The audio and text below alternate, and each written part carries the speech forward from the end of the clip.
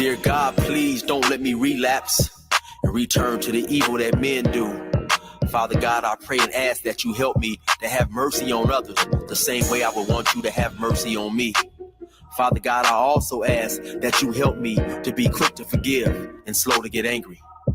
Amen, amen, amen. These young dudes out here don't respect shit until you put the barrel in their ear and let the text spit. I just might catch a case on my next hit, remove their whole face on some special effect shit. So show respect, Drake, or I'ma have a flashback.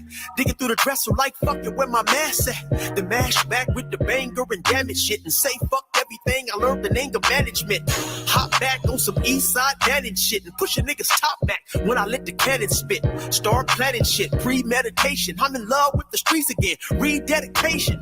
Casket or cremation when I shoot you down. I was built for the smoke like a hookah lounge. I keep big shit that sound like a bazooka sound, and I shoot quicker than ain't gotta be a hoop around.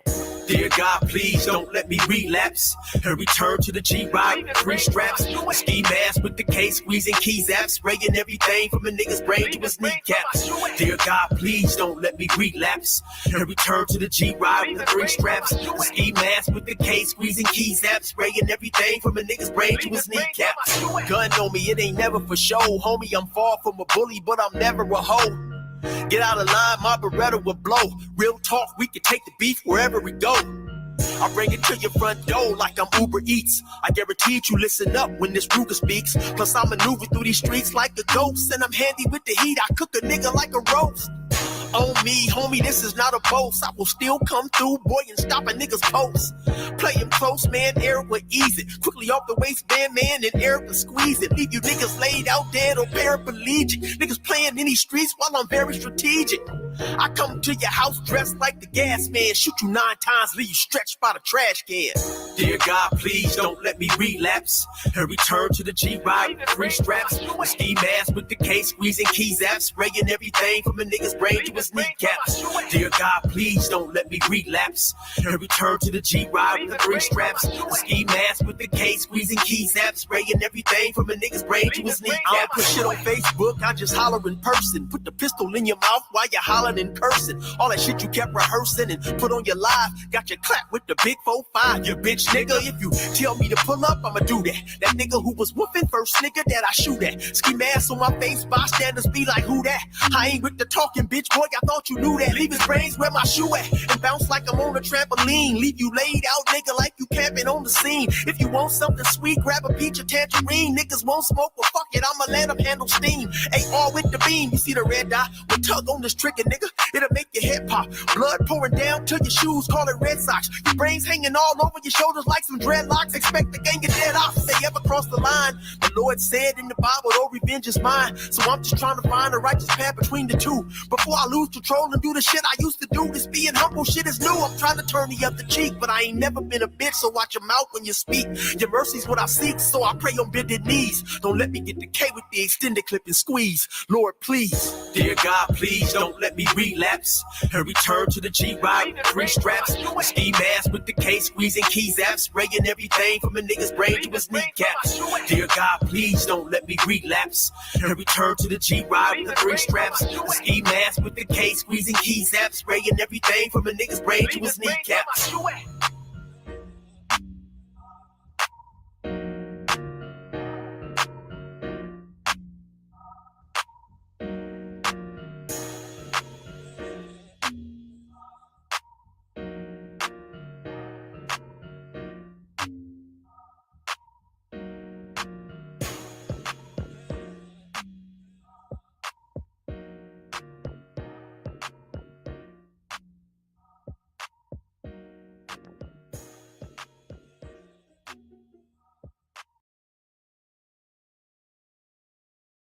What's happening, everybody?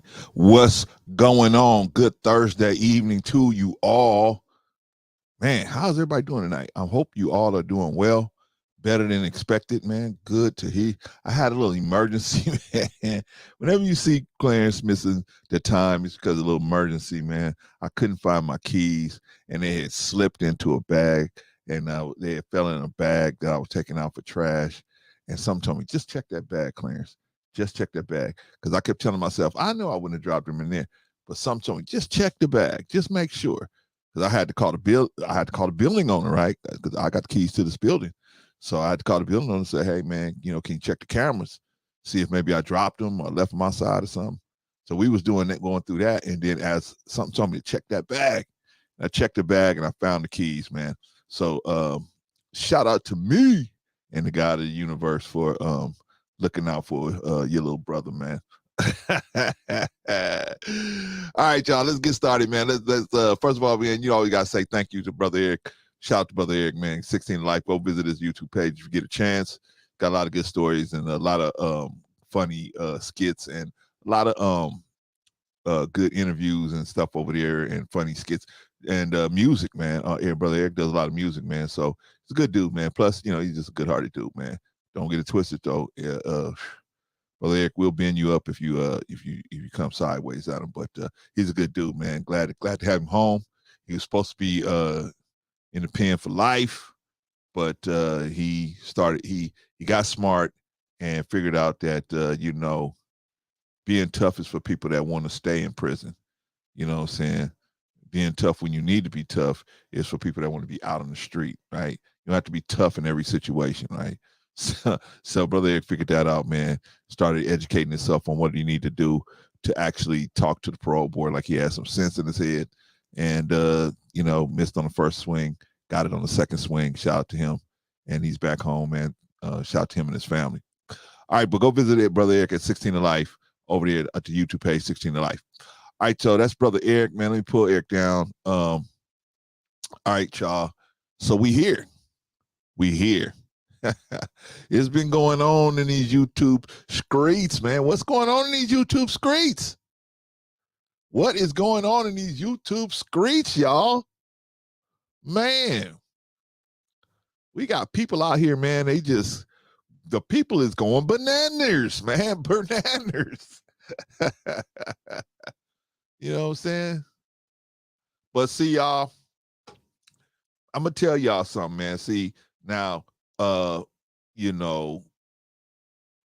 not a person that likes yes people. That's why I'm so thankful for the people I got. Well, first of all, let me check everybody in. I got Risa Neal. Risa Neal is in the house. Shout out to Risa, our resident sniper. Risa's like, wait, what? What's going on? Clarence, what do you mean? You on today? You off today? You on? What you gonna do, Clarence? I'm here, Risa. I had lost those keys, man. So me and the building owner was going through the videotape to try to see where I lost them, and I found them. So I had to call him back and say, hey, we don't have to go through the rest of that tape. So, you can, the digital whatever, right? So we didn't have to go through the camera footage anymore because I found them. So, but I was nervous, man, because I know that I had the keys to the building, not only the keys to my personal office, but the keys to the whole building, right? And so somebody got a hold of those. So I know I would have to replace all those locks, and that would have been like, man, maybe at least $300 or $400. And I was like, I did, you know what I mean? Like I got it, but I ain't got it to give. You know what I mean? I ain't got it to give. Still got to pay some bills around here, man. But anyway, shout out to everybody, man. Glad to have y'all in the building. Thank you, everybody, for stopping by. Risa Neal, our resident sniper, is in the building. Shout out to Risa, man. You got to have an enforcer. You got to have somebody that the trolls respect, somebody that they say, you know what? If I start something with Risa, man, I'm already lost before I got started, right? I already lost before I got started, man. So it ain't worth going over there, right? Plus, Clarence ain't got nobody listening to him. Why are we going to go over there for 7 people, right?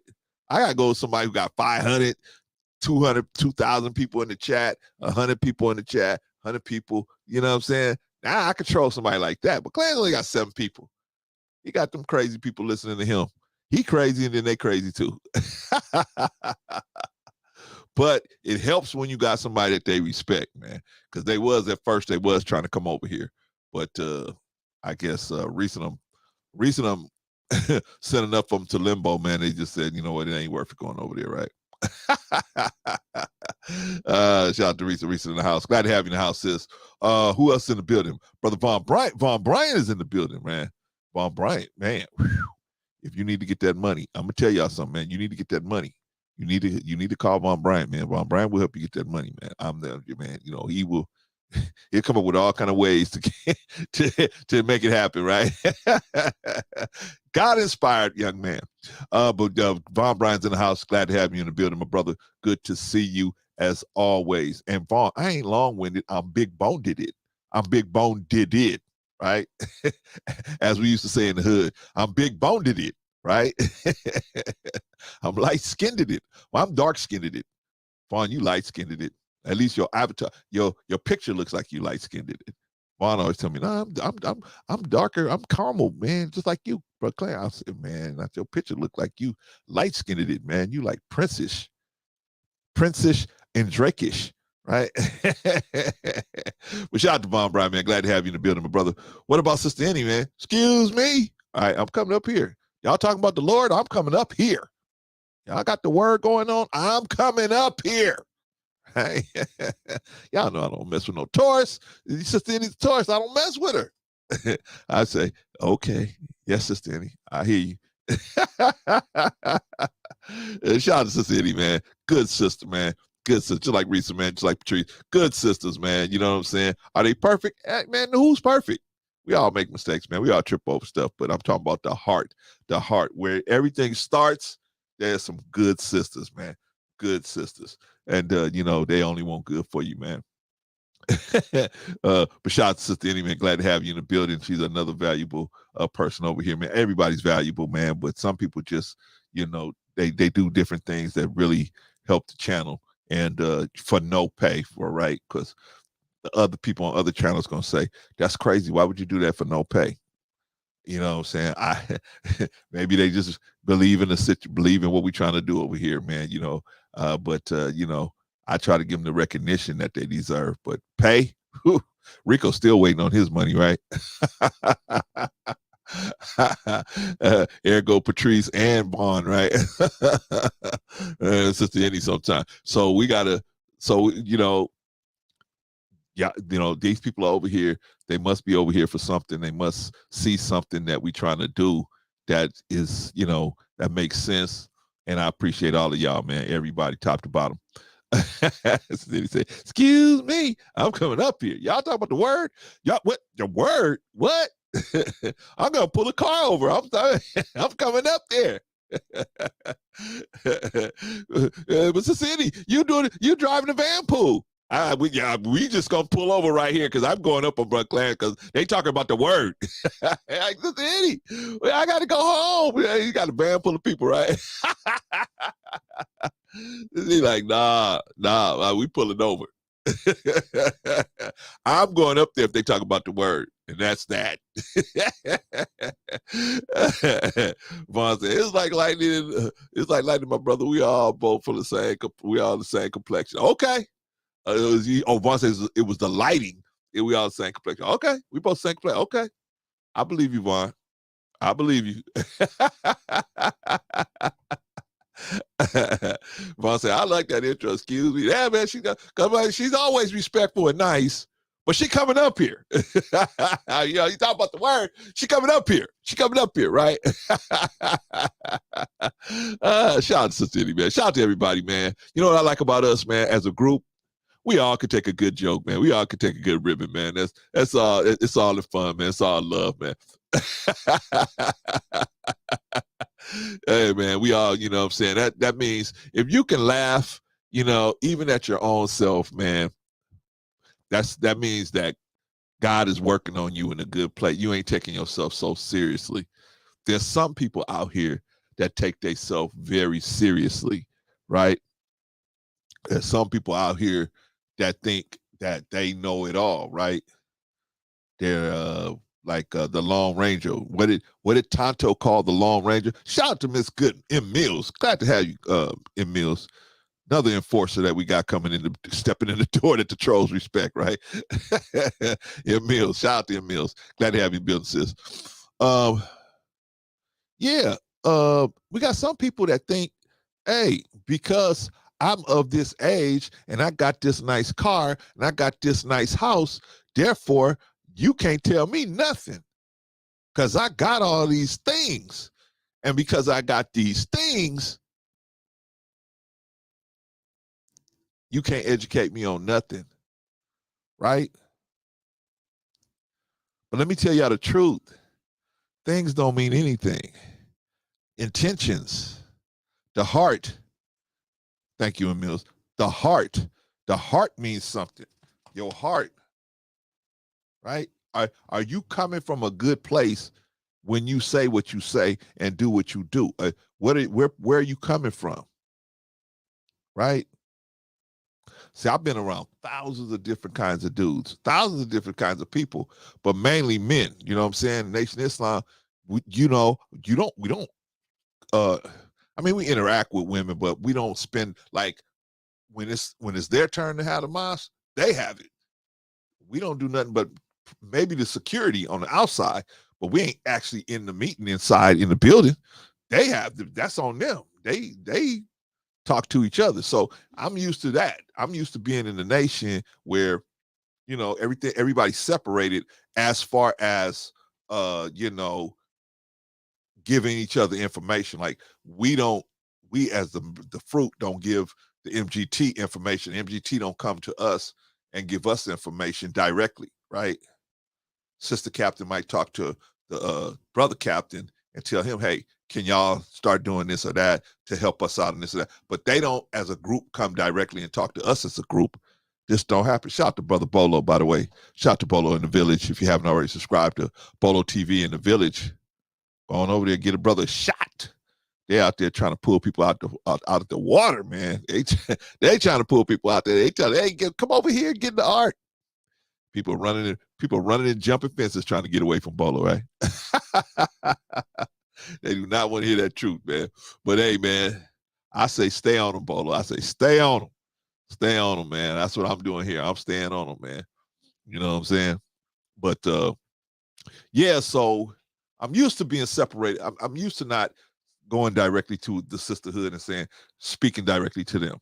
Because people be saying, Clarence, why you don't get on the sisters and why don't you go at the sisters? Because this is what the way we was taught. You don't go directly to the sisterhood. You don't do that. I go to my captain.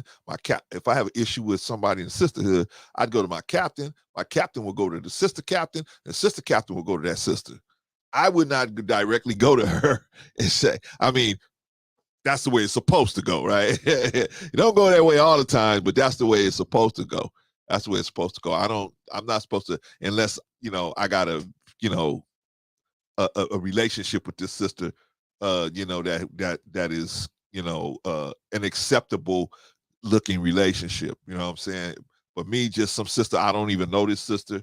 And, I want to tell her, hey, where you parking your car, you getting on my nerves about this or that, whatever, right? Whatever issue it is, the best way to handle it in the nation is go follow the chain of command, right? So that's why I don't go get to the sisters that much, right? I spit a little here, there, but mainly I'm on the brothers. I feel like if we can get the brothers together, the sisters will fall right in line, right? They ain't gonna have no choice. They have no choice. What other choice they got but to get in line? The ones that don't want to get in line, hey, let them turn into pillar of salt. But we going this way. You know what I'm saying? And when they get hungry enough, when they get cold enough, when they get thirsty enough, they'll come running. They'll come running at some point, right? But anyway, so I was in a discussion with some little birds, right? And so me and the little birds was talking about a content creator, very content creator that went out and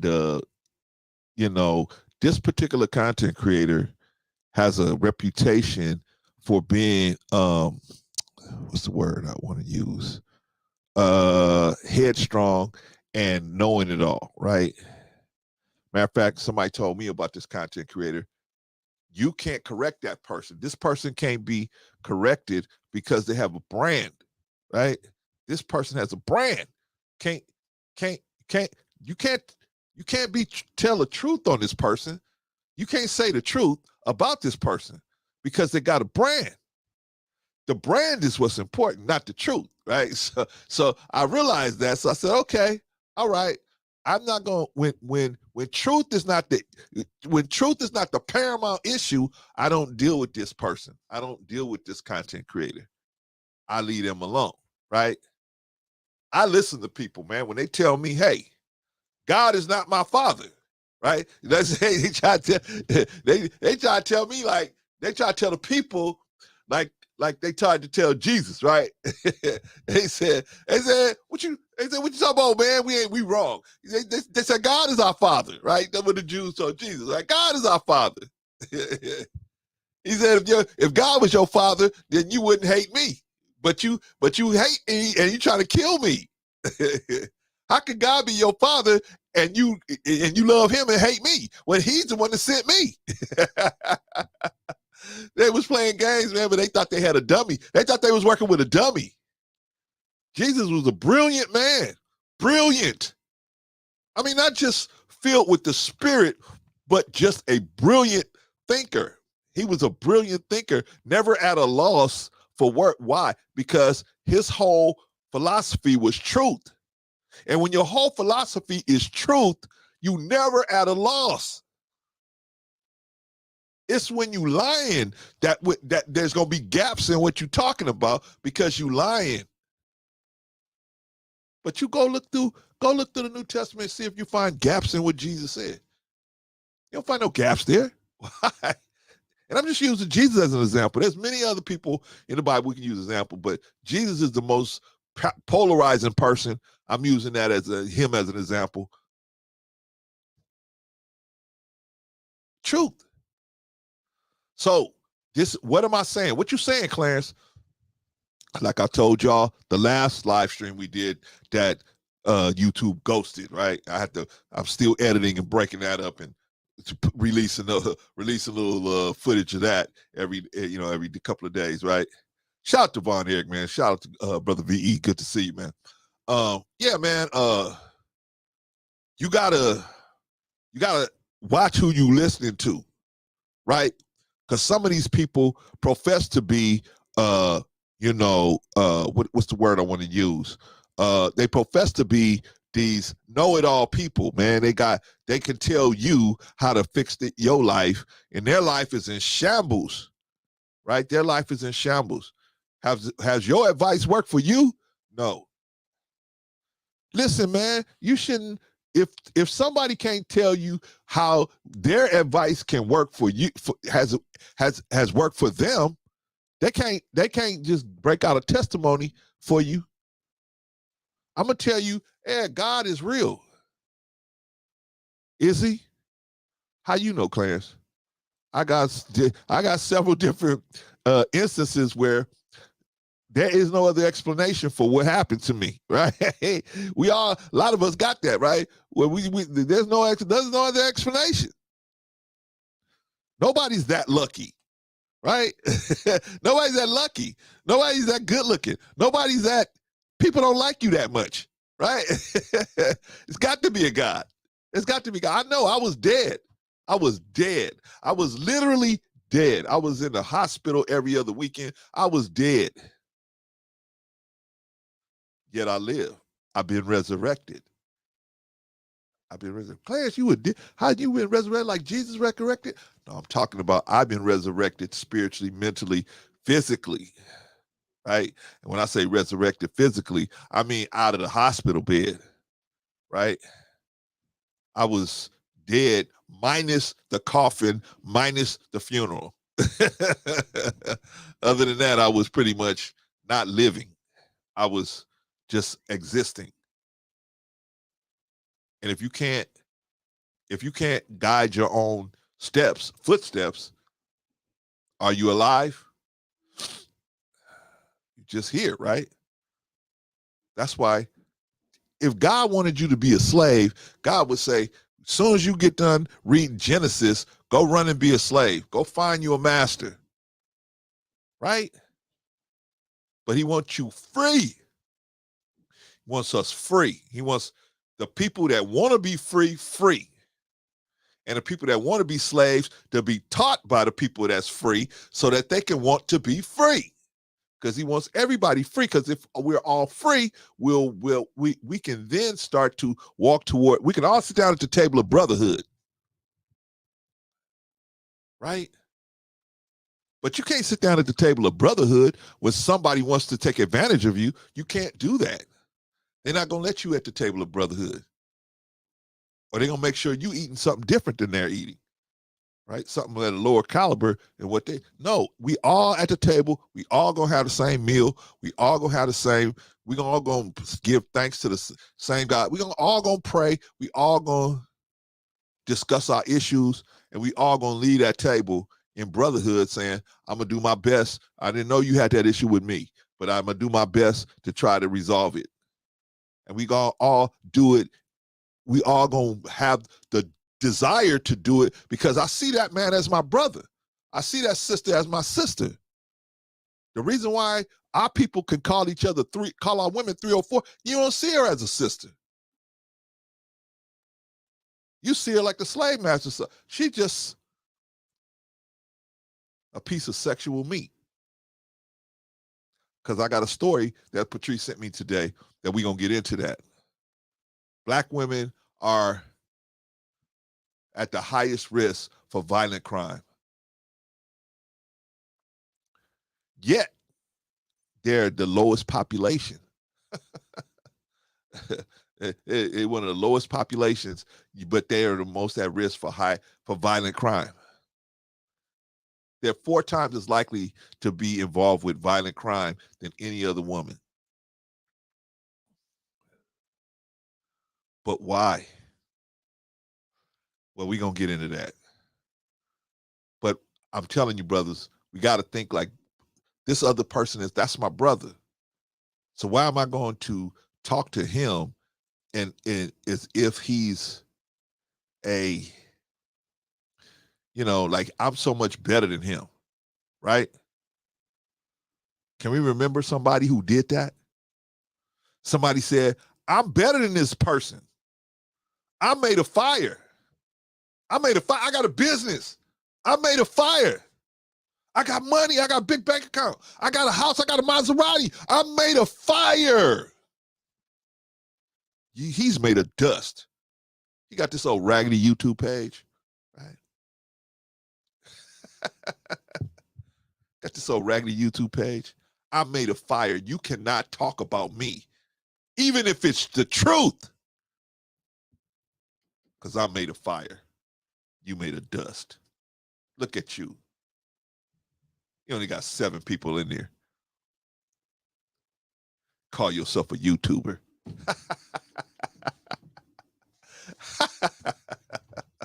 I love it, man. I love it. I love it, man.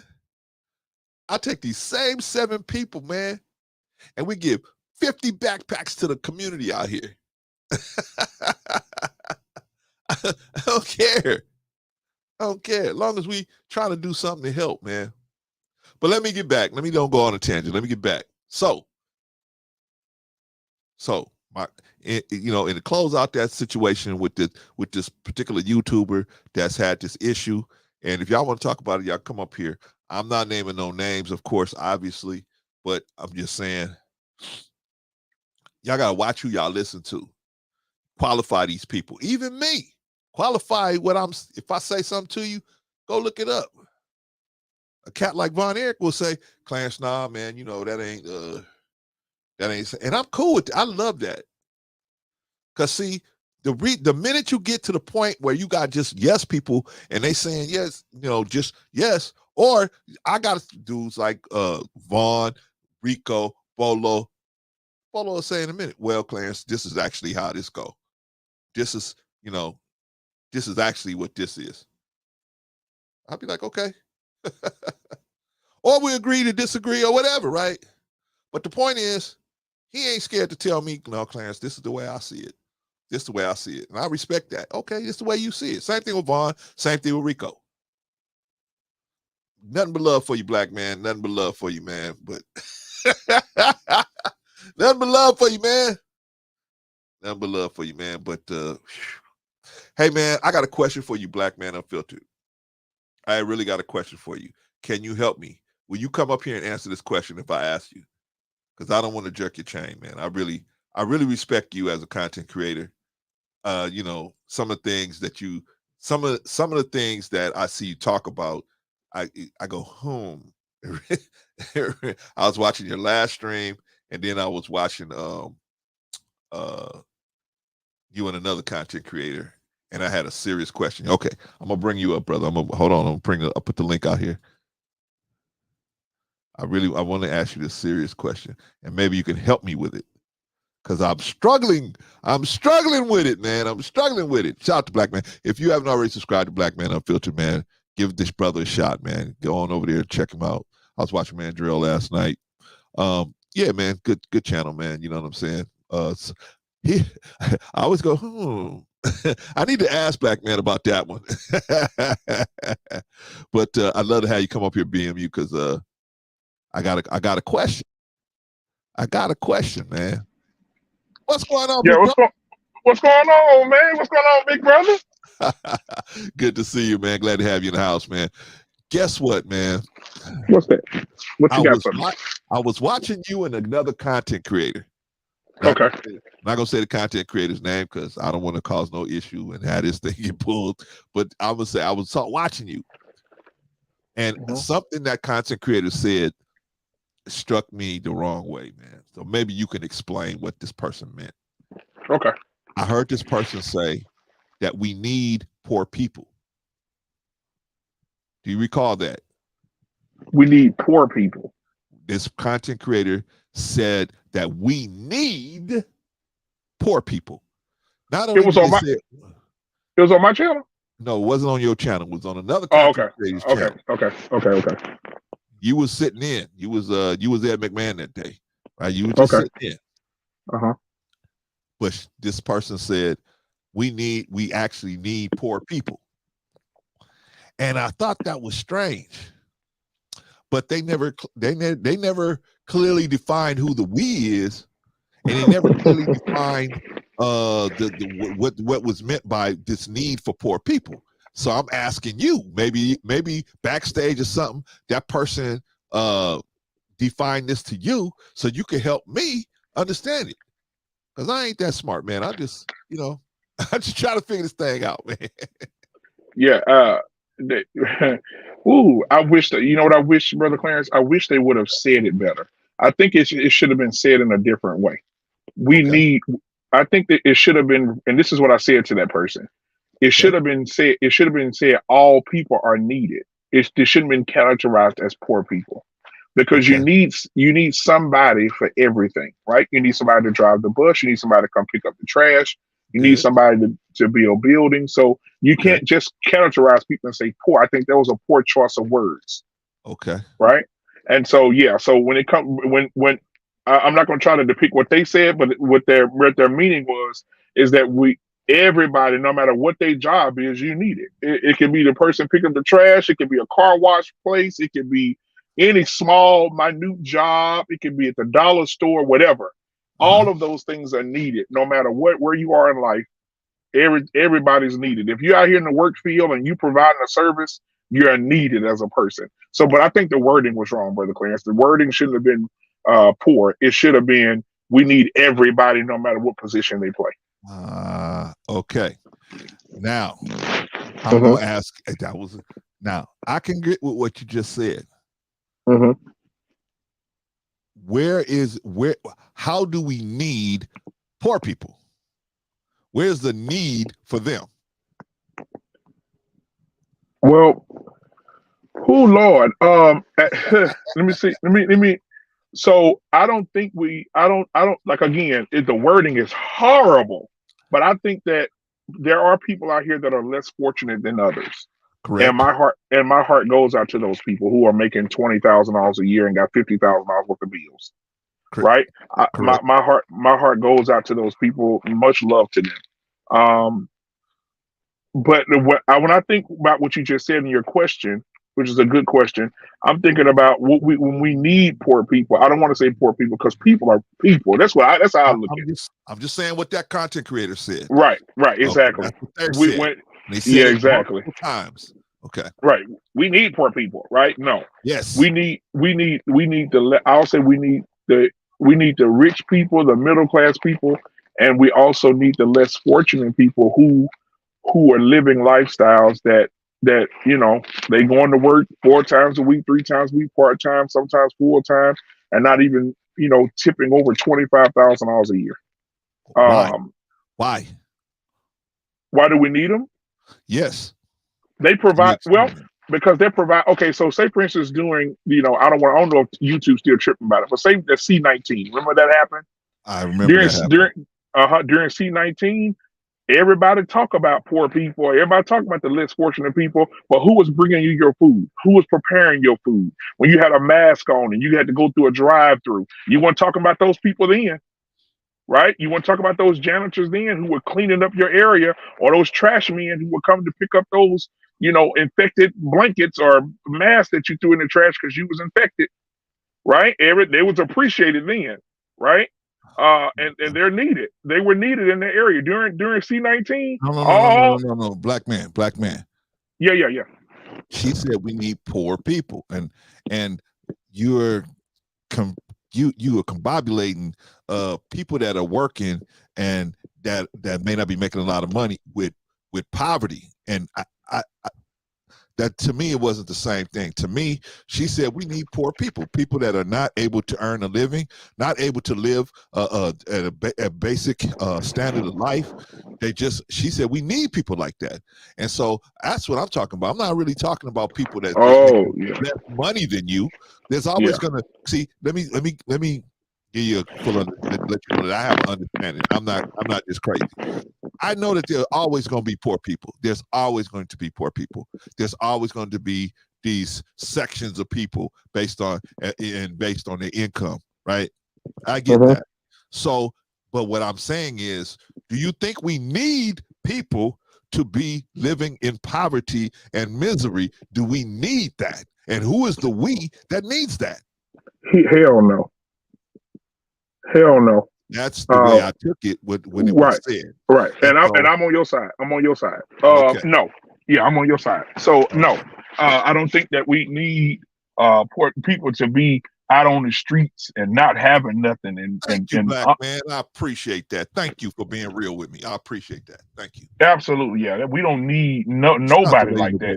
And shout I don't want to see nobody like that. I don't want to wish that on my worst enemy, to be out in these streets on Skid Row or somewhere. You know what I'm saying? Like, okay. Yeah, I'm on your side. Okay. All right, man. You know what? I mean, I wasn't trying to, convert you or nothing like that. I mean, that's your person. I get it. I'm not trying to get you off of them. But what I am trying to do is just say that didn't sound right to me. Maybe I misunderstood it. From what I saw, it hit me the wrong way, and it made absolutely me say, man. But then I feel like I can't say nothing. I know I'm not welcome there, so I know I can't go up there and say, "Wait," I challenge that. Wait a minute. And so I said, okay. Next time I see him, I'm gonna ask him. So you just man. And let me tell you something. You just said something real profound before I came up. I was listening to your monologue when you said that it's okay to have a difference of opinion. Like with Rico and the people that you surround yourself with. Yeah. And I think that if a person is truly in your circle or truly cares about you or your friend, they have an opinion in your life and you blow up on them, they never supposed to be in your circle to begin with. So I think that, just because, like you just said, they're my people, it does not mean I ain't gonna disagree with their ass. It may be some points where, hey, listen, I disagree with you. I don't agree with what you're saying. And I will say it. And so so I agree with what you said. If you got good, your people is your people. You sometimes they gotta be checked. If y'all was to listen in on me and Rico's telephone conversation, y'all would say, no way them two dudes are friends. No way, man. Because Rico would rip me. I'll rip Rico. I mean, we would rip each other, man. We'll argue for like 45 minutes. I gotta tell Rico, I gotta go back to work, right? Yeah.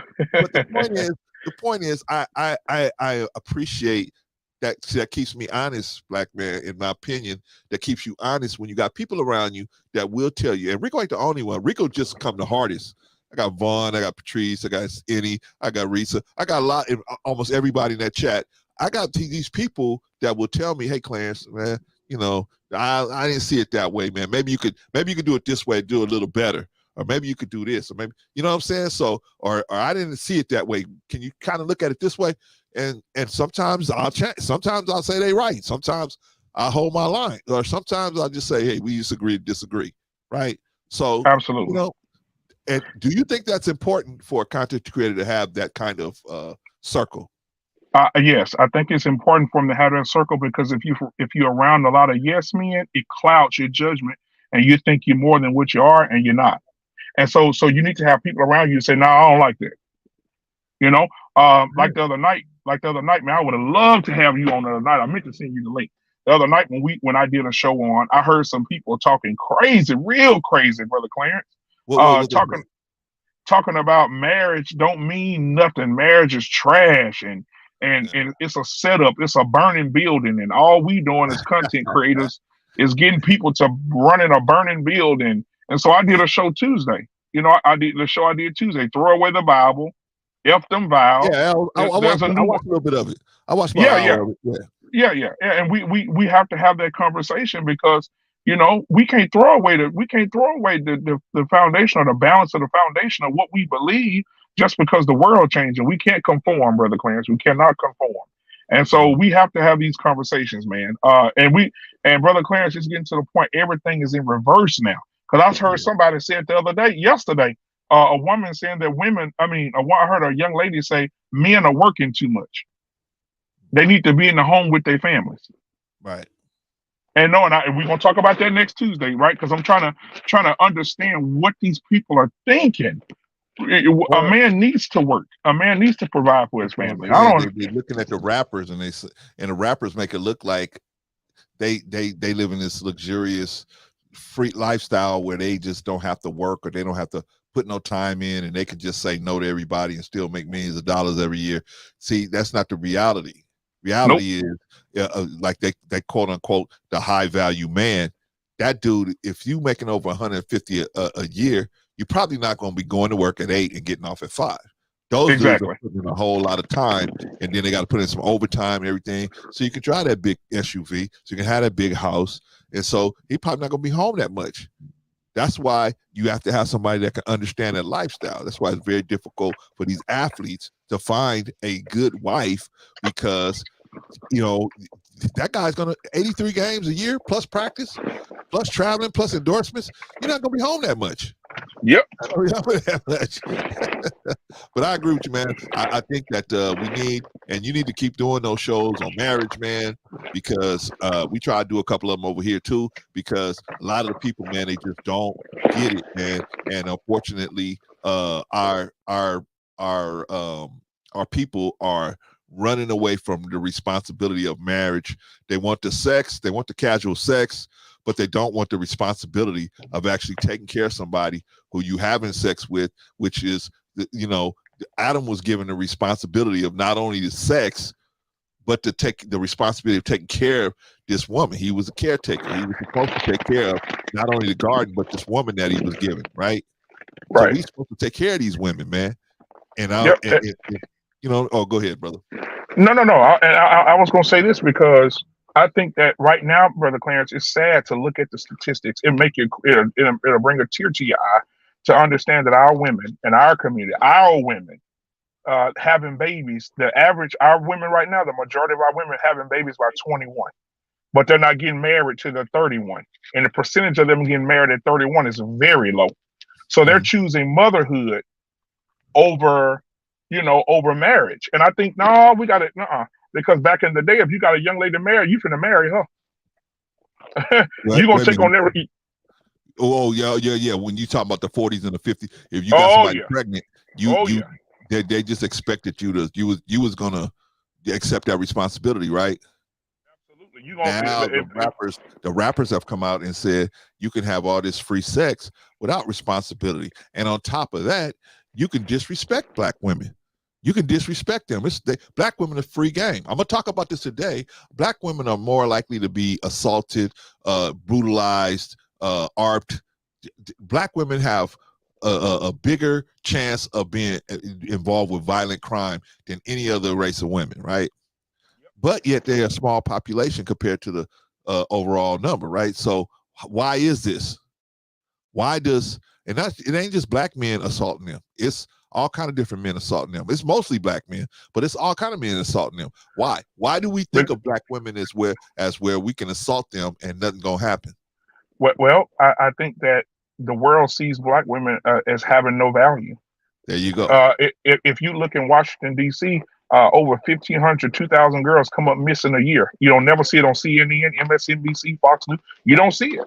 But Right. if Amber comes up missing, it's on every channel. Right. Now, whose fault is that? Well, again, it's I think it plays. It's a lot of moving parts in this. I think that us as a people, the men in our community, don't value the women who need to be valued. Thank you. And I think that people in the world don't value women like they need to be valued, right? Because black men, I've heard white men, and I got to send you some of this stuff. I've heard white men say that black women are a fetish to them, and they feel and they have a slave mentality. Like, if I get me a black woman, she could do what I say. That's slavery without slavery, like without her knowing it. But I liked it. I like the fact I can get a black woman to do whatever I want her to do. Right. And so black women don't have any value, and that's why when you go read these Time magazine articles where you got white writers, beat writers saying that black women are the most undesired woman to date.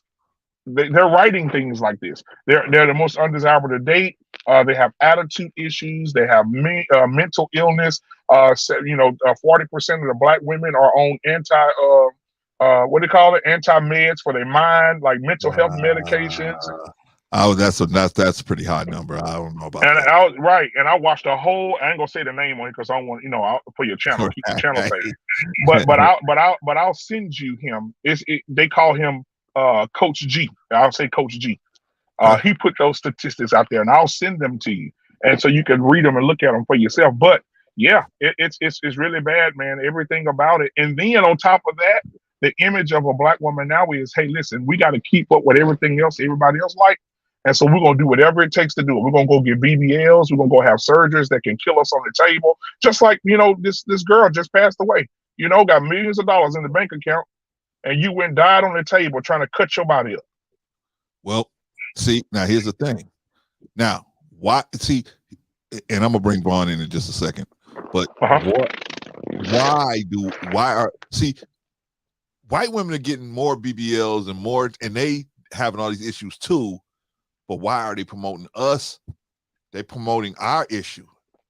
Like, right. I wish they didn't. I wish they didn't, because I wish black women would look in the mirror and say, you know what? This is who I am. This is who God created me to be, and this is who I'm going to be.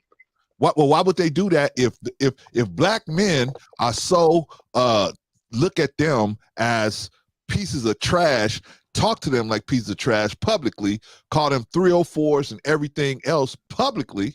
Mm-hmm. Why would they? Like, they're not walking under our protection if they say, well, hey, at least the white man will give me some money. He'll give me some money, so let me walk under his protection as opposed to walking under your protection when you're attacking me all the time, and then for making these bad decisions, you attacking me. You ain't trying to lift me up. You ain't trying to pull me out. You ain't trying to educate me so that we can stop this cycle. Right. Like, we the ones that's supposed to be stepping in there. That's my point. And as a black man myself, for some transparency and vulnerability here, I had a lot of growing to do mentally. I had a lot of growing to do on the way I look at things. Like, I used to look at black women the same way these rappers do. But then you have to understand, I got 3 daughters, right? I'm married. I got a black wife, my mother, right? But then, so now I say, you know what? Instead of calling out their names and doing them like that, I will address certain issues that I think behaviors that need to change, right? I think I don't need to go down my timeline and see women running full speed into a man and punching him in the face 3 or 4 times, right? I don't want to see a woman put herself in that dangerous situation, because if a man retaliates, he could delete her. Right? And so we'll lose another. So I don't want you fighting men. I don't want you throwing. Brother Clarence, the other day, a woman had a newborn baby and put a rainbow suit on the little boy and talking about, I want a gay baby. Can't wait till he get older so he can be gay. Right? I'm thinking that's a mental health issue. Why ain't nobody? You know, why in the it's more than just attention, man. It might just be something that she's just trying to get attention. You know what I mean? I don't know if it's yeah. mental health. Yeah, so it's just so much stuff going on. Then you got these, you know, I get your point. Yeah, it's crazy out here, man, and it's just crazy, brother. It's hey, crazy. Well, brother, I appreciate you coming up and answering that question because I know I kind of caught you off guard with that. But oh no, you good. I definitely, like I said, wanted to address that with somebody who was like close to the vest on that one. So you know, hey.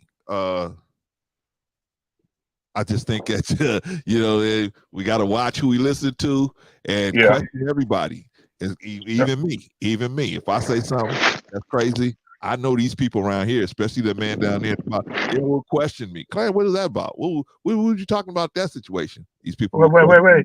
I can hear Vaughn now. Wait. What did you just say, brother Clarence? This thing working? Hold on. There you go. Right, let me bring Vaughn in, man. Before I let you go, Black man, because I'm gonna bring Vaughn in, and maybe he wants to address you or address something that has something to do with you. Vaughn.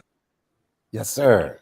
You have anything to say about what me and Black man have been talking about, or any issue that so far? No. Well, basically, long-winded it, by the way. Right. Okay. Come on. But you know what? Basically, I'm just glad to be up here before closing remarks because you know, brother Clarence knows how to. Man, let me tell you, he knows how to go. Let that go. He can stroke that monologue, man, until like, okay, I guess the show is over now. You know. But no, there's nothing that I have to address with my brother Black Man Unfiltered. I'm glad to be on the stage with you. I would definitely say that. I see that I do watch the channel and still support it. I see that you've made a lot of changes that I'm in support of as far as content is concerned. So I definitely see growth there, and I just wanted to commend you for that. You know, absolutely. But as far as the topic on tonight, you know, are Black men too deadly for Black women? You know, should we just simply leave each other? You know, let's have that discussion because I really don't believe that that's the case. You know, well, some of us are deadly. Some of us are toxic. That goes without saying. Shout out to the streets. But is that really the majority, though? That's what I'm trying to say. Is it really the majority of the Black men that are deadly for the Black women? I don't. You know, I'd rather, you know, go further in the conversation so that we could have it, you know, and see where it goes, you know. But all right, well, brother Clarence, I'm gonna hop off real quick because I got to go pick my boy up. I got to go in the sports complex to get my son. But if you're still on, I'll hop back on when I get back. If you have, appreciate you, man. Appreciate absolutely, you, man. All right, man. Shout out to Black Man. If you haven't already subscribed, Black Man, go over there and check him out. All right, man. Go ahead, Vaughn. I'm sorry. Yeah, no. I'm just interested in the furtherance of the conversation. You know, I know you're not done yet with your monologue, so you know you could pull me down, pull me in the back, and finish that you know that monologue that you do. Okay. You know, and then I can just come back up. See you in 2 hours, brother. In 2 hours, okay. Let me set my timer. I'll set my timer right now. All right, man. Give me a couple more minutes, man. Let me see if I can do it, man. Let me see if I can do it. Okay, I'll put you down, Vaughn. All right. We got Vaughn. We're gonna have Vaughn in the back, man. Okay. Vaughn ain't gonna let that go, man. Vaughn and any of them, they just be like, Clarence, we're back here. Anyway, y'all. Y'all got, man, you gotta laugh at yourself sometimes. You gotta say, yeah, you spot on that one, man. I do that, right?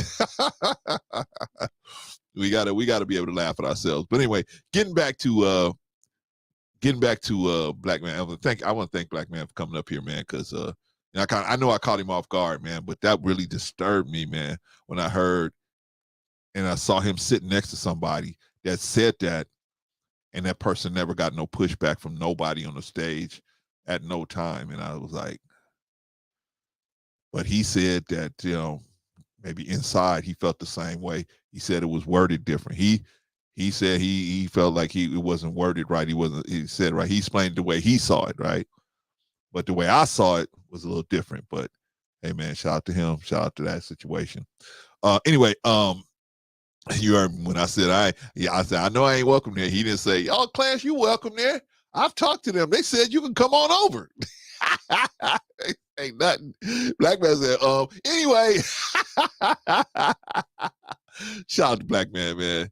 You know what I'm saying? I think his like Vaughn, I think his channel is growing. I think he's starting to see things from a different lens now that he's got daughters and they're getting to the point where they can start actually attracting young men. I think now he's starting to see it from the female's perspective. And you know, when he first was just hitting it hard this way, you know, from one direction, and now I think he's able to see the whole picture or a little bit more of the picture, and he's able to say, okay, maybe I could say it this way now.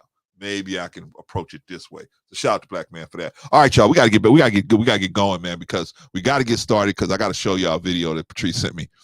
It's just the stats are just unbelievable, man, and Black women, man, are just, I'm telling you, man, they're in a bad way. And so who, like I was telling Black man, who is the person that can straighten that out? Well, it's us. It's us as Black men. I know a lot of times we don't want to accept that responsibility as Black men, right? We don't want to accept it, right? Because this world told us that you can have casual sex without responsibility. On top of that, right? Because if you conceive, you can I'm gonna just say it, you can murk that responsibility, right? Now, depending on where your mentality is, I was at a mentality at one time, I thought that murking babies was cool. I thought that. But when I became, like, what did Paul say? When I was a child, I thought as a child. I did childish things. But when I became a man, I thought like a man. I did things like a man. My mentality was different, right? Shout out to Sister Patrice. Hey, my dear brother, how are you? I'm all right. I just was trying to do my monologue. You know what Vaughn had the nerve to say? That What? I'm long-winded. I couldn't believe it. No. I couldn't believe it. I He's couldn't not believe it. he's not talking about those Stretch Armstrong soliloquies you give, right? He's not talking about those, right? I don't know where you got that from. I don't know where you got that from, Patrice. I don't know where you got that from. I just take a little bit of time. That's it. Imagine that. Imagine that. Hey, man. At least I ain't like the lead attorney. How you sitting back there for 2-3 hours and then bring you up. How you talk for 20 seconds and then say, "Oh, thanks a lot." Oh, that's just shady. That's shady. And then you already know he's shady as Shout out to the fuck. lead attorney, man. Shout out to the lead attorney. Shady. Bolo, you Shady. are long-winded. Now, Bolo is long-winded. Bolo's long-winded. I'm just big-boned it. I ain't long-winded. So you gonna I'm driving home. You gonna show the video? Because I did want to talk I'm gonna about show that the a little video bit. when you come back. Are you ready to talk about it? Because I thought I kind of wanted you up here. If, you know, so I'll wait until you get home.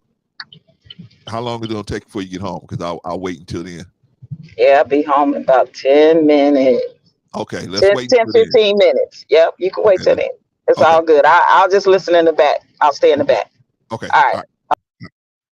All right, that was Patrice, y'all. All right, Jay, I'm gonna bring you up, but normally I wouldn't do this because I ain't finished with my monologue, man. But I'm gonna bring you up real quick. What's going on, Yeah, man? brother. Did you just get started? I've been started, but I haven't actually went through the topic like I want to yet before I start taking people to come on. Black man I wanted to ask him a question about a content creator that he was working with. He happened to walk through the door. I said, well, let me put the link out there for him and let him bring him up. That's why I stayed so early. That's why I wanted like normally it's like an hour or something to get in normally. But no, I mean, hey, listen, I'm calling it out like I see it. But normally we get like an hour or something, and then, or maybe 2 hours actually for us to get in here. But but you know what? I'll say this. Since you're not done, and plus I got to take care of something real quick. Well, I ain't got to leave the house. But I'll let you finish your monologue, brother. When you're done and you've got what you want to do, I'll come back on up because I think it's only right. You know Okay. you can. I got you, man. I got you. All right, brother. I got you. Good to see you. All right, man. That's Jay Takashi, man. If you haven't already, subscribe to Jay Takashi. Check him out, man. Get a brother a shot, man. Got the chill session over there. All right, man. We got to get to saving these black women, man. We got to get to these black women, man. Black women, man, are, and us as black men, why are we not? See, this is what I was trying to get across, black man. Why are we in the mentality where it's okay to be violent to black women? It's okay to be man, Vaughn, I'm on monologue, man. I had time to discuss no long-windedness. Anyway, but yeah, matter of fact, when I bring Patrice up, I'm bringing you back up too, Vaughn.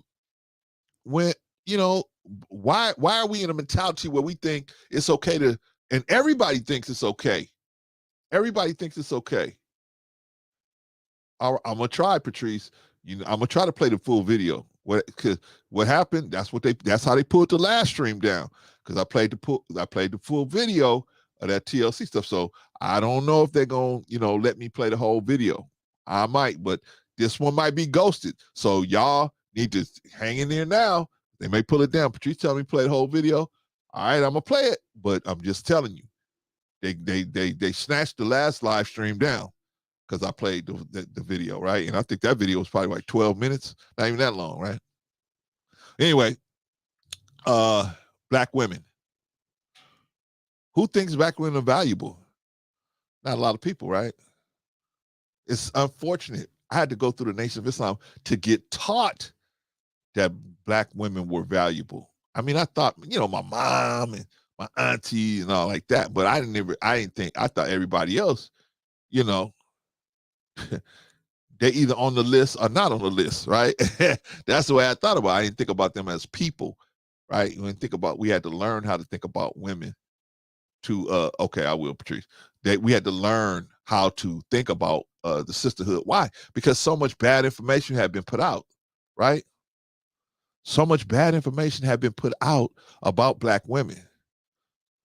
All they want to do is have sex. All they doing is having babies. They're preteen babies. I mean, teenage moms.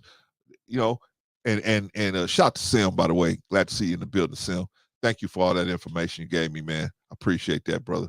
Got to give me a couple weeks to implement all that stuff, man. Or at least try to. But Sim gave me some real good information on how to get the channel up and moving, man. So shout out to Sim, man. Yeah, man, I had to go through that to learn, because that's my point. They put out information, and then if you notice, Risa said, I thought the stream was in a few days. What is going on? Well, Risa, what happened was I had moved the stream because, let me tell y'all the whole story. I had moved the stream to Sunday because I thought I had lost my keys, right? I have keys because the owner of the building gave me keys to the building, right? He said, Clarence, if you help me out on Sundays, I'll give you keys to the building. So I open the building and close the building on Sundays, right? He said, so then that way, because sometimes I need to stay late. So I said, well, if you want me to do that, if I got keys, I want to be able to stay as late as I need to stay to make sure I can do it stuff. So that's how I was able to get where I can leave when I want to, right? So it works out for him, works out for me. But I thought I had lost those keys. So I was looking for him, and I was like, oh, man. So I had to call him and say, hey, man, can you look in the tech? I thought I left him in the door. So I had to call the man, and the owner of the building, and say, hey, man, can you look on the tape? So look on your cameras and see, if I left him in the door, somebody came and took him. Well, what ended up happening is I had accidentally put him in a trash bag. Something told me, Clarence, I really just had tore the office up like 3 or 4 times. You know how you looking for keys? You tear the same stuff up over and over again, right? Even though you looked in this chair, you look through the chair again, right? So even though you look there in this area, you look in this area again, right? And so I had been doing that for about an hour, and I was like, man, I can't find these keys, right? And then I ended up, something told me, said, Clarence, check this trash bag. I checked the bag, there the keys are. Right? There the keys are in the bag, right? So I said, whew, hallelujah. Wait a minute, somebody said, you getting old, bro. Oh, okay. You know, man, I love this brother, but that's that type of stuff right there. See, when we do this competition, I'm sorry, man. Tough love coming out. It's tough love. I got to give you that work, but that's okay, brother. I was listening to Bolo the other day too, man. I was like, so now, man, one day I listened to Bolo, right, and it was a premiere, and I said, "Hey, man," I was like, "Yeah," I'm texting Bolo, "Hey, man, yeah, man, it's a good show, good, man, you know." And then I see it's a premiere. I was like, "It's a premiere? Wait, what?" Now I'll be like, "Hey, are you live? Is this live?" Hey, man, brother Bolo. Hey, sir, what's going on? What's going on, man? You know, I'm doing my monologue, and you know I'm long-winded. What are you doing up here in just an hour, man?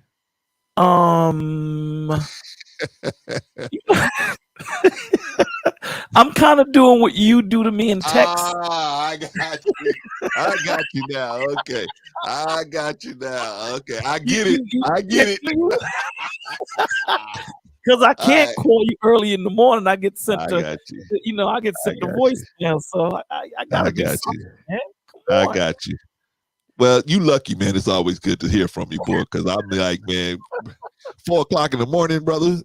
I love you, but you know, you gonna get that voicemail, man. You better follow it up with something. Yeah. We tried, man. You know, the village was like, call him, give him a call. I was like, should I call him? And like, give him a call. With the voicemail, man. I was like, you know, I'm gonna get upset. He gonna get upset with me. But it's all good. No, I ain't gonna even get upset. You know what I'm gonna do? I'm gonna let the voicemail handle it. I ain't even gonna do it. I was just gonna let the voicemail handle it. Let technology deal with it, bro. I'm not even gonna be, you know what I'm saying? And then I'm gonna call you later and say, what was you thinking, man? What was you thinking calling me at 4 o'clock? I gotta figure something out, brother Clay. I gotta figure something. So I said, you know what? Let me come up in the middle of his monologue and just say, hey, brother. Well, you know, how are you? The village wanted me to call you, brother. It wasn't me. It was village. Blame everybody else, right? No accountability at all. No accountability. Blame everyone. It was them. Man, hey, listen, bro. Since you up here, since you came up here, now you don't put your foot in it. You're gonna have to tell us something. You got to give us an opinion on something I was talking about. Something. What do you think about anything I was discussing? I don't know if you was here when Black Man was here, or anything we've been talking about. Do you have an opinion that you would like to share with us? Anything like that? I got something light. Okay. Oh wow. I mean, when you look at the state of things, right? You know, they're straight bypassing the parents and they're going after the children. You know, and who's the they? Oh man, the forces, the powers that be. Okay. You know, when you have the thought process that, you know, and it starts with if you discipline your child. That was the starting of it. You discipline your child, they can call the police. You know what I'm saying? So whatever that child deems that they shouldn't be getting, they're going to call the police, which puts a fear thought process into that parent. So now that parent is not really hands-on or whatever. And then you start flooding the market with all this nonsensical garbage teaching. You have young men and young women that just don't get it. They have no clue. You know, and when you take away chivalry, when you take away self-love, when you take away community, when you take away village, this is what we have. You know, men are not the men are not protecting the women anymore. You know, there's panels where men are saying that the women should get the same. I've been on panels, my man, and you would be surprised at who I've had this conversation with. I've been on panels with cats that would say that women should get the same treatment as men. Yeah. The same treatment.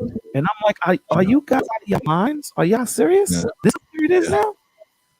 And they'd be like, yeah. At the same time, they want to say that they're the heads, they're the leaders, they're the presidents, they're the dictators, and women need to submit. It's an oxymoron. You want them to have the same accountability and responsibility, the same punishment as you, but yet you want to be the leader. How does that work? How does that balance out? Yeah. It doesn't balance out. So if you're not giving them nothing to respect, then what are they going to respect? And it's not an easy thing. It's not easy, but it starts with you. Before you go out there looking for a shorty, go out there and look for yourself. There you go. There you go, man. All right, man. Well, check this out, bro. I want you to come back. I want you to come back. I gotta play this video. I gotta finish the monologue. They say I'm long-winded, but I don't know. They tripping, but whatever.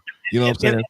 When I come back on the back end, I'm gonna tell you who I was having that conversation with. You'll be pretty surprised.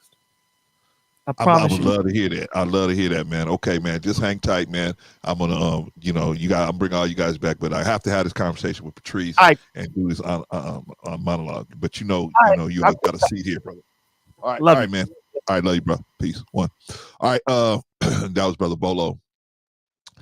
Whew. Y'all just don't want to get Vaughn. He said he's gonna tell us when he come back. So we're gonna hold him to that, right?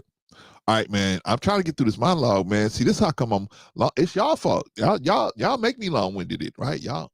Nah, I'm just kidding. I know I'm long-winded on my own, man. Shout out to the lead attorney. I'm long stroking, I know. But we need to hear this, man.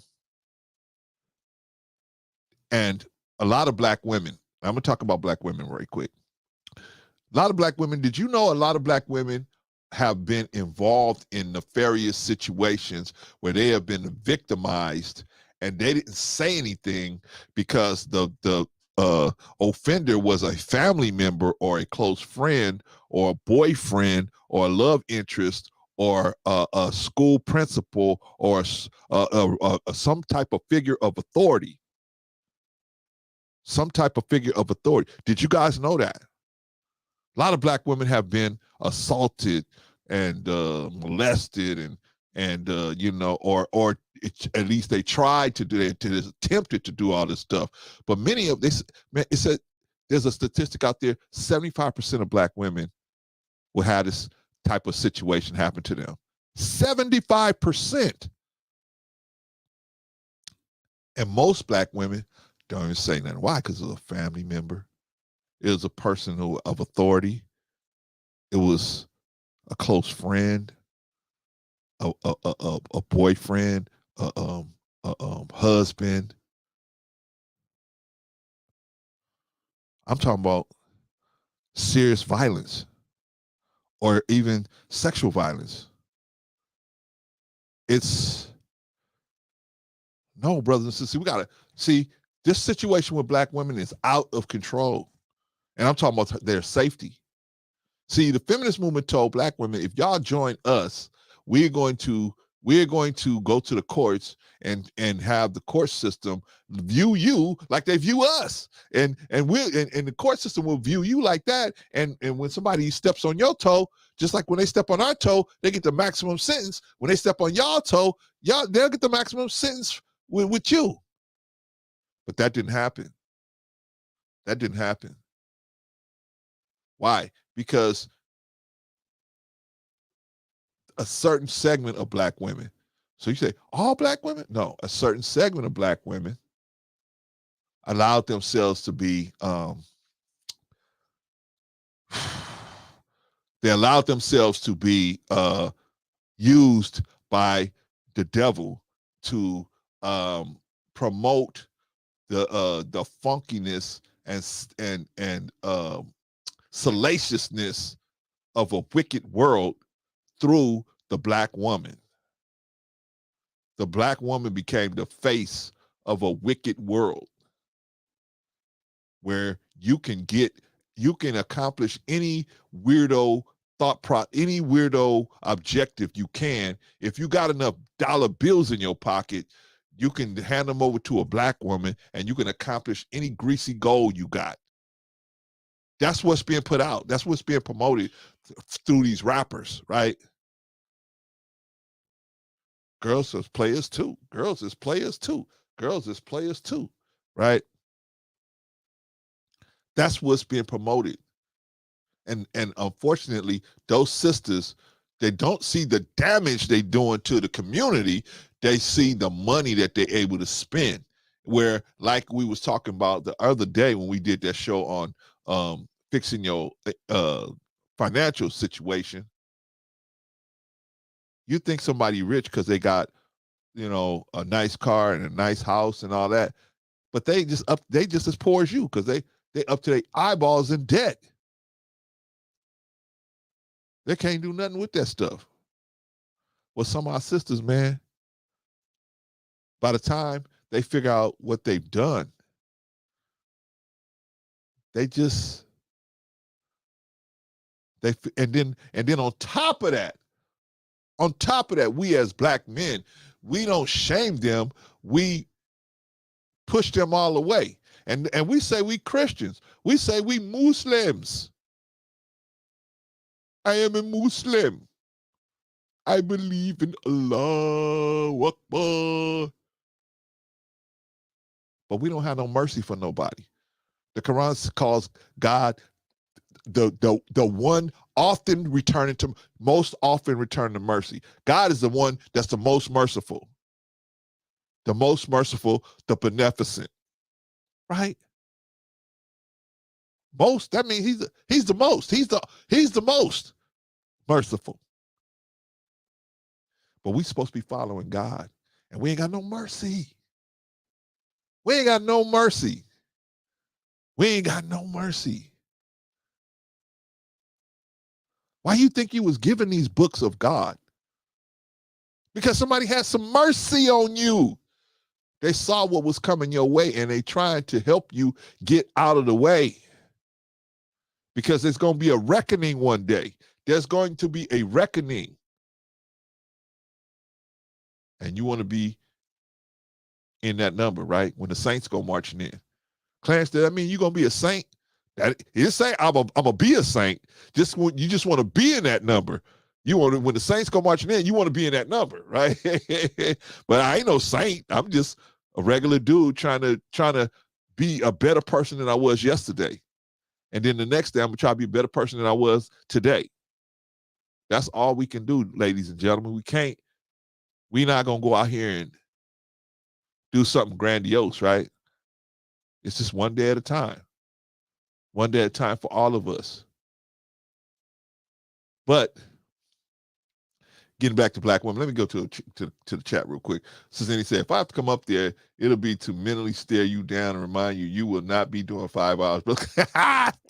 I'm not, Susanny, I promise. I'm not. I'm gonna try my best to wrap this thing up in a couple of hours. Sim said, I don't know if you put the clip up that they have the video, the clip of a dean sending a 13-year-old $600 and was texting them about sex.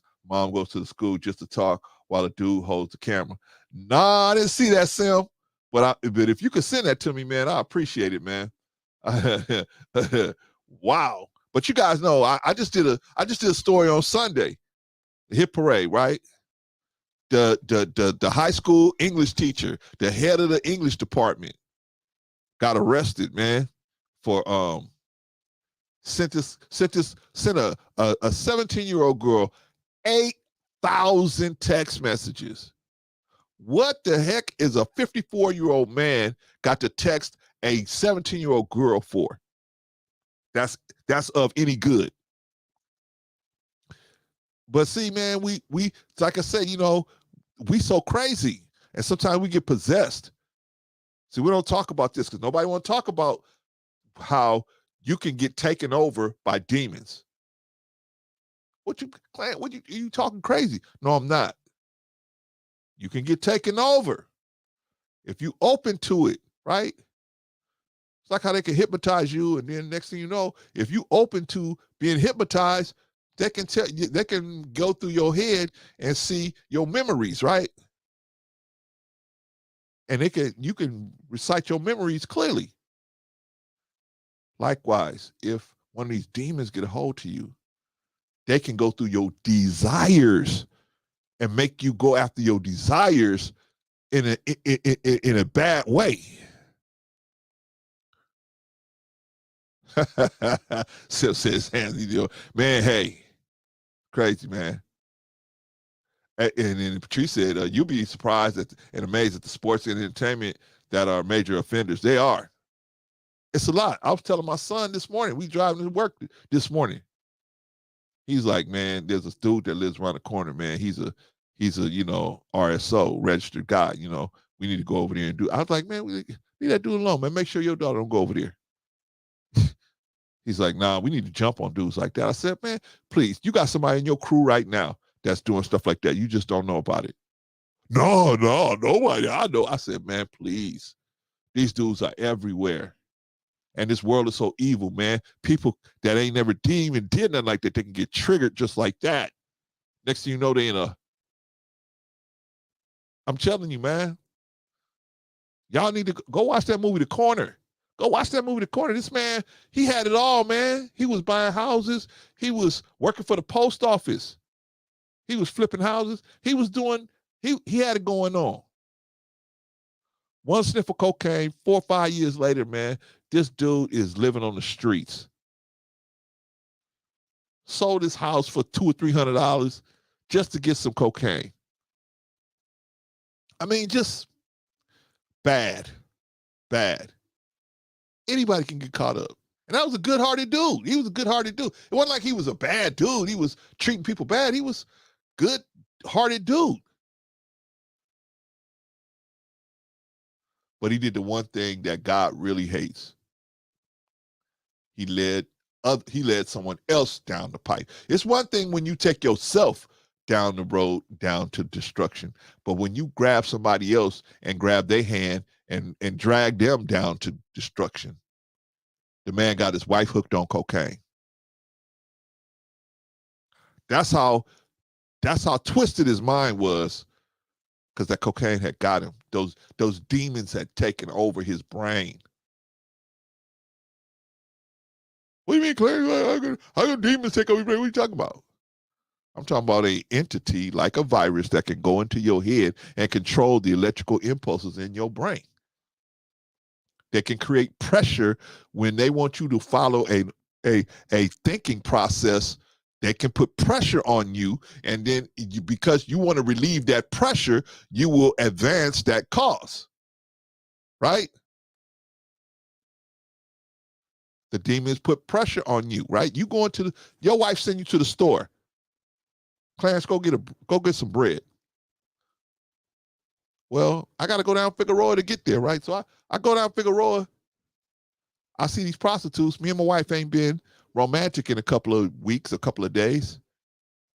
Maybe she been sick or whatever, right? I see one of those ladies out there, what do they call them, sex workers out there. And some tell me, just go on in, just pull over. Go on and pull over. Pull her in.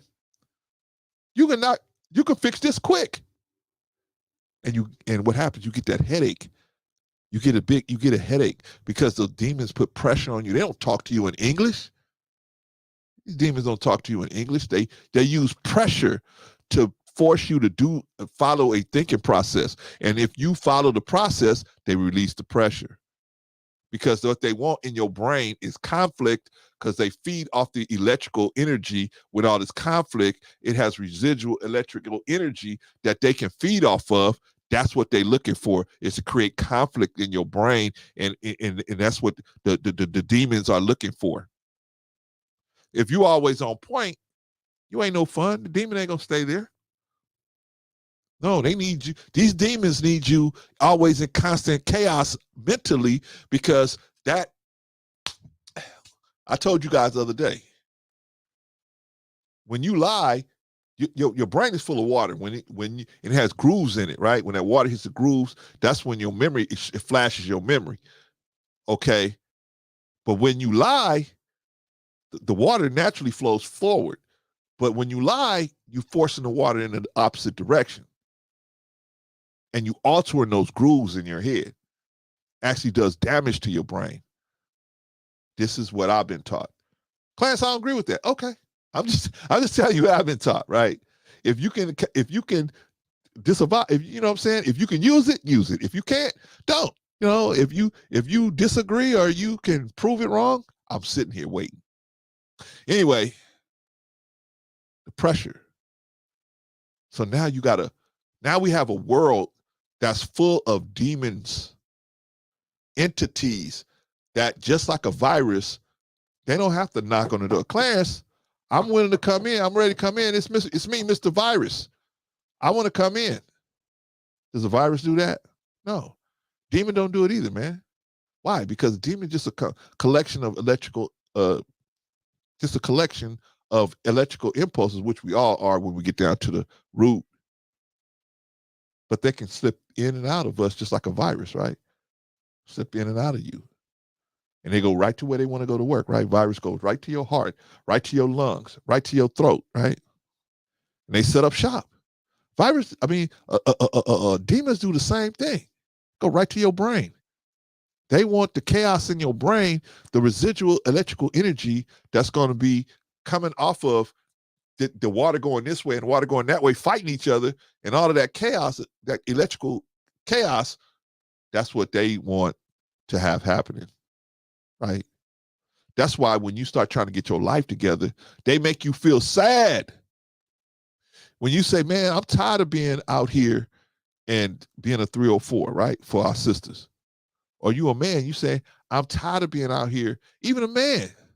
It comes a time in a man's life we said, man, it's more, got to be more to life than just hitting women.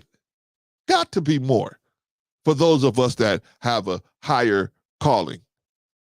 Some of us don't have a higher calling, right? Our calling is just hitting women and flashing, buying trinkets to entice them to participate in that situation, right? But I told you guys about having a mission. You as a man, you have a mission, and sisters, they have a mission too. Sometimes the mission is to help this man with his mission. Sometimes the mission is on their own mission. I told y'all about the sister, $947 million contract from the government. Oh, Clarence, she just got that contract because she's a black woman. No, partner. Let me tell you something.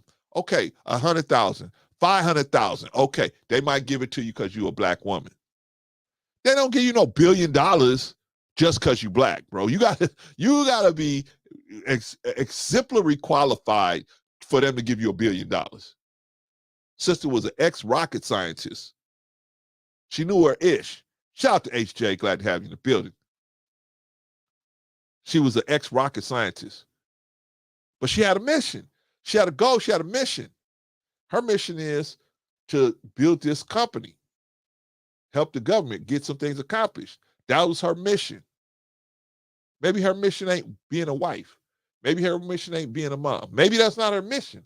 Her mission is to do this. Okay. I don't know what your mission is. I know what my mission is, but I don't know what your mission. You got to find out what your mission is, and don't let nobody, not even your mama, tell you what your mission is. You got to figure your mission out for yourself. You got to figure your mission out. Then you got to figure out if it's a righteous mission, right? Some of us accept the mission of unrighteousness, right? We're going to be a clown.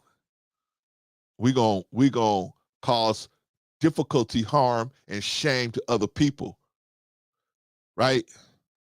Look at us as black men, man. We shaming black women. Elijah Muhammad said, for every black woman that's out there that's crazy, there's a black man that made her that way. There's a man that made her that way. He didn't say black man. He said there's a man that made her that way. There's a man that made her that way. It's black men, we have accepted the role of slave master, right? Slave master used to do all this stuff. Now we doing it to our own women. And then shaming them for doing it. Calling them 304s. And you the ones in the club looking for 304s. If I wish every woman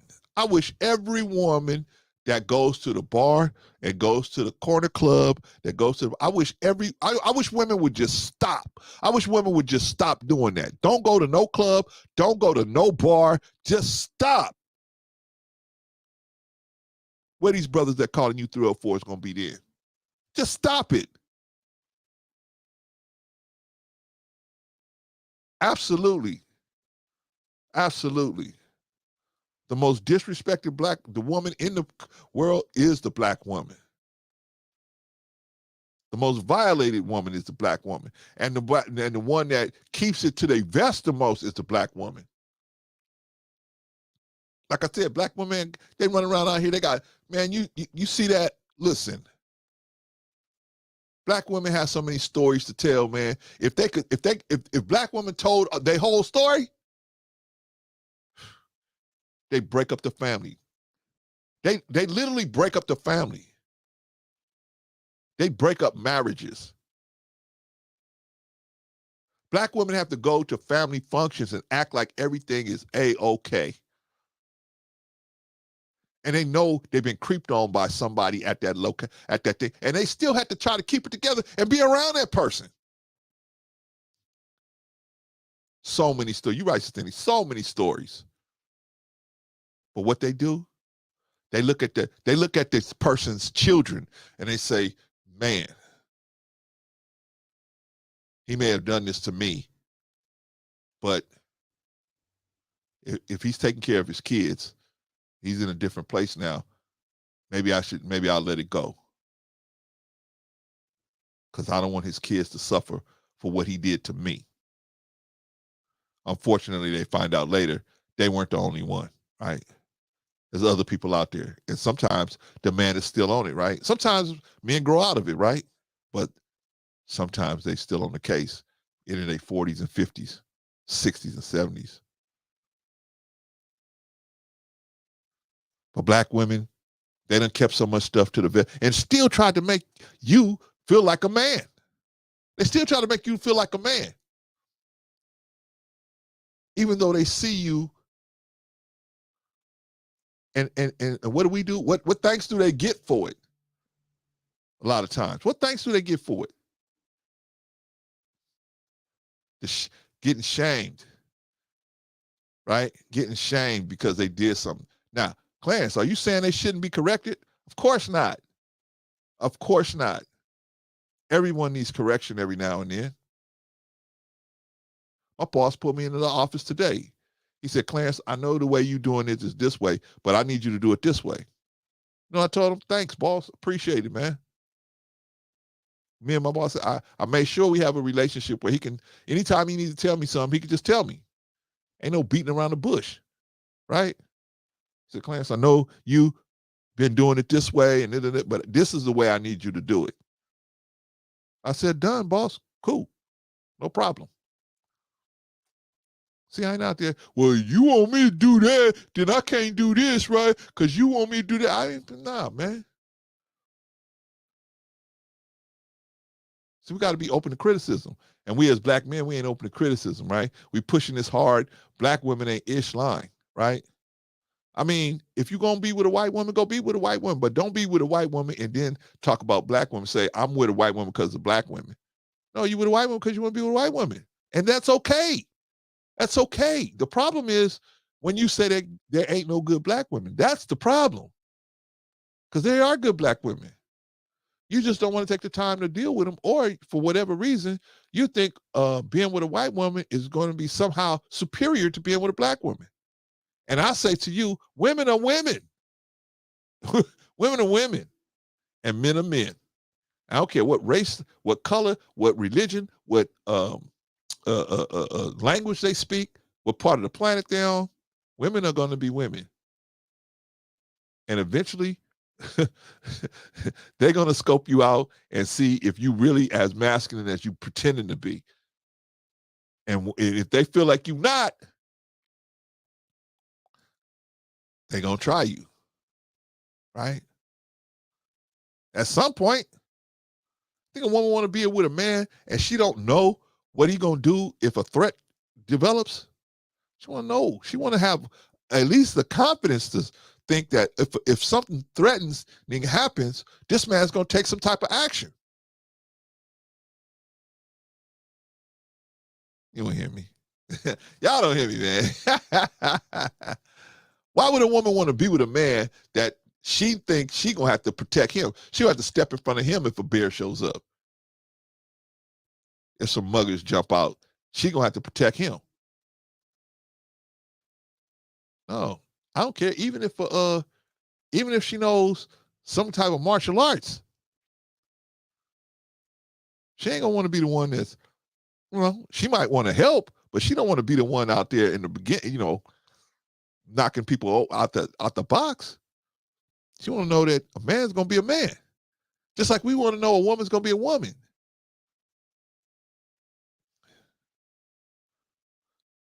Brother Sim said, if the family break up because women step forward, then so be it. It's not her fault. She is the creator of the family. I get it, man. I mean, I say do what you think is the best thing, right? Some women have pushed it so far down that to bring it up may cause an issue. They just walked it off. A lot of our sisters have done that, right? I say handle it however you need, whatever you as the woman need. If you need to address it 20 years later or 10 years later, whatever, if you need to bring it up so that you can heal, I agree with you, Sam. At that point, bring it up. Or if you decide, hey, I'm not going to say anything because I see the man moving different today. I see that he's moving different. I see that he's not involved in that anymore. I see that I got that the Lord has given me, put that on my heart. I don't want to break up his family. If I do say something, I'm gonna wait until his kids are out of school. Then I'll bring it to him and I'll ask him why, or I'll address it. Whatever, or not, whatever, right? I say the choice goes to the person who was victimized. However they want to handle it, that's how we handling it, in my opinion. They don't want to do nothing, that's on them. If they do want to do something, that's on them.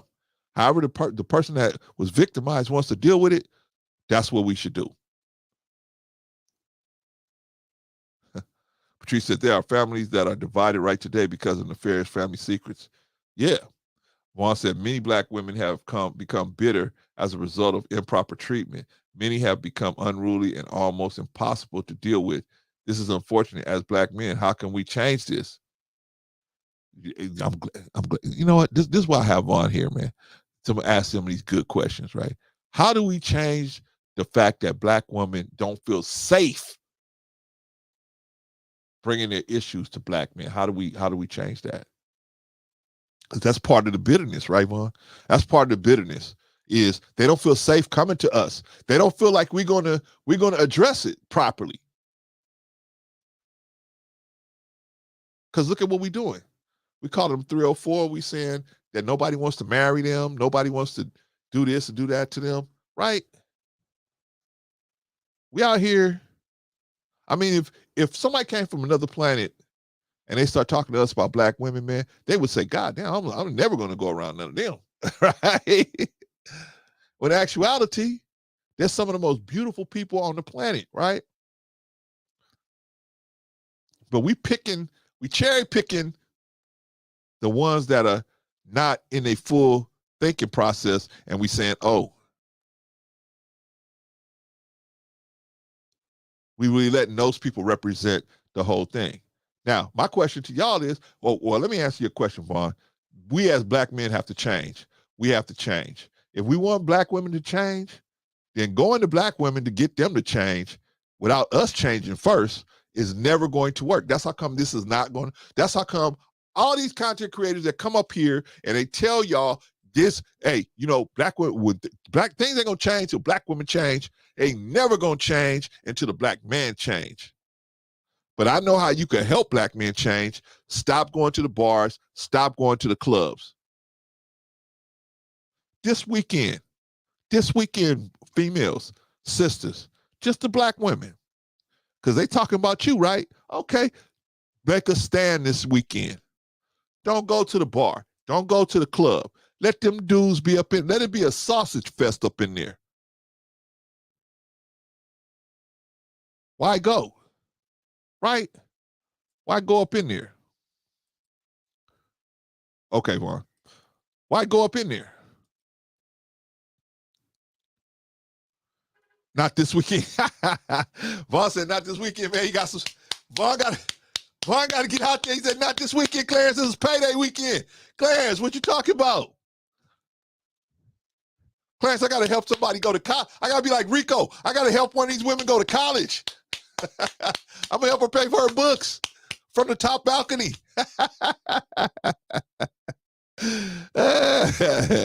No, man, but we have to do it. We have to do it as black men. We have to see, but we need a little nudge, right? Because I'm gonna tell you, Bolo was talking about it, man, but it's true. Hey, look, and Elijah Muhammad said it too. He said that when they took prayer out of school, he said America sealed her fate. He said America sealed her fate when they took prayer out of school, right? He said they done. He said it's almost a crime to send your child to school now that they take a prayer. And they were saying Christian prayers. But in Elijah Muhammad said they took Christian prayers out of school. He said America sealed her fate.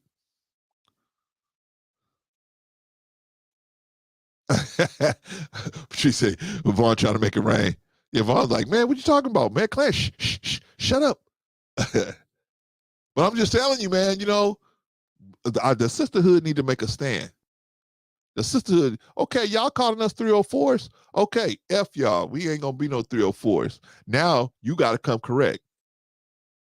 And see how many of y'all, you want to be a passport pro? Okay, it's going to cost you a lot of money. Go ahead, do it. But some of you, all of y'all ain't going to be able to go over there. Not all of y'all. Eventually, y'all gonna want something here, want something homegrown. If black women would make that stand, I think it would push black men to be more open to understanding the plight that they've been through. Black women been through so much and had to do so much and still come and treat you like you a man, or at least attempt to. They look at you and they see your self-esteem in the floor and they try to lift you up by calling you a king or calling you a soldier or calling you, a good black man or whatever they do to try to lift your spirit.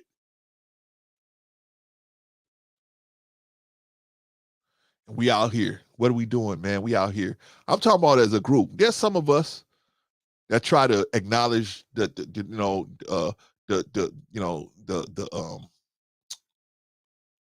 beneficence of black men, black women, right? We try to acknowledge that. I'm talking about us as a group. I'm talking about black men as a group, especially on the internet. We put out all kind of stupid stuff. Yeah, I know there's a dude with a channel, man. His channel is exploding. All he does, and a lot of them do it, all they do is show black women in delusional black women. Are there black women that are delusional? Yes, of course. There's all women there's all types of women and men are delusional, right? A lot of men are delusional. It's just a delusion. They don't accept reality, right? But women have the unfortunate situation of being raised by fathers that try to give them everything and don't push back on them at all. And then a lot of women unfortunately think that all men are going to be like her daddy. And look at her as a sweet little princess, and they don't. You got to be able to fetter out the ones that's not going to look at you the way you want to be respected as a woman, right?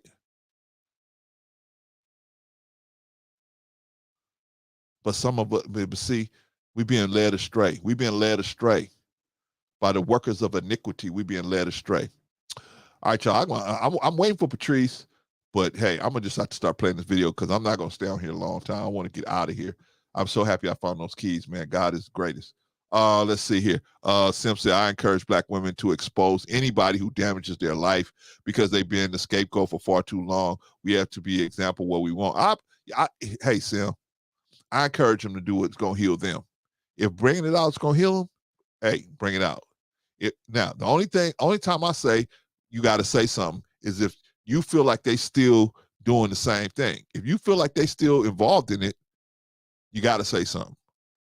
You got to say something, right? You got to say something, because if you don't, guess what? Other people going to get hurt, right? Other people are going to get hurt. I remember they had one of the women was Janice Dickinson in the Bill Cosby trial, right? And I always used to say, man, damn, man, if Janice Dickinson just would have not been so crazy and not so drug fueled a lot, people probably would have took her more seriously, right? But unfortunately, because of the drugs and the lifestyle she was living, nobody took her seriously. And she didn't sell. She tried, but nobody believed her, so she just left it alone. She said, they think I'm a drug addict, so I'm gonna just leave it alone. But if she would have kept on, maybe the other people wouldn't have happened to. Who knows? And I'm not saying it's her fault. I'm just saying it depends on what, like I said, what's good for the person that got offended.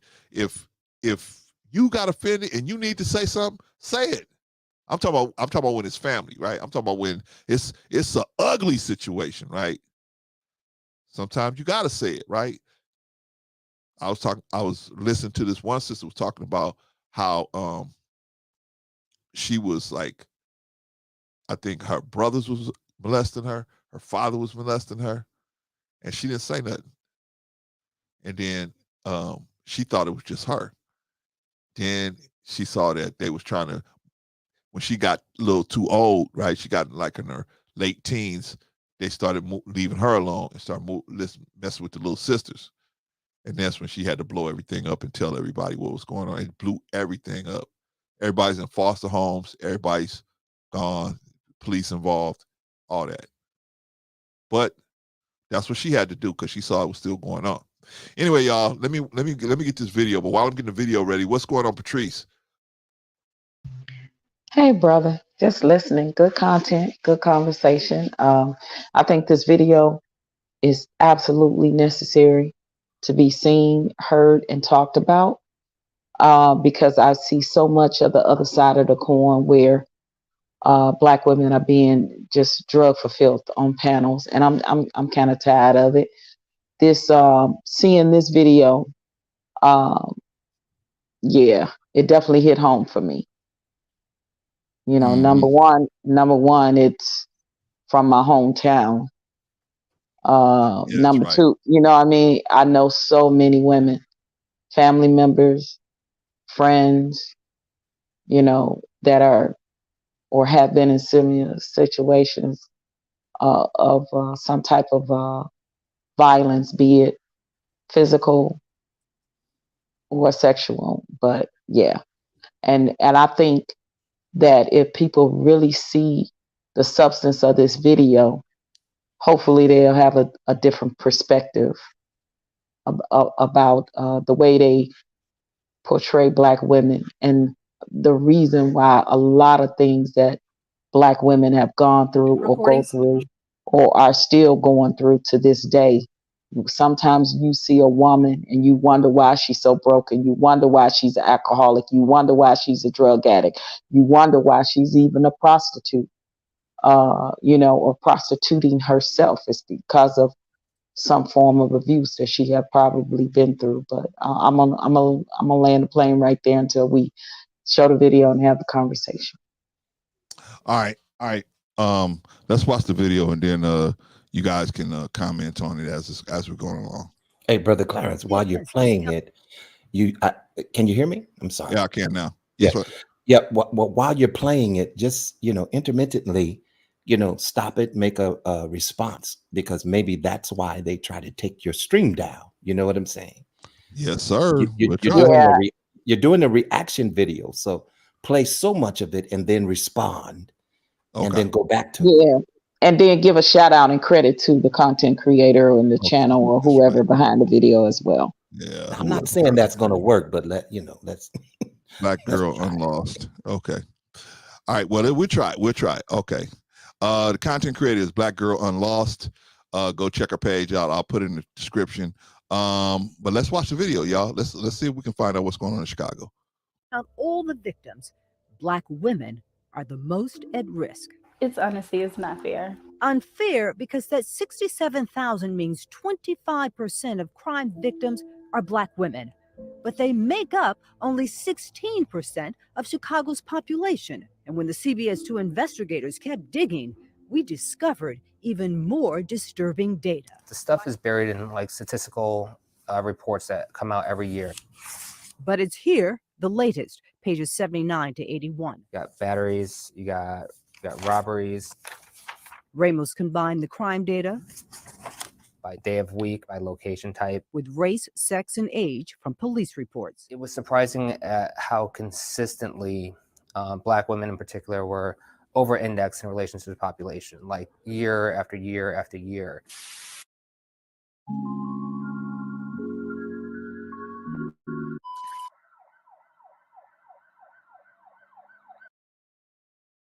All right, y'all. So far, we're finding out that that's a lot of crime for one group, right? That's a lot of crime. For one group, Yeah. for one sex in one city. Yeah, that Wow. is. Wow. Yeah. Okay, so here now we're gonna go into some even more statistics. Let me play this. In the aftermath of the pandemic, headlines of violence and chaos became a public concern. Victims' identities are rightfully protected from public view, but data about a person's race, sex, and age can tell a great deal more than monthly figures of violent crimes. In its first installment of Investigating Justice, CBS 2 investigators examined the contrasting impact crime has on Black women in Chicago. Through public records requests, CBS Chicago obtained police data containing the victim profiles for every reported incident in the city over the last 2 decades, accounting for more than 8 million victimizations, and one group consistently held the burden of crime: Black women. In 2022, there were more than 26,000 violent crimes and more than 212,000 nonviolent crimes in Chicago, ranging from shootings and robberies to retail and motor vehicle theft, affecting roughly 260,000 victims. About 67,000 people, or 25% of crime victims, were Black women, who make up only 16% of the city's population, accounting for 1 in 4 victimizations. The Walk for Her march is in memory of women, Black women, brown women, and girls who have vanished across our city. And those who showed up called on CPD to allocate more resources for search and awareness and solve their cases.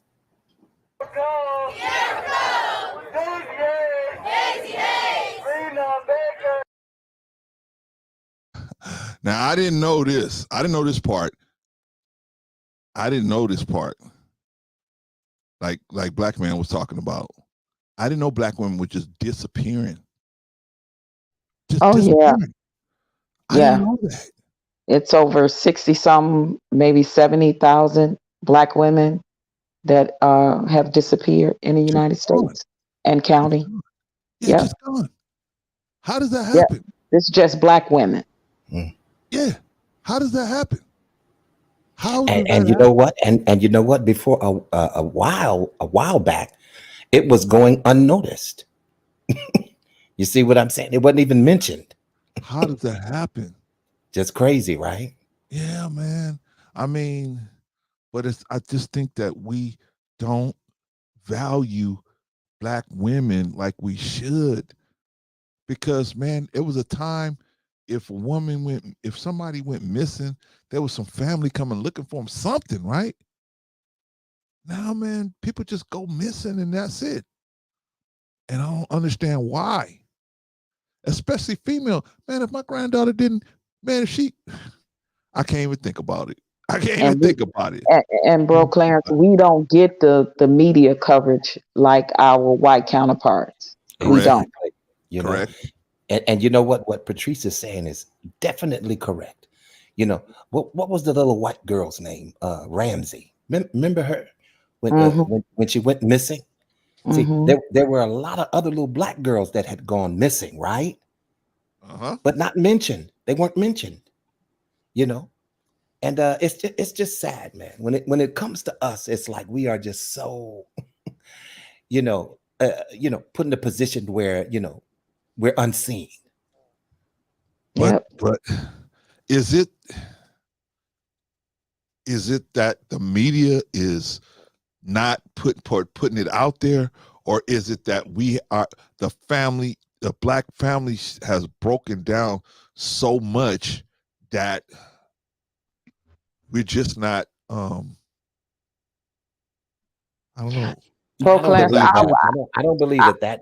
I don't think that's the case, because I'm pretty sure that there's many black families who go to the police, and try to say, hey, you need to investigate this or that. My nephew is missing, my daughter is missing. You see what I'm saying? But their claim is dismissed. Are they really looking into these things? But what I'm saying, Vaughn, is before it gets to the police. You understand what I'm saying? Are we teaching our children? Are we spending time with them? Are we training them to that bad guys are out there and you better look out for them and come home, and I expect you home at this time. And where you going? Who you going to talk to? Who you going to be with? Where can I find them? Where they live at? Who's their mother? No, you ain't going if I ain't met their parents.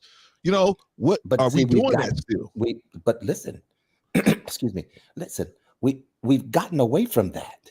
Okay. You see what I'm saying? And because of the fact that we've moved away from that type of traditional type of teaching, you see what I'm saying? Our society as a black community, we are growing more and more perverse.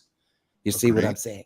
Agreed. And so that's why you see, some of these things going unnoticed. I thought it was appalling, man, when I looked on the news, and Chicago, that's my hometown, that's my city.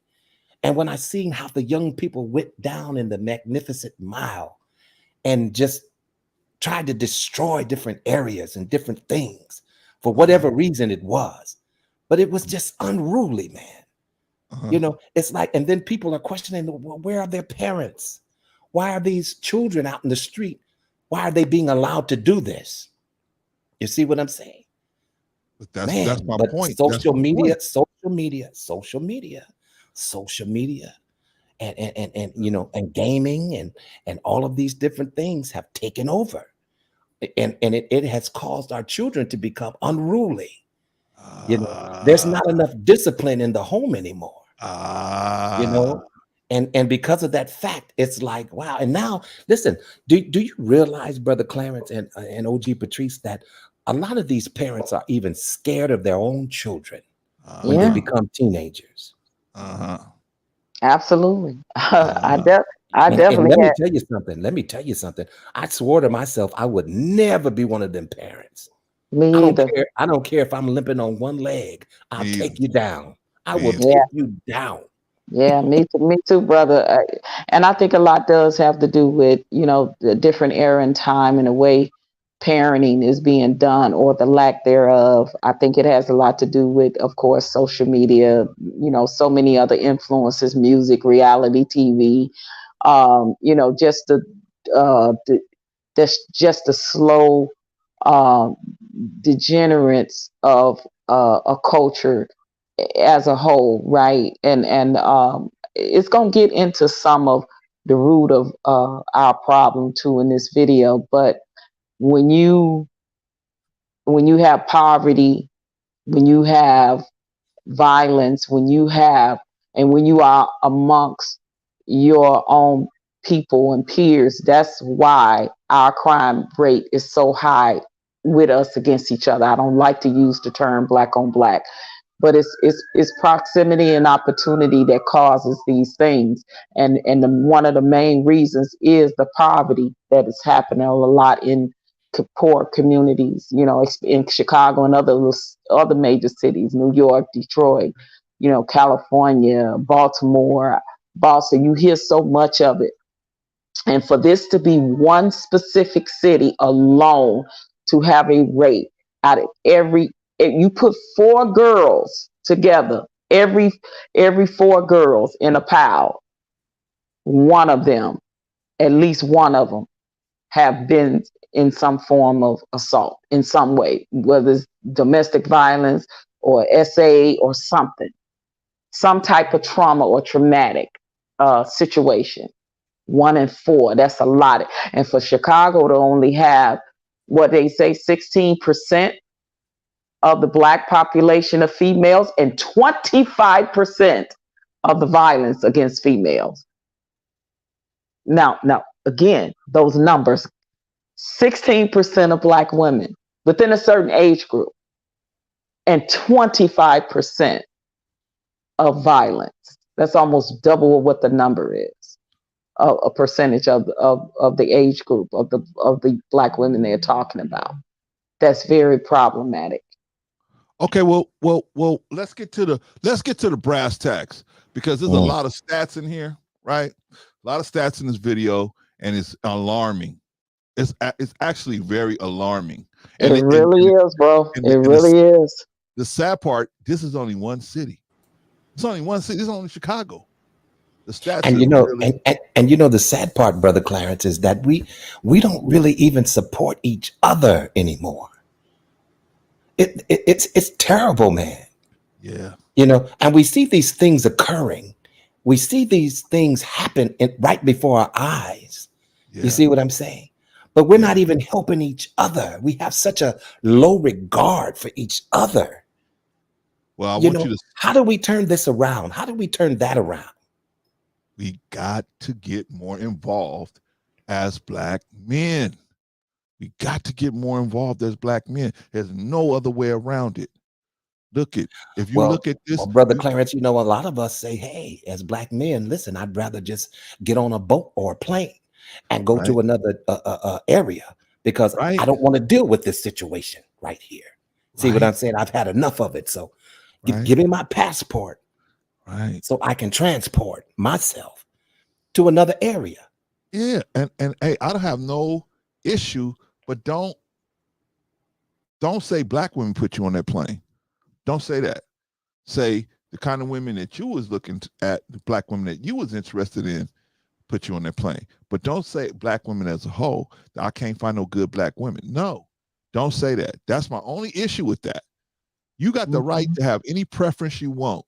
If you want to get on a plane, go to Guam, Venezuela, the Philippines, or whatever. Dominican. But the problem is too, bro. A lot of it's nothing wrong with it. But sometimes you got to look at you being the common denominator in things. There you go. Because if you the problem with women, then everywhere you go, there you are. Hello? I said, if you are the common denominator and you are the problem with every woman, see, because I hear the men saying it's all the woman's fault, and I never hear the accountability of them saying, man, I messed up a good thing. I blew this. I had this. They ain't going to tell you those stories, see. They ain't going to tell you the stories of the good women that they let go back. See, I got 2 brothers. Thank God the youngest one is married, but the one under me, baby, he a hot mess. And I know he done had several good women. And I'll be like, what is wrong with you? So when I hear men say that, ain't no good women out here, I told my brother the other day, you the common denominator, bro. It ain't all these women. Yeah. But when you hear these brothers talking about going over here, I don't care. You can go to Timbuktu and back. If you the problem, you're gonna be the problem in Timbuktu, and they're gonna ship your ass right back to the United States. I mean, they're gonna play you just like you sound about you want to be played. You getting played in America, you're just gonna get played in the Philippines. You can get played in Venezuela. You're gonna get played everywhere. It like you said, if you bringing the problem with you over there, right? But you know what? But you know what? Also, though, when you have, excuse me, the examples of displays of behavior, such as you do in social media, also in networks, like Fight Club and not just that, but the Zeus Network, different ones that depict our women, to portray themselves in certain ways. You see what I'm saying? And you don't just see one or two doing it. There's a plethora of them, behaving this way. Crazy. And it's all about the twerk, and it's all about the titties out. It's all about the exposing yourself. And the men have absolutely no respect for the women because they see them as objects. Obviously, right? Objects. They really don't have a purpose other than, what your sexual need is. You see what I'm saying? Yeah. And then you want a woman overseas or over in another country or island is because you think that they're naive and gullible, which some of them are because of their culture and tradition of how they treat men. And you go over there and then you misuse those type of women, and eventually they get tired. Do y'all see some of the videos of some of them women that's on TikTok that's talking about the men that are coming over there? And how they being treated, and how these women over there are waking up to these men treating them that way. Yeah. They all on TikTok talking about it and exposing these quote unquote passport bros. So miss me with the bull crap. If you're the common denominator in the problem, everywhere you go, there you are. You're the problem. And the grass. Listen, the grass is not always greener on the other side. That's what we think. See what I'm saying?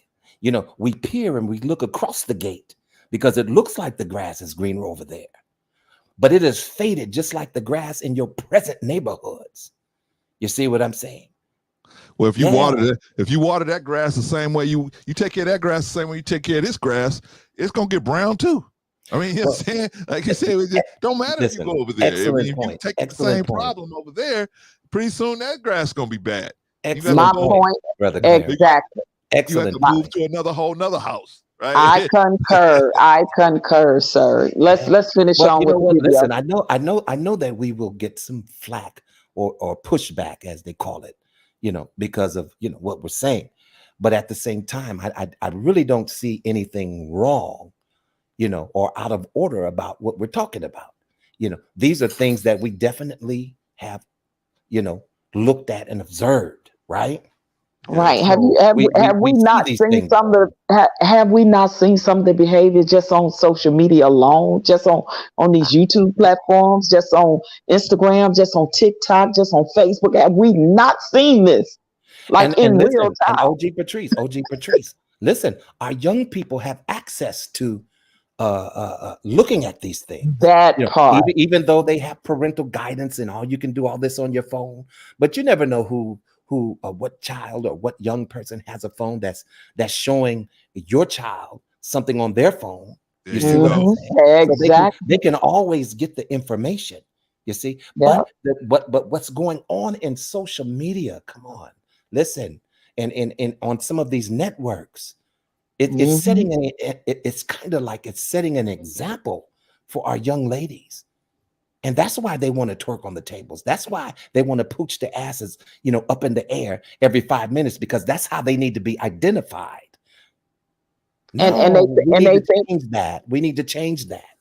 And they think becoming socialites on social media is the thing to do because of when you see somebody like this Krishan and Blueface guy, or or these other whoever these folks are, I don't know who half of them. I just be hearing her name a lot, and this Shanice girl, and look at what all they going through out loud on social media, they lives as young adults.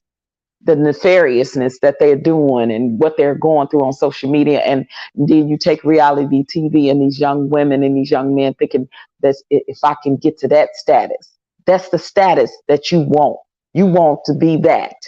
Like, where's the inspiration of wanting to become an engineer or, things of that nature? The social media has absolutely, in a lot of ways, ruined a lot of the younger generation when it comes to showing about morals and values and scruples and integrity and things of that nature. It's almost obsolete and out the window with them. Yeah. Well, here's the thing, though.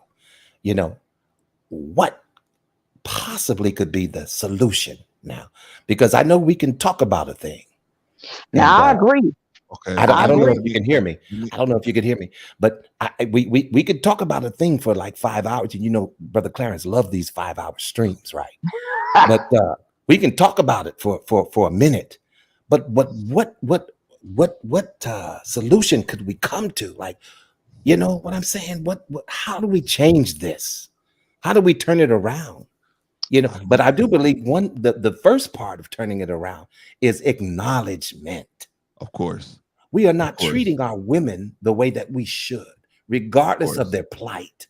Of course. We are getting on here, dogging these women out. We are pointing out their flaws, their errors, their idiosyncrasies. We're pointing everything out about them. You see what I'm saying? You know, But the hypocrisy of it all. we're not giving any good information. And how to pull them up from that place. How come we're not pulling them up from that place? And the hypocrisy of it all is too, like I said, I don't even want to have a whole nother discussion about the child support situation and men on these platforms hollering. Honestly, I don't. You know why? Because when y'all brother, when the man, regardless of how you feel about him, when y'all brother Tyrese was begging black men to come stand with him to talk about him being treated unfairly with this racist judge that was put all that child support on him with his soon-to-be ex-wife, when he just asked openly on his platform for the brothers to come stand with him so you can start something, he was there standing solo. So I don't want to hear these men on these platforms say, okay. But when it come time for y'all to stand up with your fellow brother, Tyrese was standing alone, regardless of how you think he a simp or he a crybaby or whatever you want to call him. That man took a stand and said, brothers, come stand with me. Y'all know we ain't getting treated right in this child support system.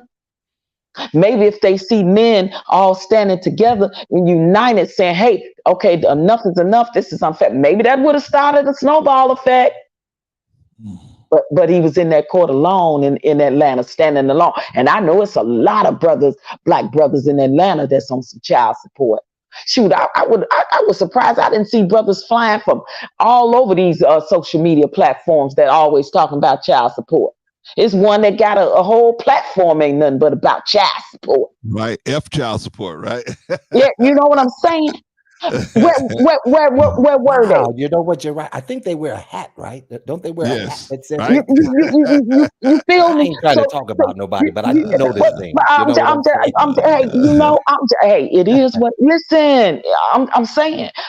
How many platforms have we been? They done been on this one talking about it. And others talking about it. But we where would have was to they admit when but you know what, OG Patrice, you know, and you know I love you dearly.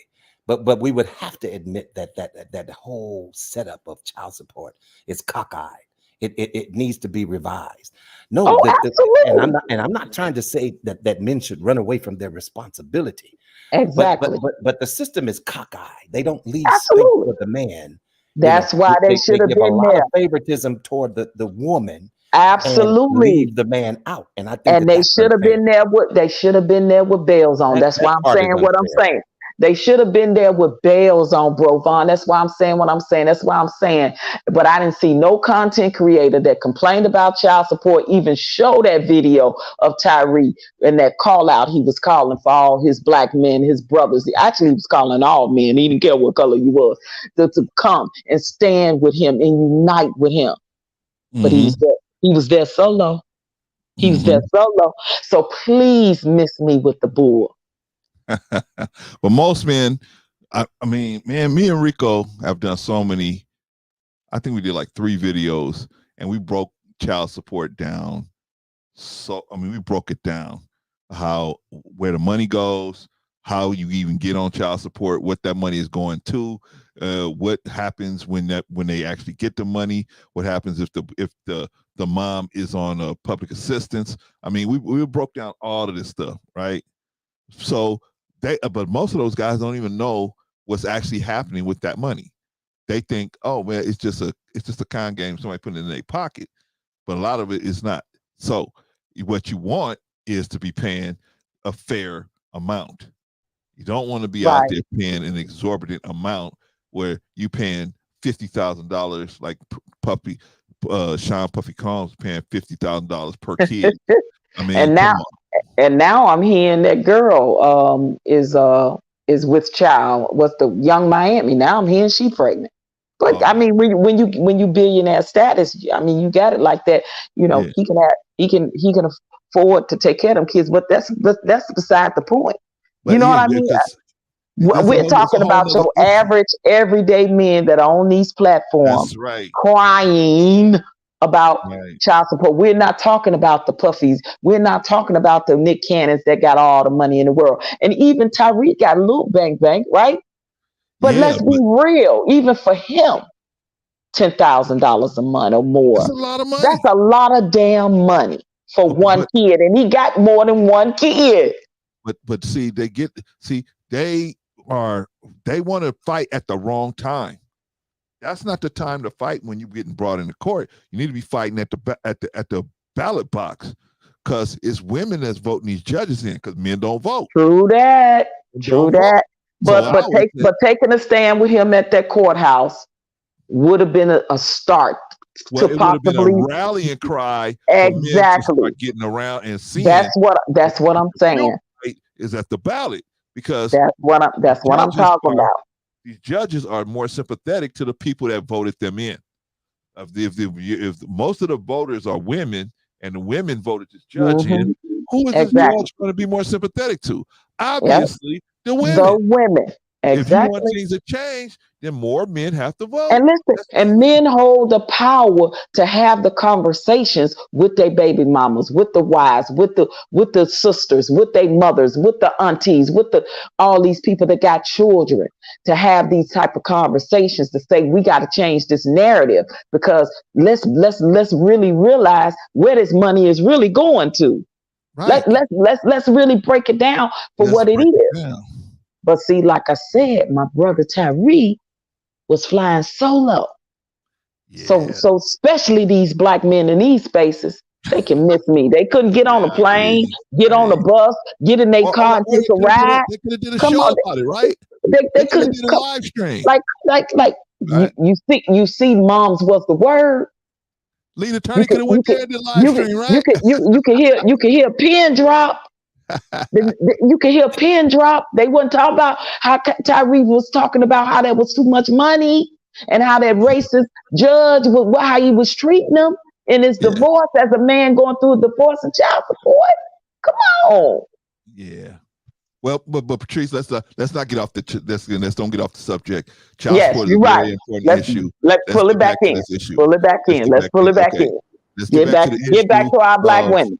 Black women and these alarming crime statistics. Now, I watched this video. Y'all haven't watched the whole thing, but I watched the whole thing, and I put the link out there if you want to watch it. But we're gonna watch a little bit more. But I want you to notice who you do not see in any of these rallies.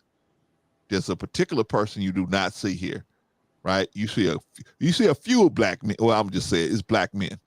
Black men are not coming to these rallies. Black men are not coming out to these different places to show their support for black women's safety, right?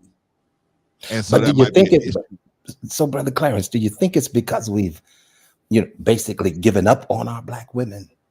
I think it's because we've been misled into accepting the fact that black women are not as valuable as they are because of the media and because of the videos that you can turn on that show black women in such a compromising situation a lot of times, right?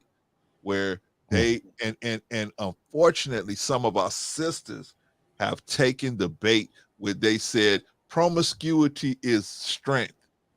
Promiscuity is equal to strength. They bit that apple or bit that fruit. Bolo said, ain't no apple in the Bible. Okay, they bit that fruit, right? They bit that fruit.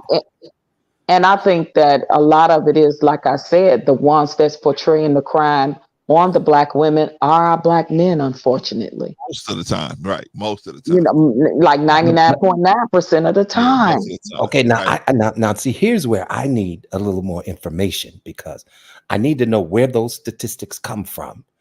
I need to know is the crime committed against our women more so on us as black men versus crime period? Oh, most You know, definitely. so I'm trying to figure out, you know, I need more specifics about where these statistics come from, Okay. you know, that we're quoting. Now, if you say you found it in Newsweek today or such and such says this, but if we're gonna talk about statistics now, I think that it would be more informational. You see what I'm saying? If we give the source, so Yeah, that these we all have statistics are access. these. We all have access to go Yeah. to that source and say, "Wow, okay, it does show this here." Mhm. We can compare that source to other sources, and if they're all saying the same things, then we can probably say, "Well, you know, there's a high probability that these statistics are correct." You know, but one thing that I find about YouTube is we're very quick to throw statistics out there. You see what I'm saying? And they have no validity. Well, they're telling you where these come from in the video. So Yeah, Okay. yeah. they All right. definitely- Okay. No, I'm just throwing that out. And Vaughn, let's look at it like this. Most crimes are crimes of proximity, right? Yep. Most crimes are proximity.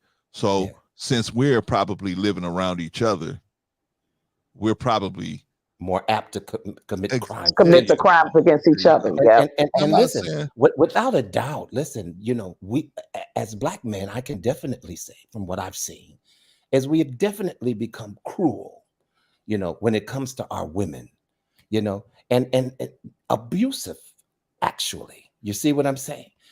And I could agree with it, you know, to some point. But at the same time, I would like to really look at the statistics and where they come from. And like OG Patrice said, well, hey, you know, this video is giving, you know, some references as to where these statistical values or have come from. You know what I'm saying? But without a doubt, I'm not arguing the point that you know, we as black men, we have become very toxic.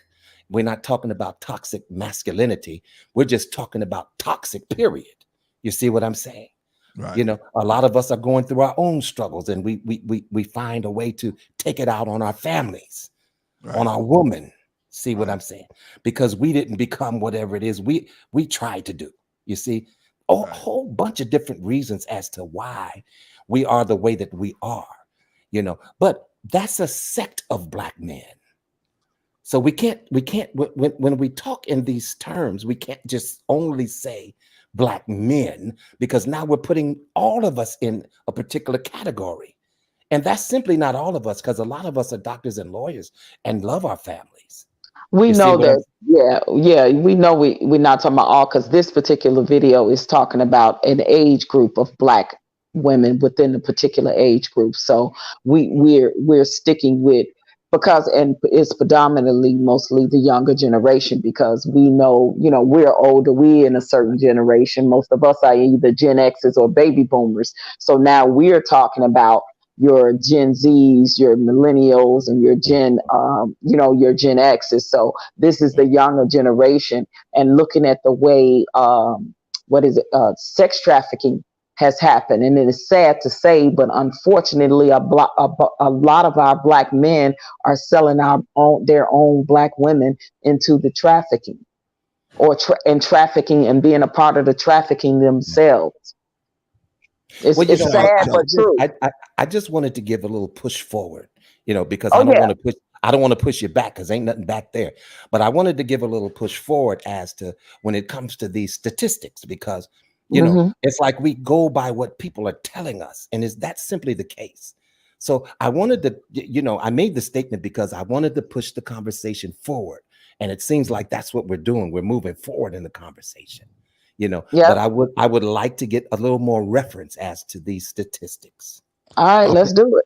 All right, I'll play a little more of the video. Shout out to Quantum. Glad to have you in the building, sis. Good to see you as always. Yeah, so just want to say this before we play a little more of the video, that we gotta stay let's stay focused on things that can be done. Now, should we think about big things that can be done? No, let's do baby steps. This is baby steps. What are some baby steps that could help this issue? So let's just think about that. I'm not talking about just us up here on the panel. Everybody in the chat too. If you got some things in your head that you say, well, maybe this might work, Clarence. Maybe this might work, Patrice. Maybe this might work, Vaughn.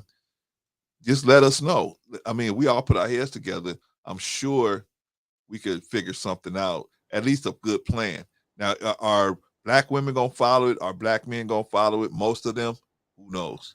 But at least we could put something together where we try to at least put some solutions on the table, put some options on the table to set this thing right. So we're going to watch a little bit more of this thing, this alarming reality, right? Can I say this real quick, Brother Clarence, before Yes, the sir. show? Of course. You know, one thing that comes to mind as to how we could, start at least to change the situation, is have more empathy for our Black women instead of apathy. Definitely. Instead of apathy. You see what I'm saying? Now, Vaughn, I want you to go into that a little more. Now, I'm gonna play this video. But I just wanted to throw that out there. Yeah, that's a very good point. A humongously good point. That is a humongous point. And so I don't want to just leave that. I want to come back to that. Okay, if that's okay with you. Yeah, I'm good. Okay, bro. Let me play this real quick. These are the names of women who are missing from neighborhood south and west sides of Chicago. Communities are outraged at the alarming rate that women who are Black are going missing. That's why nearly 100 people met in Bronzeville to take part in the 6th annual Walk for Her March on Wednesday evening. It's centered around awareness and education for Black and brown communities. It serves as a voice for families and people who's been directly impacted. Teresa Smith knows that pain firsthand. Her mother, Daisy Hayes, disappeared in 2018. So my mother was murdered, not only missing, but murdered. And then the guy was acquitted for it. For 2 miles, they walked down King Drive from. Did I hear that right? Did I hear that right? Yeah, that's my old neighborhood too. Yeah, that's my old neighborhood. I remember that case. Her mother's friend murked her. And you saw the man dragging that big old suitcase. That was her mother's body, in there. I remember that case. I remember that. Yeah, I go figure. How did he get acquitted from that? But that is true. Most people do not get a lot of time that do things to Black women that compromise Black women. If they even get the time, they don't get a lot of time, and that is very unfortunate. Well, I should say, allegedly, they assumed on camera that was her mother's body that he was taken out of there. Maybe because it never could be proven. I don't know how, but he got off. I'm telling you, I remember that case. Oh, my God. What year was that? Patrice? I want to say 90s, early 2000s, maybe. Oh, wow. And Bronzeville, the neighborhood before I left and moved to Vegas, I used to live in. And I don't know if you remember, Brother Vaughn, do you remember the case of those 2 sisters, those 2 young sisters that it was really worldwide, came up missing over there in the same neighborhood? What was those girls' name? Man, it was so many different cases. I'm just going to be honest with you. It was so big. And they think that they got sold into, the sex trade. And now one is allegedly supposed to be all grown and on TikTok living in Texas, claiming that she was one of the girls that got abducted. Last I heard, I'm gonna think of it in a minute. But anyway, go ahead and continue with the video. I'm gonna get those sisters' names. Yeah, let me try to push through it. From 35th to 51st Street. Chanting and holding signs, they're demanding thorough police investigations into at least 51 Black women who've been missing since 2001. When Black women go missing, it's like people go to sleep. They roll over and they can't be bothered to deal with it. They can't be bothered to hear it. Today, we walk and we will sound the alarms to wake them up. With the conviction of our chants and the weight of our feet, we will not let them stay in bed. Affected families and community members say police continue to dismiss missing person cases of color and don't treat it with the same urgency or care as white counterparts. Because I had a friend who I knew very close, very personal. Her name is Nikita Chevelle Jackson. She came up missing. They paid no attention to her being missing from our 69th in Indiana because of her situation, because she was a prostitute, because she was on drugs. So they didn't care about her being missing. They didn't do much to look for her. This needs to change. They are calling for widespread policy changes and also want a seat at the decision-making table at local, state, and federal levels. We need to come together and give these young people a task force and its own special unit to look for our girls. Organizers say they will continue holding this march until cases are solved and the families of the missing are given some closure. Black women were the most victimized group in Chicago last year, accounting for 35% of assaults and 38% of batteries. Black women also accounted for 34% of 146 kidnappings and half of the 19 human trafficking victims. Black women were also over-indexed in nonviolent crimes last year, accounting for nearly a quarter of property thefts and 28% of motor vehicle thefts, where race data is available. This norm has been the reality of Chicago's crime for years. Homicides, shootings, and robberies garner the bulk of attention to crime. In 2022, there were more than 3,500 people shot, 638 of them fatally. Black men accounted for 65% of the city's shootings. Black women accounted for 16%, but for almost every other crime category, Black women accounted for the most victimizations, an issue that's not often at the forefront. Wow. Man, Did y'all hear them? Did y'all hear them say 16% that did violence were Black women, but 65 were Black men? Look at the difference in the numbers. Pay attention. Numbers matter.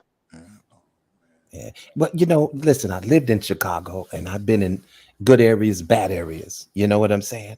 And so I know how to traffic, but I know what I've seen. It's not a happy place at times. And one would have to admit that. You see what I'm saying? It's a lot of heinous crimes going on out there in that city, and Absolutely. I'm glad, unfortunately, as much as I love the city, I'm glad that I don't live there because I don't have to worry about all of the shenanigans that go on there, but it's a lot, man. It's a lot of poverty. Yeah, I love my hometown too. I love my hometown, but a lot of poverty, a lot of poor people. You say people say that we need the poor people. There's a lot of poor people out there. You see, but the poor people, not enough programs, and the city has exactly money. the resources, good gobs of money.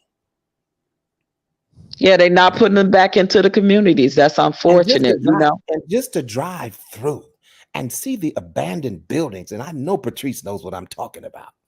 Oh yeah, absolutely. And just even the thought, I thought of those sisters' names, Tianda and Diamond Bradley. They were a big case in the 90s.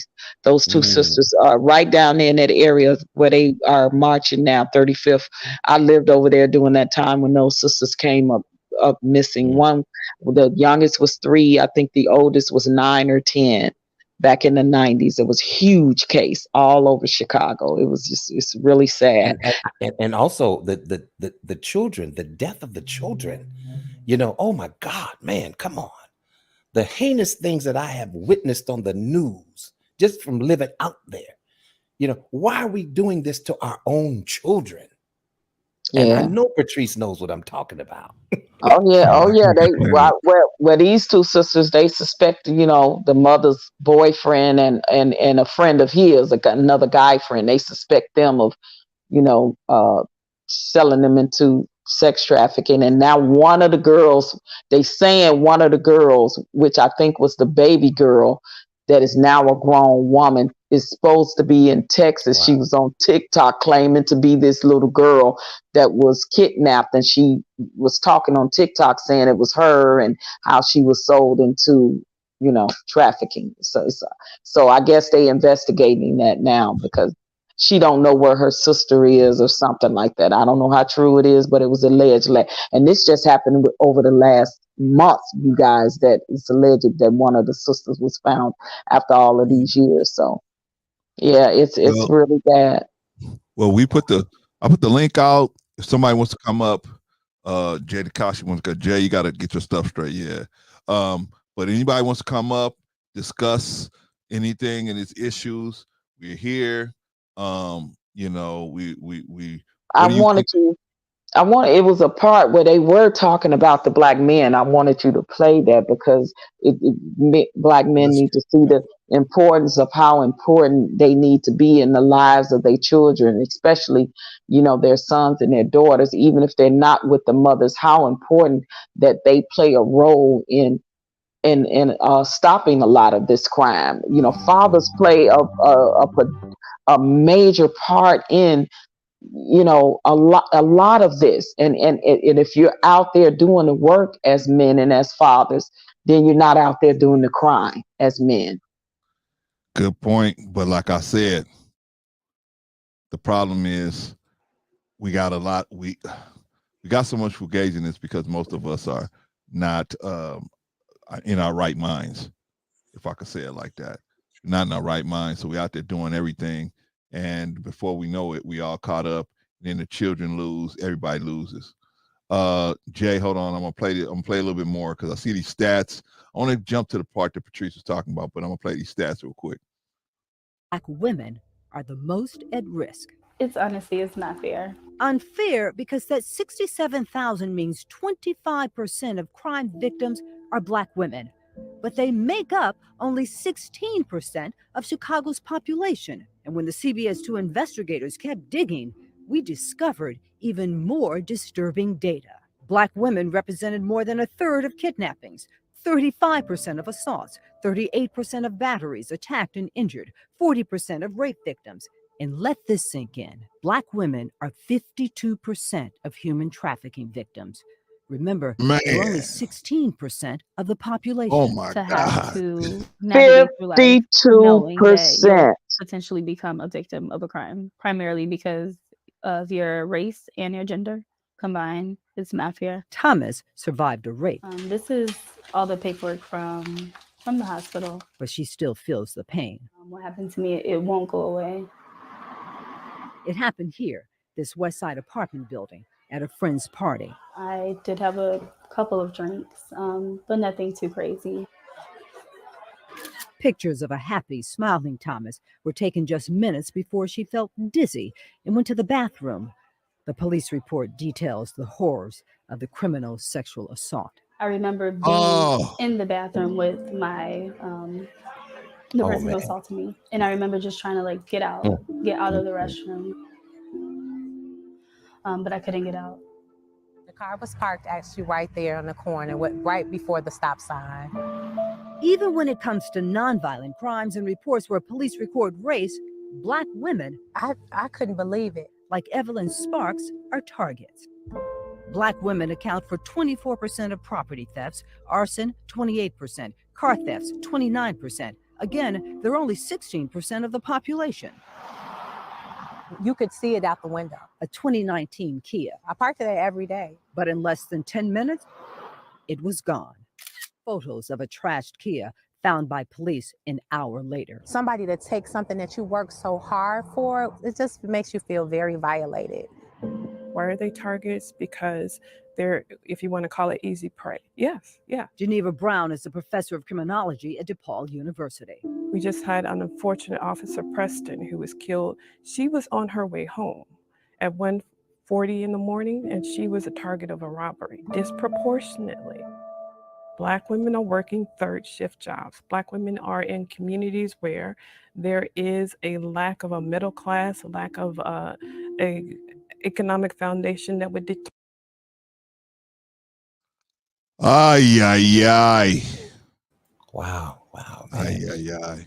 Yeah, this is crazy, man. I mean, you know, it's saddening, you know, and for us to get on these platforms and Black woman this, Black woman that, and but we have no answer for them. We don't talk about solutions and how to pull them up out of this chaos that they're in. We don't give solutions. We're just browbeating. It's terrible, man. Terrible. Jay. What's up? Yeah, I can hear you. Okay, just Man, I digress. I know I can become militant at some time. No, I'm trying to Put it on, listen, I can hear it all day. They said you're Morgan Freeman's brother, so I can deal with that. He's his older brother, right? No, Morgan Oh, Freeman man. got more years on Vaughn though. That's the crazy thing. Yeah, You crazy. You crazy, he's Jay. closer to God, right? No, Okay, you Yeah, crazy, well, Jay. he is actually. That's the whole joke. Morgan though. Freeman's That's how you Morgan get Freeman's Social Security number is 1 and Vaughn is number 2, right? I go lie. I love when he does play God personally, just because he sounds like him. He's black and Oh demands man, intelligence. yeah, And that he was has a the good voice. movie. Great So movie. yeah, you're second to him, but pretty close. Vaughn no, is a little bit older than me. But hey, but Jay, let's get back to the subject, man, because I don't want to be out here too long. No, I What got you. do you think about the crime with black women and how can we fix it? I'm asking everybody that comes up here, like Vaughn said, how can we fix this? What can we do to start pushing it back the other way? Oh man, honestly, there was a talk about this like years ago. I remember me and my boys, me and my brothers who are black, we had talked about this prior, and it was a lot of pushback to say to when a lot of black men told a lot of sisters, just take care and be careful out here, and things of that nature. But it's just the tone that I got when they refused us was, well, I don't want to be using words, but niggas need to be freaking, need to stop pulling up on ladies in certain areas, or stop telling them what to do, and just let us do what we want to do. As a means of like just to like combat that, even though we want to make sure y'all safe and everything. But listen, there's nothing I can do. All I can tell you is to be safe and try to have some sense of urgency when it comes to that. Because like I said, because the push comes to shove, I'm not gonna grab you and pull you when the shootings go down. That is your choice to either to run when everybody's running or stay there like an idiot and get shot. But I hate to have to say it like that, but I gotta be direct with that as I gotta be.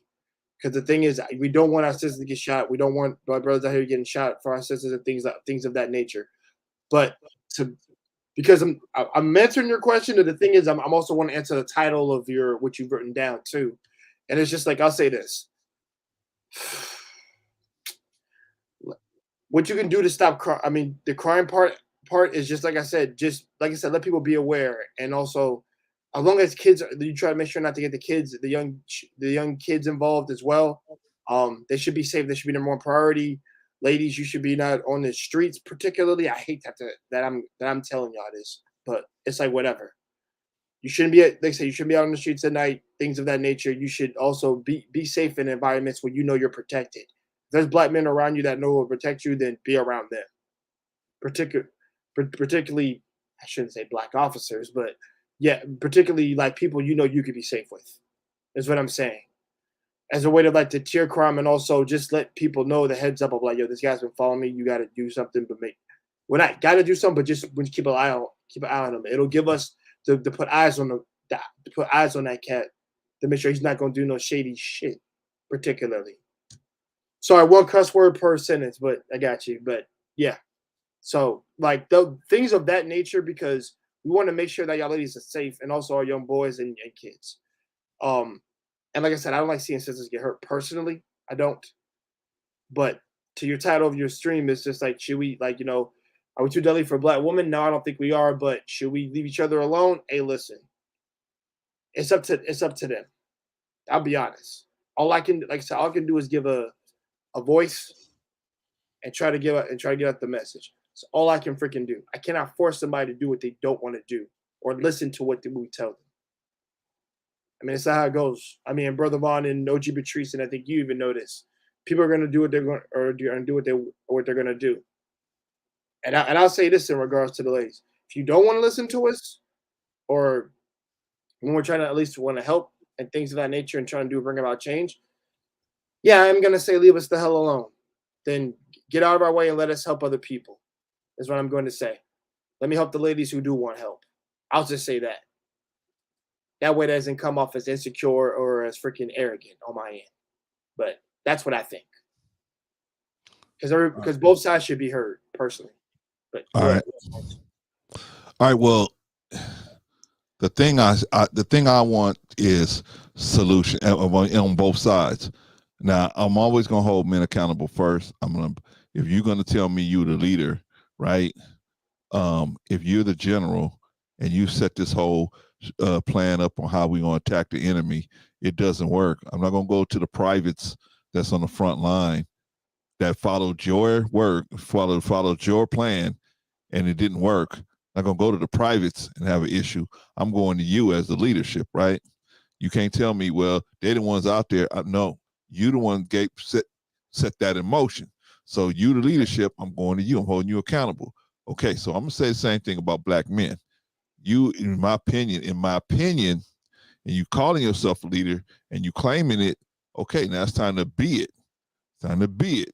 You're a leader, then you have to lead with not only your mouth, but you got to lead with your actions, right? Exactly. So how can you're not going to shame black women into safety.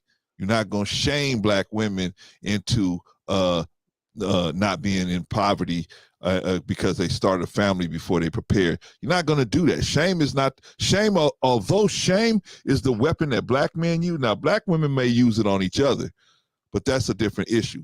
I'm talking about us as men. Because I think black women have, unfortunately, not all of them, but I mean the ones that are represented the most in the media are the ones that have bitten off the apple of promiscuity is power. And unfortunately, that just like Fresh and Fit has done the same thing on the men's side, on the women's side, that has also become an issue. Now, there was a story. I don't know if you guys know of this story. There's a story of a man named Daedalus, right? Okay, who is this dude Daedalus? Okay, in this story, there was this man Daedalus. He was a brilliant inventor, right? He was a brilliant inventor. So, a king. He lived in a area, and they had a king, and so this king lent him out to another king because the other king said, hey, that guy that invents stuff over there, can you lend him over here to me? And I could use him to do it, right? So the guy Daedalus went over there and invented whatever he wanted him to invent. And it worked so well, this king said, hey, I'm going to keep you. I'm going to keep you whenever I need something. So he put him up in a high tower, him and his son in a high tower. Son went with him, right? When in this high tower. You guys ever heard this story? No? Okay. No, I have not heard this story. So his son's name was Icarus. And so what happened was they kept him in the tower, and they said, no, you're not never going. You're going to stay here and invent stuff with me. So they was in this high tower. Only had a window to get out, right? So they said, well, if we're gonna stay here, we need pillows, right? So they ordered all these pillows. They kept telling them, we need more pillows and more pillows and more pillows and more pillows, right? So they got all the pillows. I'll bring you up in a second, Scam. They got all these pillows, right? And at that time, they were making pillows with feathers. So they took the feathers out, and they used the feathers, and they had a candle there, and they had used feathers and candle wax to make these wings. So finally, the wings was ready. They had hardened, and they was ready. So the man told his son, and they would fly around inside the thing or fly around the tower and come back in, right? So they was ready to go ahead and fly home. They were going to fly home. The father had made these wings so they could fly home, right? So the father flew out first, got the son, told the son, come on. So they flew out, and they were flying, and the wings were working. And so the father was telling the son, stay low like me. Don't fly too high. If you fly high, the sun is gonna melt that wax, and these feathers are gonna fall off. And So the boy listened at first, but then he was flying so high, and he said, son, come back. He said, you're going too high. The heat from the sun is going to melt that wax. But he kept flying high. So finally, the boy just kept flying. He said, but I feel so free. I want to fly. And he went so high, and then the heat melted the wax, and it, bam, right into the ocean, right? The man had to fly down, pick his dead son up, and fly back. But what's the point of that? How does that relate to what I'm talking about with black women? That relates to the feminist movement that gave some of our sisters wings that weren't real. You can fly. They told them, you can fly. You're going to be able to fly. Don't worry, promiscuity, man, then you're going to have power. And even though old school black women was like, nah, you're going too high. Come back down. Like the Quran say, lower your wing. Lower your wing. You ain't all that what you think you are. Lower your wing when regards to your parents. Lower your wing, right? But anyway, so I'm saying I brought up the story of Icarus to relate to sometimes we could think we just, you know what I'm saying? And we could get pumped up to think what we something that we not. And we got to get the black woman's mind back into reality. And we really got to get the black man's mind into reality. But I want to hear what Scam like going to say. Scam, you're going to close out the my God. The palette. Unlikely. Did you have something to say, brother? What's up, my brother? Yeah, I missed a chunk. I was listening like way in the beginning, then missed, then started listening, then missed some. But on the topic. So you coming in like that, huh? Yeah, just being honest. Oh, okay. Well, at least you're honest about it. So, okay. Yeah. I know everybody. I know everybody ain't just sitting here listening off. Everybody be doing stuff. They pop in and out. I understand. Yeah. On this topic, I remember you came on a panel and you were saying, hey, it's the men's fault the women is out of control. Absolutely. And then a lot of us, no, it's them women's. No, women's women. The women's. I like that. The women's. No, women's. Yeah, if you see that's right. Vaughn, you see me on the dust panels. Have everybody singing Blame the Women's. Yes, sir. Women's. I love women's. Here's the deal. In 1942 or whenever it was, because the men now, oh my God, these dustosauruses. It's more on the men. They garbage, man. I'm hearing them talk. Some of them are getting to the point where they're untrollable. But here's the deal. We need to go back to 1822 and 1947 and the feminism. Okay, here's the deal. Men had 100% dictatorship back in the day. You ain't got to listen to the woman. She's there for survival. When she turned 18, her parents going to put her out. Or if she turned 18, she got to do something. And what I don't like about traditionalism is it's don't look left, don't look right. You get beaten and looking forward. That's how it was. The community, you do something wrong, beat. Don't do something right at home, beat. It cheated people out of critical thinking, asking questions like why, asking questions like how. So restricted critical thinking. Agreed. Everything was shame. Oh, church, you a heathen, church shaming. So you don't get an opportunity to be the person that you are, men or women. Then they go and reteach that same junk. So really, the people in 1958, their parents from 1930 did the same thing to them. And they said it was right. And if you don't do this, out the house and out in the street somewhere. So if a woman marries a man and he's a jive turkey with no gravy, and he starts going upside that melon, you call the police, a man's going to show up. Ain't no domestic violence laws.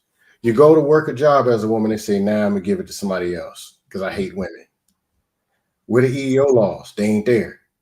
You walk home from work. Somebody wants to snatch you. Men were needed. It was survival. You can't go nowhere. Where you gonna go with your 3 kids? That's how it was 1942 or whatever. You go to try to be independent, sell cars or whatever. No sexual harassment laws, no domestic violence, no nothing. If they say, look, I'll give you a paycheck next month because I feel like it. Who you gonna go to? As a woman? Oh, she's a woman. She lying. So it was survival. And the community ain't going to back you because they're going to shame you for walking away from the man. They had 100% dictatorship which means men run it however you want. 1960 something, women said we had enough. Feminism came. If this 80 and 90% marriage rate was so great in 1922, 1961, why did the women leave and never come back? It was overcorrection. I agree. Because Nation of Wigwam was formed and the women went way out of control. Well, I have to agree with you. Listen, I gotta agree with you on that one, but that's hilarious when you say that. Then you listen to the men talk, and I'm like, oh, that's why they left. Listen to the stuff they be saying. Answer that question, Scam. Can I ask that? Can you give me a minute to answer that question? Yeah, go ahead. Ask the question. Where did the women go? Right? Somewhere away from them dudes, and I don't blame them. Okay, so what happened was the 1940s, World War II, right? Men were gone, women were working, right? Right. Women got a glimpse. Women got a glimpse of being able to take care of themselves. Because, like you said, right? Women were just an afterthought, right? Before that, right? But now we need women. We need women to work in these factories. We need women to go do this stuff, right? So now they brought they brought them in. Now the women in the workforce. When they were scared to death, when they start working, they say, "Hey, man, we can do this too, right? It's no big deal. We can do it too." But then when the men start coming back from World War II, they start getting kicked off all these jobs, and the men start getting the jobs back, right? But the women said, "Wait a minute. We want us to be at work." So that's how feminism got started, because white lesbians said, "Hey, no. We want to be able to work. We are definitely not looking for men to take care of us." So the white lesbians started the feminist movement, right? Unfortunately, in my opinion, white women, they went along with a portion of it. But unfortunately, I think the sisterhood got a little hooked into it just a little bit more. They saw, they thought that they were going to get as much benefits as the white lesbians was going to get, and unfortunately, that didn't happen because white lesbians had no interest in trying to be with men. So that's not a part of the issue. As a matter of fact, outside of the personal safety that feminism brought, which that was a good thing, and the job, being able to work on a job, most of the other dogma takes you away from the nuclear family. So my point is, that's where the women went. They followed that dogma. Okay, and I'll let you continue, brother.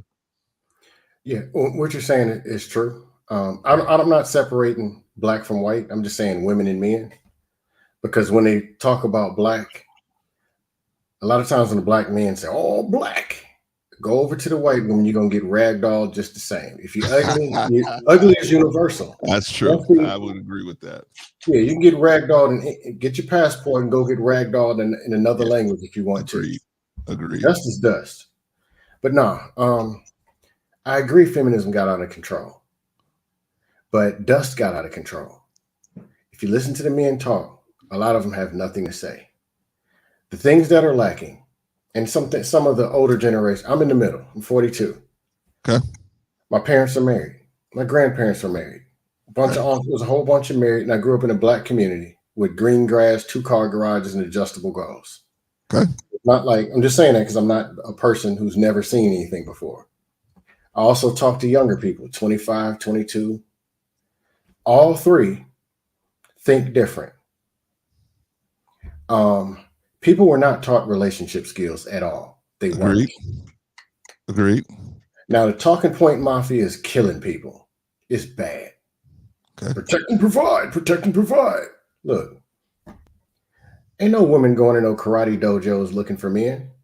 They're not at shooting ranges looking for men.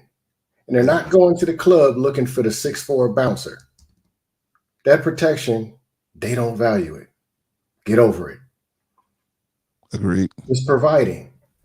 If a woman needs more money, she's going to get a job and she's going to work more hours. Okay. That's the default. Let me ask you a question, Scam. Let me ask you a question, Scam. Okay. Because, and then after this, I'm going to ask you a question about solutions.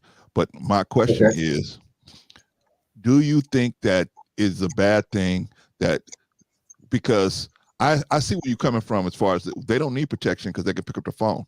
There's always a man on the other end of that phone that they can call, that can come over.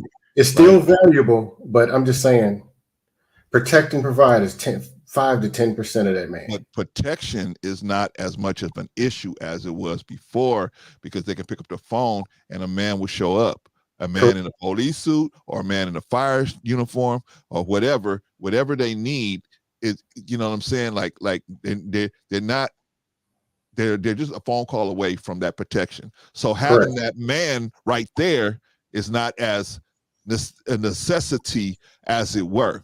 Now, here's my question for you. Okay. Has that helped women to see men in a romantic relationship better, or has it been a bad effect or a good effect in your opinion? And then we're gonna go to the real question. It's neutral. The reason being, traditionalism taught people to think in a box and not do any critical thinking or solve problems. So the men don't see what the problem is. They're still running around talking about protect and provide, and the woman's saying, I don't need that. I don't need that. Great. They're doing it year after year, 10 years, and the talking point mafia is still pushing it. Well, what you gonna do with this? I don't want to hear. No. All right, man. I'm gonna be what the women want. Yeah, what the women want and what the women need, they're not getting because they couldn't get it in 52, 78, 93, none of the years. Communication, which is the number one reason for divorce. Active listening and talking, which is the thing that pulled them in to begin with, which is the reason there's some dudes who can step in the club and get 20 ladies and some dudes spend all the money on drinks and go home alone. How do you talk? Is it hard? It's not hard to get women in the club. Very easy, right? You'll be surprised. But I'm just saying in general, communication is number one reason for divorce, and it's also probably number 1 or 2 in attraction. They don't talk about it. I would agree with you that communication is probably the best reason why people get divorced. I would say, and the lack of conflict resolution. We don't know how to solve conflict. Right, that's connected to communication and critical thinking. Yeah. We're so quick to, give it up and say, "Well, I want a divorce." Then, so things of that nature. Oh, gee, I agree with you. That like that's a curse that's been placed on this community. Like, what is the ability not to resolve any conflict, be angry. How do you resolve conflict when people don't listen? You're the person you've been spending your time with. That's a good question. That's what I've noticed. That's a really bad habit. Hey, Jay, question. That our people have, and I don't like that. What's the first step? Yell at each other, apparently. What's the first step to problem solving? What's the first step? Communication. No, I mean first actual step. The first step to realizing there's a problem is first acknowledging that there is one. It's number one. Number two, identify the problem. 90% of the people can't even do that. The men. Or they misidentify it. They never listen to what the woman has to say. They misidentify it. No, that's fair. That's fair. I'll say that. I won't say all dudes, but the ones who who are not problem solvers, who can't, who don't even know what the cause of the problem was, are nonchalantly ignoring things. If it's like, for example, if like I said, you're not. I've always said this before. You're not a man just because you pay for stuff. You're a man how you take care of business and how you move, how you talk, how you communicate. That's all key. And noticing body language, things that I've always talked about. You got to do all that stuff. You got to pay attention, even when your woman is. I'm not saying she's sour. She says something that one day, you got to hear what she has to say. Mm-hmm. You have to hear it because like I said, they so busy saying, I'm the leader, listen to me, this is what it's going to be, and that's it, without sitting down and having a conversation, like you're saying, to communicate, because just because you're the leader doesn't always mean you have the greatest ideas and you're leading correctly in that moment. Sometimes the one can say, hey, babe, no. Maybe let's think about this. Let's rethink this. Let's pull back, fall back. Let me bring this to the table and let you think about it. But men don't A lot of men don't want to tend to do that when they're so headstrong, especially a lot of the ones I'm hearing on the panel. I'm the leader, I lead and provide, and that's it. And my word is bond, and what I say goes. And all you need to do is submit and let me lead. Just submit and let me lead. But what the hell? What the hell am I submitting to? Are you leading me correctly? Can you, as a man, resolve conflict resolution among your fellow brethren? First of all, you know what I mean? And then you want to come in a household and talk about submit and listen to me and this and that and the other. Okay, well, what the hell are we talking about? Where's this going? Where do I see it long term? Does it make sense for what we're trying to do, what we're trying to build, what we're trying to have? Are you leading correctly as a leader and as a provider or as a man in the household? Since you love that title and to wear that title, and it's so easily to come out your mouth, but are you doing it the way you're supposed to be done? And I'm not speaking from a Christian standpoint. I'm just speaking from a man's standpoint, period. I'm talking as a human standpoint. One, be able to identify the problem. Two, be able to listen, actively listen, and find. Active listening is bleeding. Emotional intelligence is bleeding amongst men. Communication, masculinity. They don't understand that they're becoming the very women that they're complaining about. Scam, stop right there. That is a great list. Let me address something you said before, because I want you to continue with that list. That's a great list. But you said something. You said active listening, right? Why don't men actively listen? Why? Because I'm telling you, it's a lot of vanity, because we're so vain. We will say that a woman challenging us is disrespectful. Like if the woman says, hey, that part, this bill needs to be paid, and it don't get paid one day, like my wife told me yesterday, you know, we got to pay the cable. I said, oh man, I forgot. Right? I wasn't like, girl, don't tell me what to pay no bill. I know to pay the bill. I'm the man. I'm the leader. Right? I didn't say none of that. Right? I said, oh man, okay. I accepted the fact that she basically said, hey, you dropped the ball on this. You got to get on that. Otherwise, we're gonna be sitting here with no internet. And I said, oh, okay, all right. But if I'm not open to the fact that I may get some criticism, that's in my opinion why black men don't want to listen, because they're afraid that there may be some criticism in that active listening, and that may hurt. Then I'm gonna have to say, I'm not the ish like I thought I was. And so I think that plays a part in why they don't. And unfortunately, like you said, Claire, it's the prime example is if you on a road trip, husband and wife, right? And men, you can't tell them directions. You can't tell them how. I know how to get there. I've been driving this route for 15 years. And the woman is saying, well, baby, the sign just said it's a detour. You missed it. You don't want to hear it. No, baby, you should have made a left turn 3 miles ago back there. I'm telling you, I saw the sign. Never. And then you get all the way up and you at a dead end construction. It's all blocked off. And then you sitting there and the woman says, see, you should have listened. That's all I was trying to tell you. Hey, Patrice, it's like that with a lot of men when when it comes to that type of communication. Patrice, you see how quiet it got up here? All these exactly. Men got up here. We all done that, right? Okay, but here, this is very critical about what I was talking about. This is very critical. What happens when you don't listen to someone that builds resentment? Now, resentment can either be seen or unseen, right? And most men don't see it until something happens.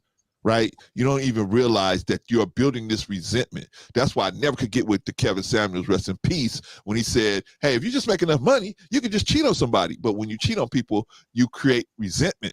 And if at some point, that person's going to act on that resentment.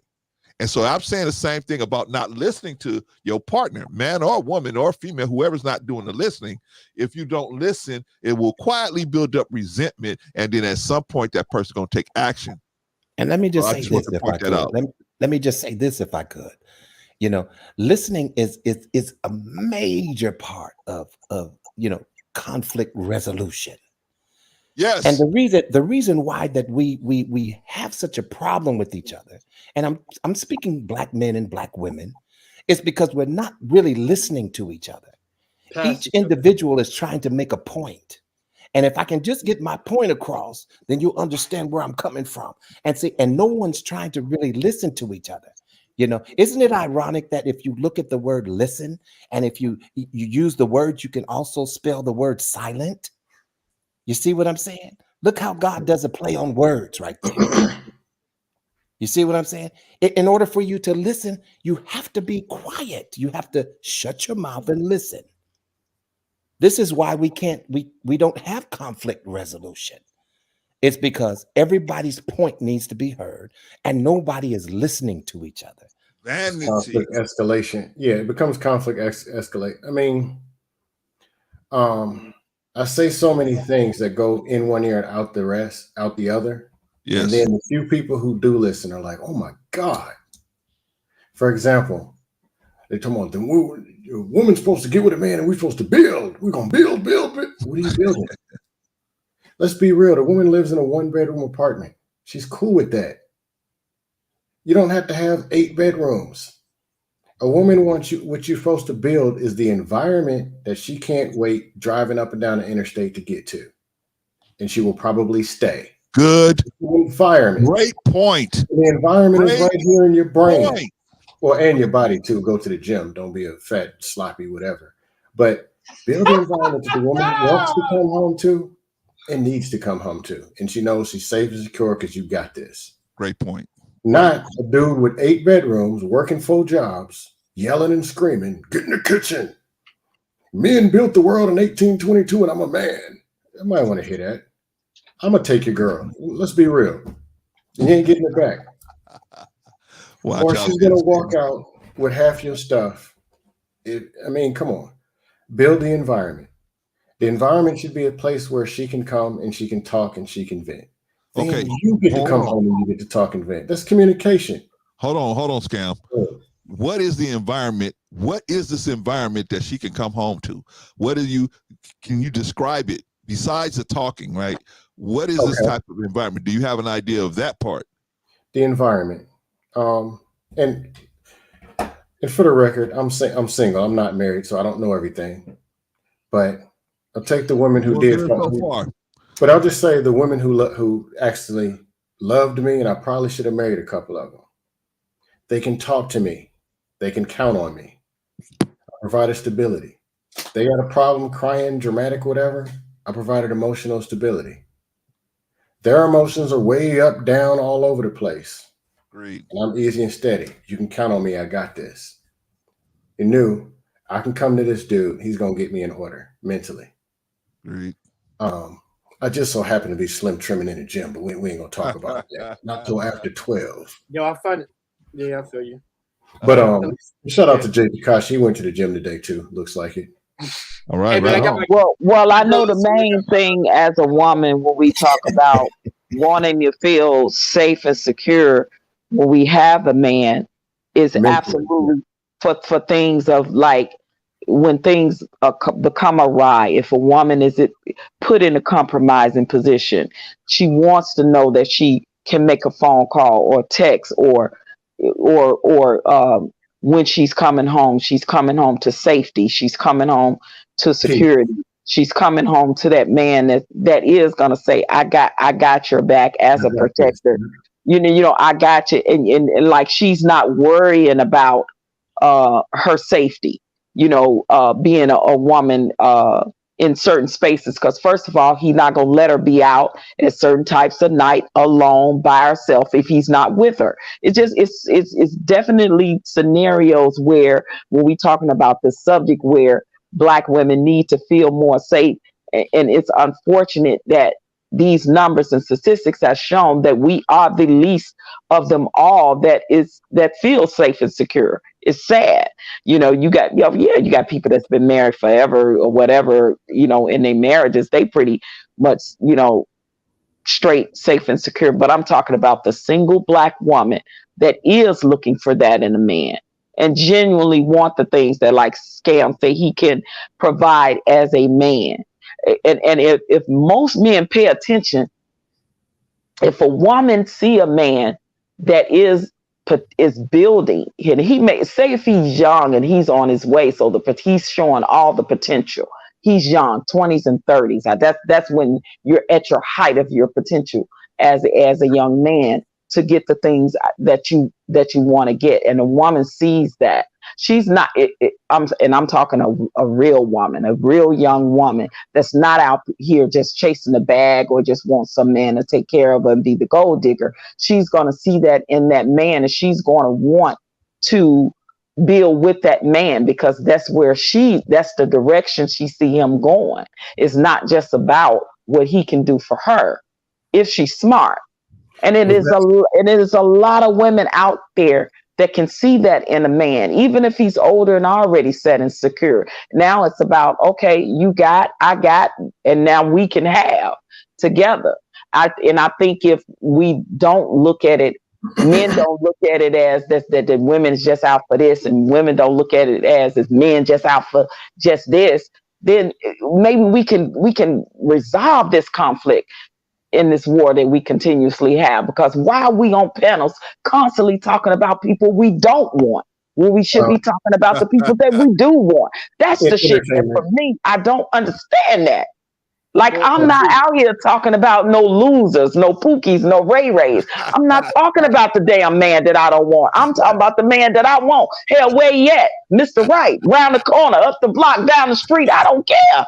Well, they're telling on themselves. And then when I come to troll them. Where'd she drop? They're there. Oh, yeah, she's out in Arizona, man. What the dudes don't understand as a troll, they think trolling is just about cracking jokes. It's actually the highest level of emotional intelligence, because you're feeding off of energy. It's language. It's a lot of stuff. Wow. With trolls, yeah, comedians, and it's a comedic way. And actors, it's a comedic way also to get your point across. There's a lot of little snideness involved in it, a lot of sarcasm involved in it. But guess what, though? See, even in sarcasm, there's some truth, right? That part. I was being funny, but I was being truthful. No, but I was referring to scam. I've never heard that. That's crazy. Now, here's the deal. The energy from trolling is their own energy. I can say this to them on a smaller panel. It's not my energy, it's theirs. Jay Tekashi comes on the panel. All these women, the baby mamas with the wigs, blah, blah, blah. He already told me what the problem is. He can't get the woman he wants. He can only get baby mamas with wigs, and he probably went and made those very baby mamas he's complaining about. Wait a minute. Are you talking? I got 6 shots to fire at him. Are you talking about Tekashi like that, man? No, I'm just saying if he came on. Usually it's an example, but I see. Brother Vaughn. See what you just did. Now I know what you thought you might have heard, but using me as an example. I'm not gonna get out of character, because I know what he's doing. I see what he's doing, and he's doing it as an example. That's how black men know how to move right there. What I just did. That's it. And I was just instigating. I was just, I was being devil's advocate. Yeah, man, at the time. Talking about you, man. I'm like, dude, I'm 31. Well, I'm about to be 32 this week, but I don't care. Like, use me example. I don't care. That's fine. As long as you get the point, what he's trying to say about using me as an example, that's what matters. That's me listening. They don't understand that women smell this energy. The women they want, they smell this energy. They get approached by hundreds of dudes all the time. They know most men are insecure, and they know. Right. They think women don't know. You insecure. Your confidence ain't on point. Right. They know. They're getting approached by dudes all the time. Right. A lot of them can judge a few can judge good character. Good point. What happened is YouTube created this fictional high value man, and the talking points don't even make sense. Good point. High value with all this stuff. They never said anything about putting a woman in the situation, because all it is about money, and then when it's a woman, it's about that vagina. And then you're supposed to take these two people who don't even like each other, beat them with traditional talking points, and make them raise a family. No, that's never gonna work. I'll be honest. The men are not all high value. You're not all this masculine, whatever. You put one modern woman on the panel, the whole panel, 9-10 men go berserk. Yep. They can't even have a conversation with. It sounds like virgins. No offense. That's what that I sounds like. watch to me. this, and then I come troll them and pick them off one by one. Yeah. Hold on, Scam. What's wrong with the virgins, Jay? That sounds like, I'm sorry, like I have to say this. Involuntary virgins. Bro, I've been around panels with dudes or women, like when they talk about when these girls women be on panels, half the comments are about their fucking titties. And it's like, to me, that says you've never been around a woman in your life. You've never conversated with one. Like, we had the pleasure in high school to conversate with all of them. That's the benefit. We 91 kids have. Well, I'm gonna start. Well, I ain't gonna start. No. Oh yeah, no. But I'm side eyeing. I ain't no start. I'm side eyeing all these dudes that keep talking about these 304s, these hoes, these bees ain't loyal. The whatever. I'm side eyeing these dudes because I know secretly these are the women they really want. They wish they had. They want these women. I don't care what nobody say. I don't care what nobody say. They've been rejected by certain type of women, and now they talk about the type of women that they really deep down inside want. But wait a minute, Patrice. OG Patrice. Now you would have to be honest, because you know these hoes ain't loyal. You know that. These hoes ain't loyal. You see what I'm saying? Come on now. Let's keep the conversation real. You see what I'm saying? They're not loyal. If you're doing that, Bond, you gotta stop that. You want to be loyal? Stop making it rain, Bond. Stop making it rain, Bond. No, brother Chris, clip that. You gotta clip that. That was beautiful. It was beautiful. It was. All right, man. Hey, let me let Scam. Scam is on a roll here, man. Let me let Scam finish, man, because he is on a roll, man. No, actually, you know what? Scam, man. I mean, you're so on point tonight, man. He really is. He really is. And a lot of times I can't differentiate between, the trolling and you dropping gems. But as I look at you, I'm kind of learning it a little bit more. But man, there were some things that you said that I definitely identified with and agreed with. Me too. So kudos, everything he said so far. Man, I'm telling you. Except for the trolling. I don't know nothing about the trolling. I can't identify with that. But everything else, he was on point. Definitely on point. Maybe he's scamming all of us right now. I don't know. Maybe he's scamming us. Are you scamming us, Scam? No, key thing is adaptability. You got to be able to move in different environments. I didn't get all of my critical thinking beat out of me as a kid. We only got some weapons or whatever, which I don't advise whipping kids. Don't do that. Yeah. There's other ways. But I was allowed to ask why. I was allowed to ask how. I was able to see a lot. So what I didn't get, I was able to go and try to find out. Unfortunately, I didn't have the best of relationship skills in my 20s and even into my 30s. So I'm still single. But I decided I'm going to figure out everything I can figure out, and that's the best that I can do. Okay. But in the scamosphere, there's no relationship skills being taught. It's go get the bag, get a briefcase full of money, beat her over the head with it, and she's going to submit. And then get a prenup. So you ask her to submit to all this money, fictional money, because everybody ain't making all this money. Submit to this dude because he can got a job. And then sign a prenup, but you ain't going to never get the money no way.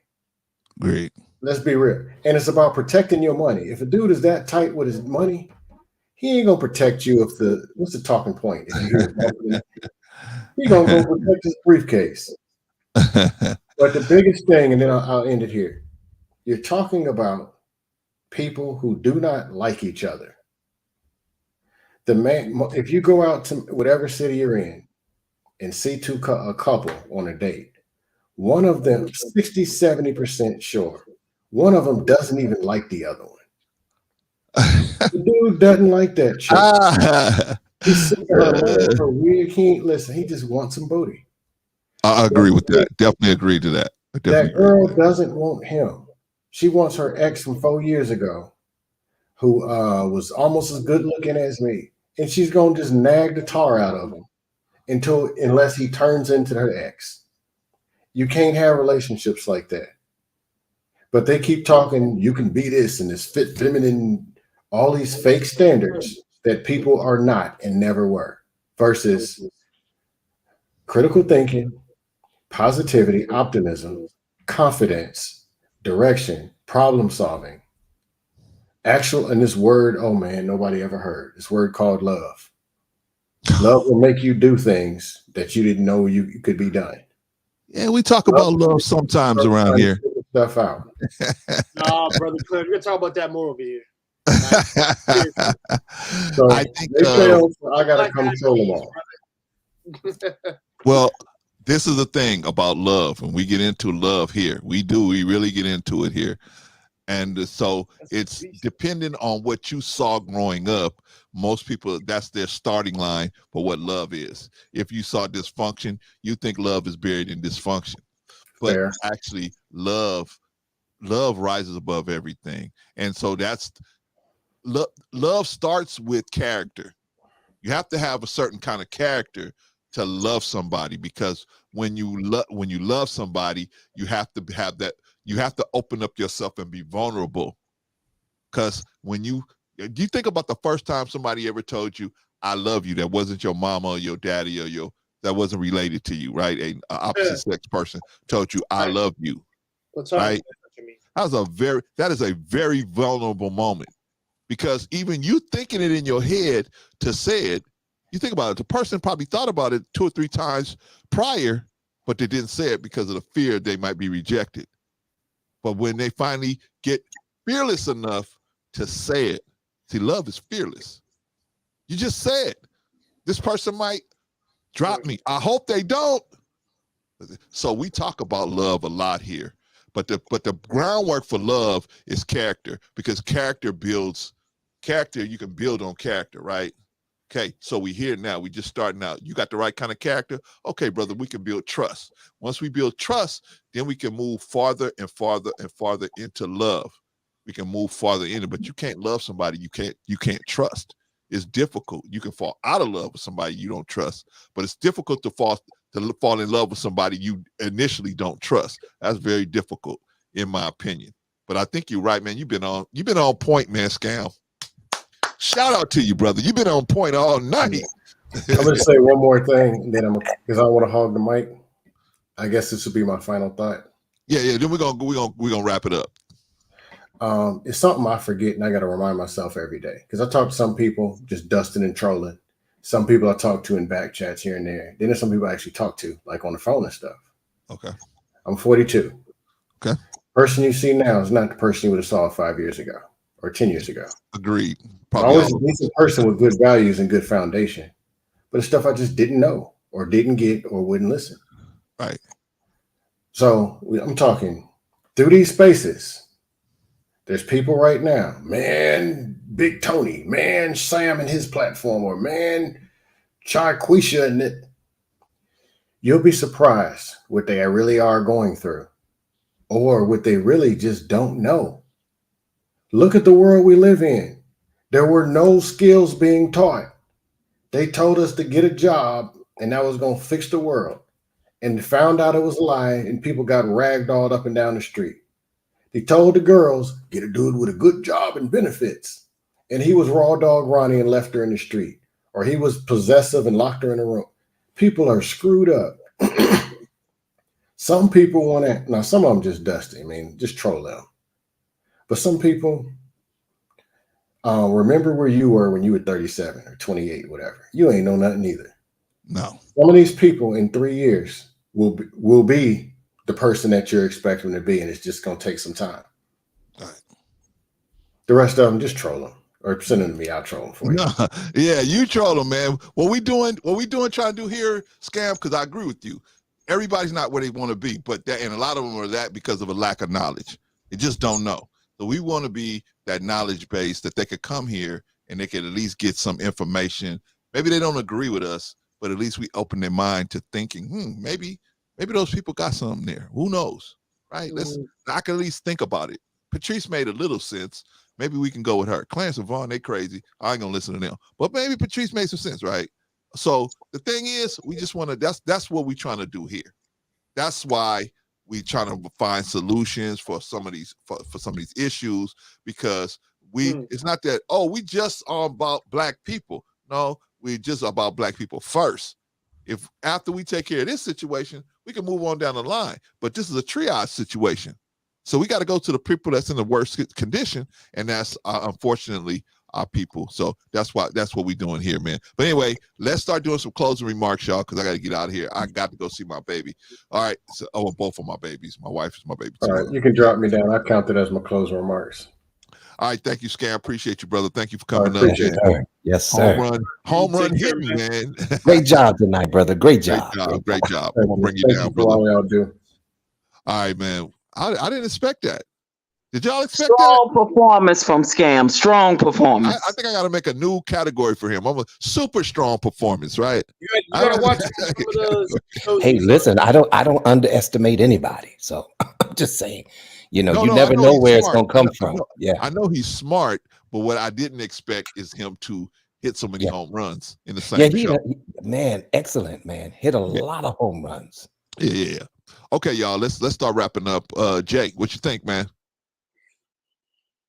I think we hit pretty much everything in the head. Only a few things I would say was just at a point in time, we were all strong together and things like that. And I think we just separated and just kind of like got dismantled, literally. Because I do believe if we were not in that time, if we had that bond that tied us together, we wouldn't be so disoriented the way it is now. So I do believe that. Because it made me believe that we were never like all agreed on something, then that means we're always dysfunctional. Do you really want to sell that? I'm like, no, hell no, I'll never believe that.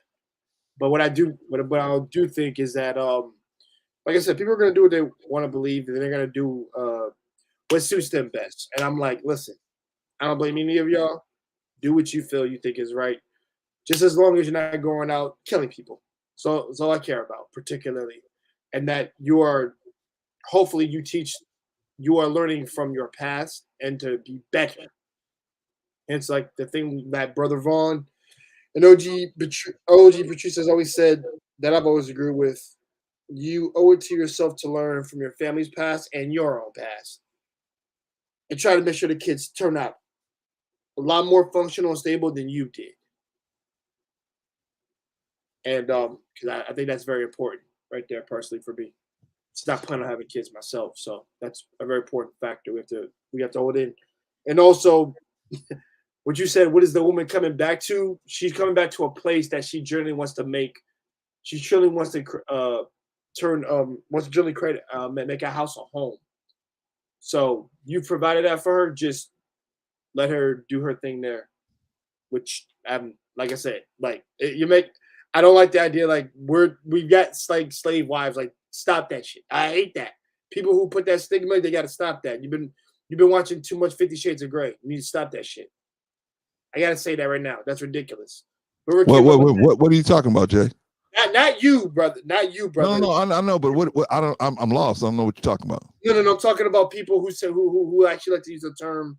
And here's what I mean when I say that.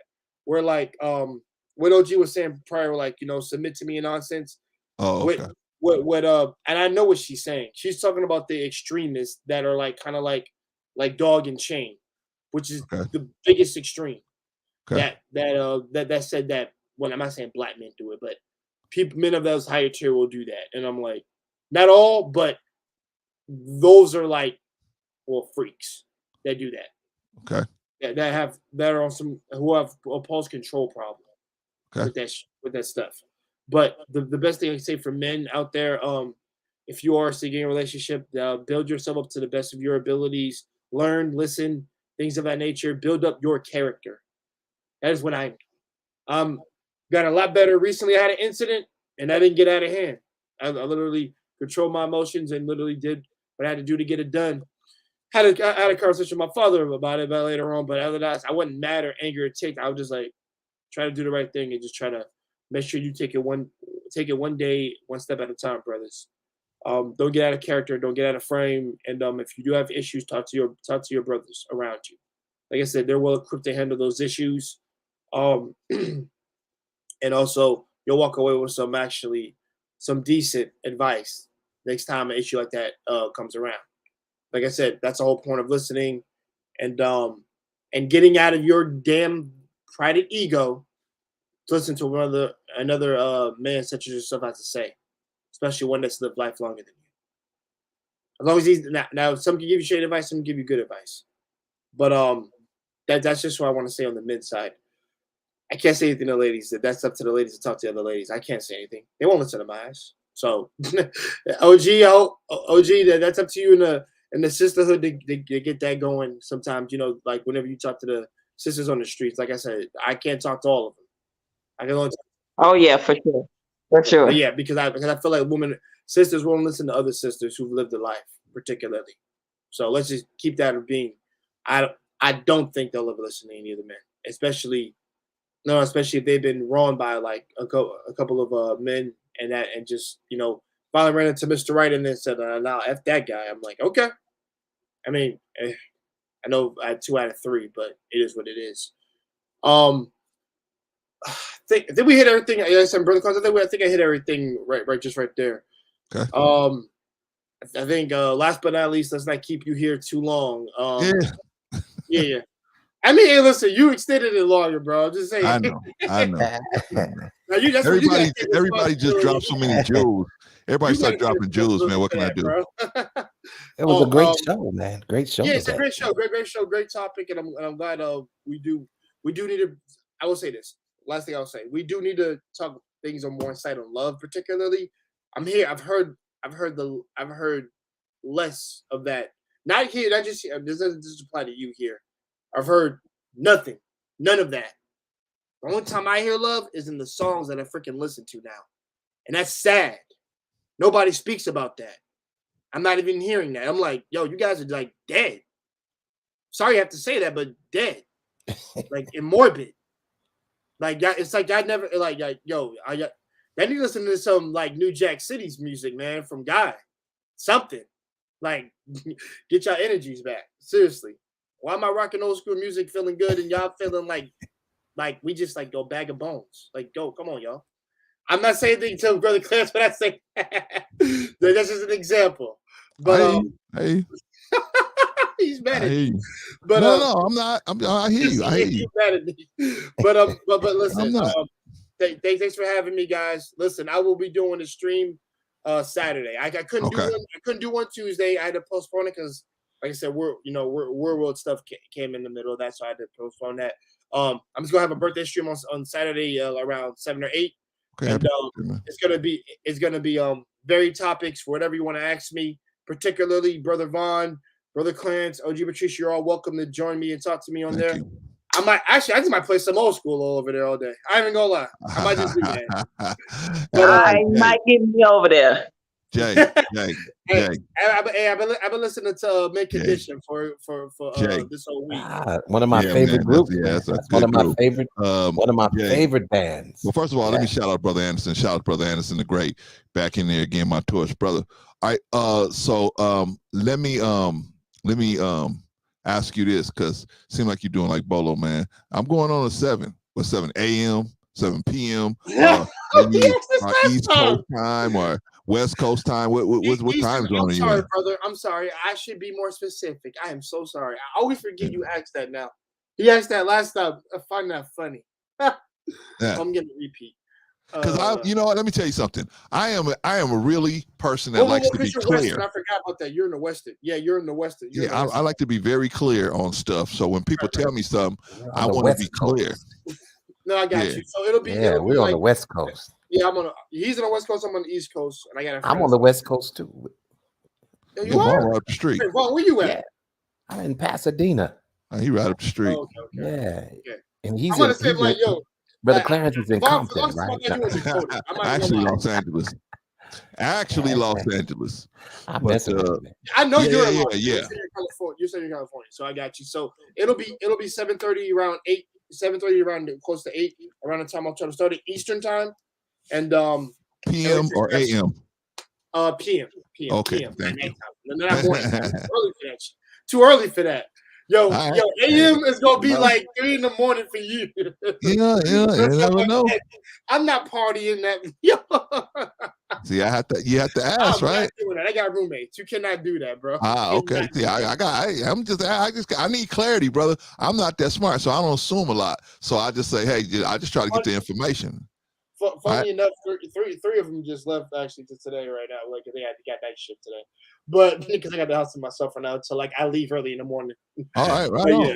I don't go. Yeah, that's why I'm a little bit louder today. But if anything, yeah. But if anything, man, like I said, these are good topics. And the thing is, like I said, I do want to separate for us from the norm of those freaking I guess like statements that have been passed down. I would say that the best way to break the mold is to go out is to get out of that norm and actually create new examples for different people. Give them new ideas, give them new hope, give them a structure, a new structure they've never been invited to. But also, I've always said this: let people flex their creative ideas. That's what's missing right now. I hear so many young cats that I run into, like they even talk to me when I deliver and stuff like that. They'd be like, "Yo, I created this new thing." I'm like, and they actually show me before I go, and it's just like, "Yo, that's really nice." And like I said, I'm glad. Like I said, I hope you, like I said, set out to do what you want to do, things of that nature. And that's why I said, the young people give me hope. Not old school cats like y'all. I'm talking about the new generation in front of me. Them niggas don't give me hope at all. They gotta show me. But OG Patrice, Brother Vaughn, brother Morgan Freeman, and there you go. Brother Clarence, the manager of New Edition. I love y'all. All right, young man, love you more. Don't worry, OG Patrice, TLC, your girls. But it's the truth. But listen, y'all have a great night, man. I'm about to get a workout in done, and I gotta go to sleep and get ready for work next time. All right, big brother. I appreciate you for stopping by, man. Thank you, Brother Jay. Appreciate you, man. All right, man. If you haven't subscribed to Jay Tekashi, man, get on over there and check him out, man. Give him a shot over there at Jay Tekashi. All right, y'all. All right, it's time to get up out of here, y'all. Who wants to go first, man? Three the hard way. Drink the hard way. The home team, right? And then and if y'all pondering, I did send Rico the link. So Rico probably got caught up with his passport. You know, he likes talking black talk, but he really loves beating down them passport bros. He really loves that. He really loves that. So if his wife's gonna fuss at him, he'll take the fussing for that. So he ain't gonna take the fussing for us. Right. All right, y'all. Who's gonna go, man? Because let's wrap this thing up so I can go home to this baby. I'll go. Thank you for playing the video. Just to get back to the subject at hand and the matter of what this whole string was about, and how and what can we do as a culture and community, Black men and Black women, to help protect Black women more from some of the nefariousness that we see going on in society. I mean, Chicago, those numbers were astronomically crazy high. Yeah. See, only 16% Black women of the population, and all the other numbers was double and triple, with the nefariousness of crimes that happens to us. I can't stress enough how much Black women need Black men. I can't stress enough how much we need each other. We need to encourage more relationships, more marriages, so that women can be protected. Because hopefully that the one she's with is not her predator. Can't stress enough how much when you look at everything we've been through as a culture and everything we survived, overcome, still overcoming. I've never lived in a time in my life more now that I'm afraid for the future for our people, if that makes sense. It's scary. It's scary, right? Protection is important for Black women to feel, especially when they are single or alone.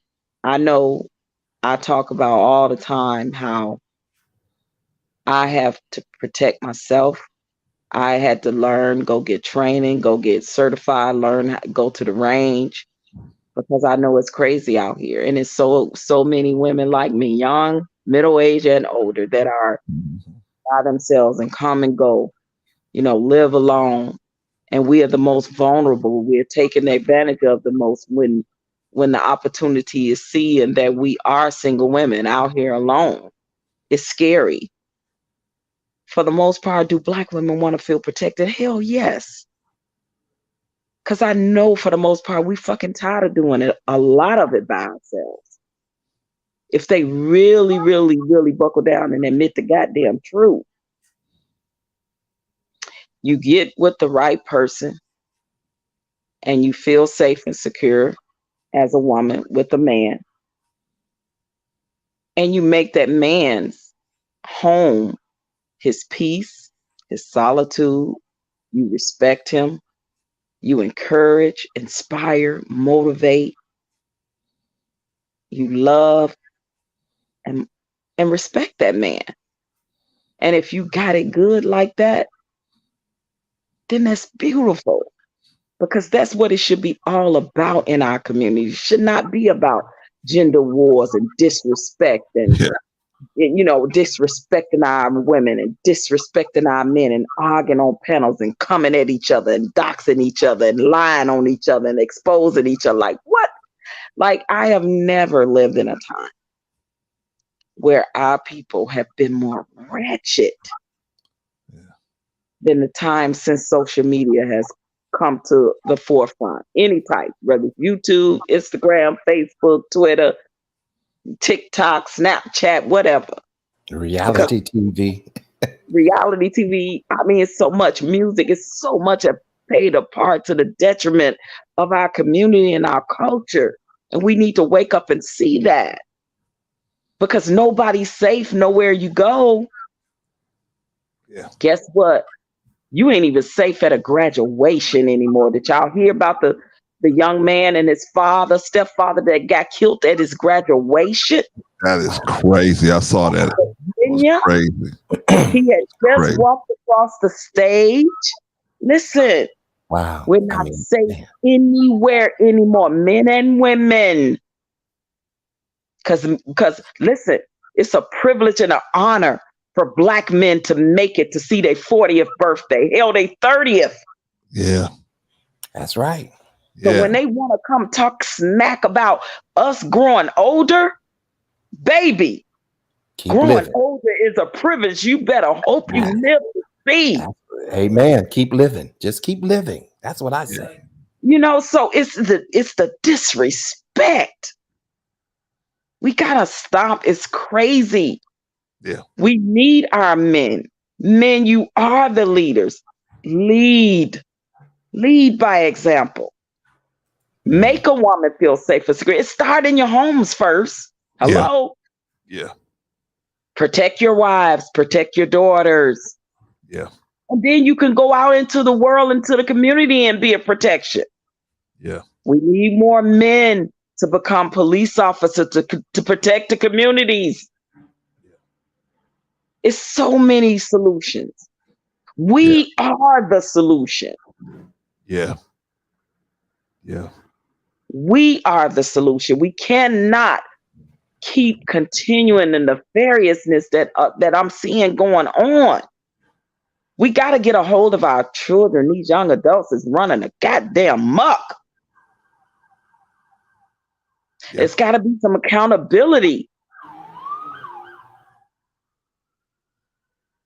Got to be some accountability, but that's all I wanted to say. I'm going to land my plane. Thank you. I'm so glad that, and shout out to Black Girl Unlost. I'm subscribed to her channel. I love her channel because her channel, and it's another one, Leah Gordon. That's all predominantly that they show is what we're doing to each other, how we're murking each other. I mean, husbands doing it to wives, boyfriends doing it to girlfriends, exes doing it to exes. It's crazy. They doing it to children. You ain't safe nowhere. Anytime you walk across the stage and graduate out of high school and thinking your whole life is ahead of you, and 10 minutes later when you were off that stage, your life is gone. That's how serious it is out here in these streets. That's crazy. So are we all really protected? Because that young man lost his life and his stepfather too. His grown stepfather, a black man and a young black boy, they both lost their life, all because of people can't handle conflict. You get into an argument, you want to solve it with, or if you listen, y'all know we grew up at the time we fought with our hands. So whoever got their butt whooped, it was cool. We was playing next week or whatever. It ain't like that no more. These people don't know how to handle rejection. They don't know how to handle conflict. Right. And they going to get the weapon and saying, I'll take care of you. You won't be able to embarrass me no more. You won't be able to beat me up no more. You won't be able to whatever me no more. That this is where we are. We can't go to the grocery store. We can't go to church. We can't go to the mall. We can't go nowhere. I'm telling you, everywhere I'm going, I'm looking where's the nearest exits in case something go down. That's what you should do. Unfortunately, that's exactly what you have to be that safe. In the mall, I'm in the mall. And I'm okay, exit over there in case something go down. Okay, this the door. Listen, this is where we are. I had to teach my wife the same thing. Now she know. If she know already. If we go to the movies, we sitting on the end. That's right. You want to be able to get out, get stuck in the middle. Exactly. Get trampled on. Yeah, exactly. But yeah, brother, listen, we got to have more of these conversations. We got to have more of these solutions that we're talking about right now in order for us to be safe. And looking at those channels with what's going on with the way these black men are murking these black women, that's why you listen. A lot of them can't handle rejection. A lot of them can't handle the breakup. A lot of them can't handle the woman want a divorce. Yeah. You know, they either killing them or either killing them and then themselves. It's crazy. Yeah. Yeah. So we have to protect ourselves out here as women. But God knows we need you, man. We need you.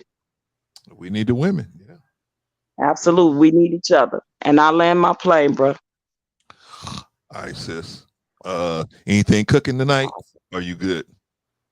I'm good. I'm good tonight. I already cooked, so I'm straight. I'm full. I don't know. What about you, Von? You cooked? You hungry? What you doing? No, I've already eaten, so I'm I may want to snack though a little bit later.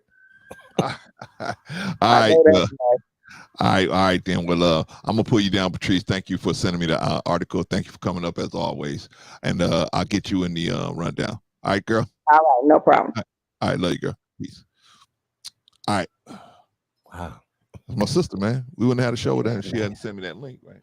I'm telling you, man. All right, brother Vaughn. And it was just two last knuckleheads. Two dinosaurs left. Two dinosaurs. Wow. Right? Negrosauruses. You know what, Vaughn? We got like almost 60 years of marriage between us, and we can't pay nobody to listen to us, huh? You know what I'm saying? It's like go over there and sit down and shut up. You know. Here we are. That's how the young people treat you when you get older. You go sit down. You don't know what you're talking about.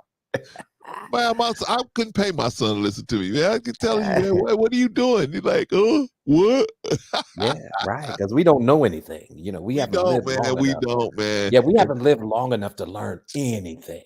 You see what I'm saying? They know it all. Hey, man. All right, okay, whatever, man.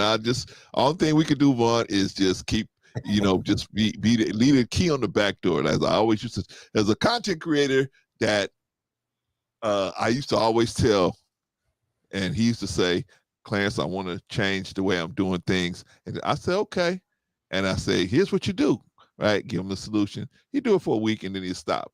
And then finally I realized, hey, man, this dude you know, he just got the fighting spirit in him. He wants to fight somebody, right? So I said, okay, if that's what he's gonna do, I said, what's what I'm gonna do for you, brother? When you ready, the key is on the back door. You can just lift up the mat and come on in and let's sit down and talk. I always have the door open for you. Even if I disagree with what you're doing, I'll always have the door open for you so that you can get some counsel, right? Yeah, exactly. That's all we can do, man, because my father used to say, you can lead a horse to water, but you can't make them drink. You can't make them drink. Exactly. Yeah, man. Exactly. So, you know. But anyway, let me not man. interrupt you, Vaughn. Go ahead No, and you're get good. some You're more good. here, man. But yeah, you know, listen, you know, are black men too deadly for black women? Are they? No. No, we were made for black women. Agreed. You see what I'm saying? It is our choice that we succumb to apathy when it comes to our black women. You see what I'm saying? Yes. We become very apathetic. You know, And I we're really not want to get into that. concerned. Yeah, we're not concerned about her plight. What Correct. she's been through and how she's come from where she was to where she is right now. Correct. You know, if we could just have more empathy, you see what I'm saying? Yes. You know, that's the ability to understand and share the feelings of another. Yes. In other words, I can step in your shoes for 2 minutes and you know, mentally. Agreed. And have some type of heart about myself to understand what it is that you're going through and how you got to this desolate place that you're at right now. Agreed. You see what I'm saying? Yeah. But see that there's more apathy than there is empathy between the black man and the black woman. Okay. And it's very shameful. You see what I'm saying? There has to be correction on both ends. Correct. And Agreed. until we acknowledge the shortcomings, you see, it will be hard for us to move forward. We will continuously stay in this state of just, you know, a roundaboutness. You see what I'm saying? Yes. Just like a dog, and I say this all the time. You know, the dog that chases his tail. That's all we do. Agreed. You know what I'm saying? Agreed. And so, you know, listen, you know, my heart goes out to my sisters. I will always love my black women, and I always have. It is unfortunate that we see them succumb to, you know, all of this peer pressure and societal things that cause them to conform to the world. And so we see them twerking and, you know, pooching the asses in the air and see what I'm saying? Dressing unseemingly and doing all kind of stuff to discredit the character of who they actually are in God. Mm. You see what I'm saying? Mm-hmm. But, you know, a lot of us stand by on the sidelines and we judge them. Look at her. Yeah. Look at her. Look what she's doing. She ought to be ashamed of herself. Now, there should be some shame to it now. Let me just add that in there. See, that's the problem. There is no more shame. You know, what's the sister's name? Mrs. She said, you know, she has shame. Sunday. Shameful Sunday. Yeah. You see what I'm saying? And she's calling these sisters out that are doing some of these ungodly things. Not that she's perfect, not that I'm perfect. No judgment there. It's an observation. Cover yourself up. Yeah. See, but as black men, I think that we have gotten sidetracked, you know, as to the vision and our purpose, you know. And God made this woman for us, you know, not just the black woman for us. Not to say you can't date outside of your race. But see, we were a unit when it came to a people, right? Yeah. Right. And let's look at the plight of this black woman. See, she's been lied on, right? Yes. Yes. She's been cheated, definitely. Absolutely. Right? She's been talked about, mistreated, used, scorned, talked about, show where she's born. Yep. Yes, so sir. Come on, gentlemen. If we don't have a solution as to how to pull her up, let's offer an extended hand and pull her up, pull her back up to where she should be. You see what I'm saying? You know, now you can't pull somebody up that's just trying to pull you back down now. Listen, some folks just don't want to be saved. Oh, I better not say that again. No. Some people don't want to be saved. So like, just like Brother Clarence said, hey, that's where triage comes in. Listen, you got to save the one that's more likely to survive. Right. See what I'm saying? That's Right. all about triage. Right. You know. But man, excellent topic today, man. You know, I just hope that I hope that I was able to, you know, bring some light to it. You know, bring some clarity to it, or maybe somehow brought some type of solution to it. You know, but I do know that change needs to take place. Because if we keep going down the road that we're going down, Brother Clarence, man, it's gonna be an ugly situation. It's like dog eat dog. You know, it's like black man, black woman, they're just eating each other up. Yeah. What's the outcome of that? Yeah. So I'll land my plane there, and I love, like I said, I love my sisters. There's nothing simple about it. You see what I'm saying? Because, you know, this is what I don't like about, but you know, this new age stuff. You know, you're wrong for giving a compliment, and you're wrong for supporting a black woman. You're wrong for encouraging a black woman. You're wrong for lifting her up from where she is. You're wrong for giving her good correction. You're a simp. Come on. You're a Ladies simp. and gentlemen, what are you talking about? Gotta love the manosphere. You are crazy because you love your wife, right? You're a simp because you love your wife, right? Yeah, you know, and all these suffixes. You know, you got the prefix and the suffix. You know, I've added 3 suffix on the word simp. You know, and I call it simpish-ness-ism. Simpish-ness. Wait a minute. Simpish-ness-ism. Yeah, simpish-ness-ism. Okay. Use it in a sentence. Well, you know, that's that simpishness-ism. See what I'm saying? That's what that is. You know. Hey, that is a word here. We're gonna point it here. I'm gonna give you credit, Bob, but I'm gonna use it now. Yeah, you got to practice that because it's very hard to say, actually. But yeah, man, I'm gonna work on it, man. I'm gonna be. Brother Clarence, listen, excellent show, man. You know, I appreciate these opportunities to get up here and just share my heart. You know what I'm saying? And that is what I'm doing when I get up here. You know, and I just thank God for that opportunity, because that doesn't come along all the time. You know, and there you go. Patrice said, yeah, simpish-ness-ism.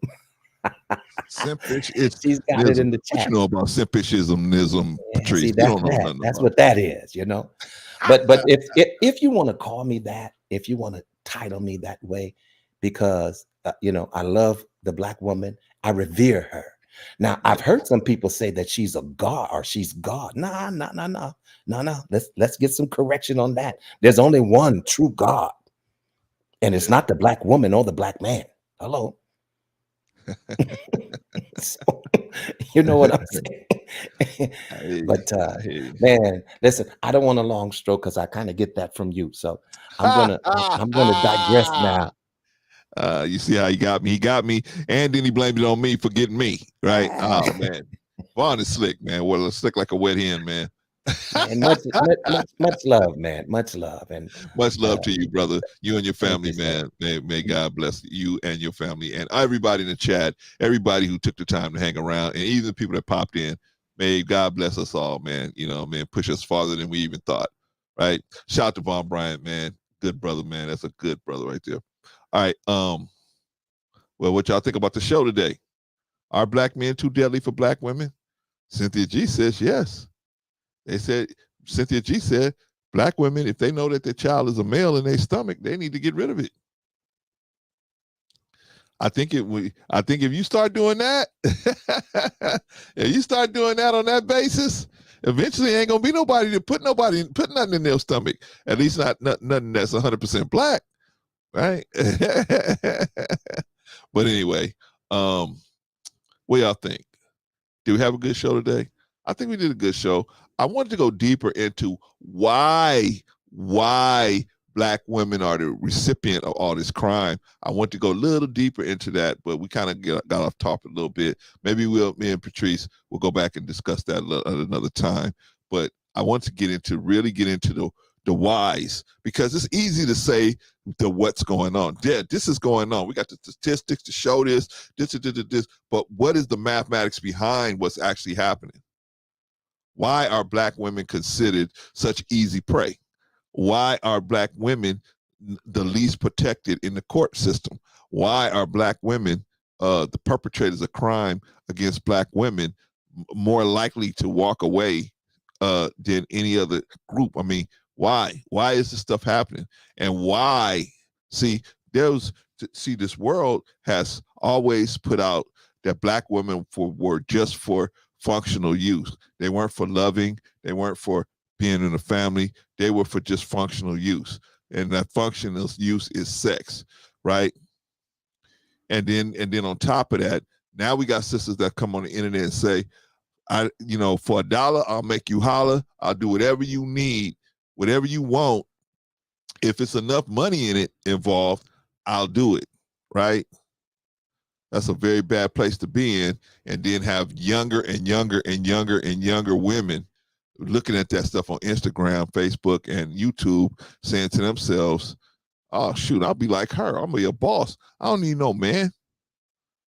I can just get money for doing what I enjoy doing anyway, right?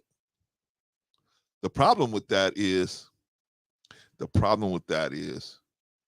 that's not your natural state of being. As a female, as a woman, as the Black woman, that's not your natural state of being. Your natural state of being is in support of the Black community, in support of a good, listen to me. I didn't say no man supporting a man. I said a good man. Your job is to find a good man. But some of us find a man with money. And we say, well, since he got money, he must be a good man, because God blessed him with the money.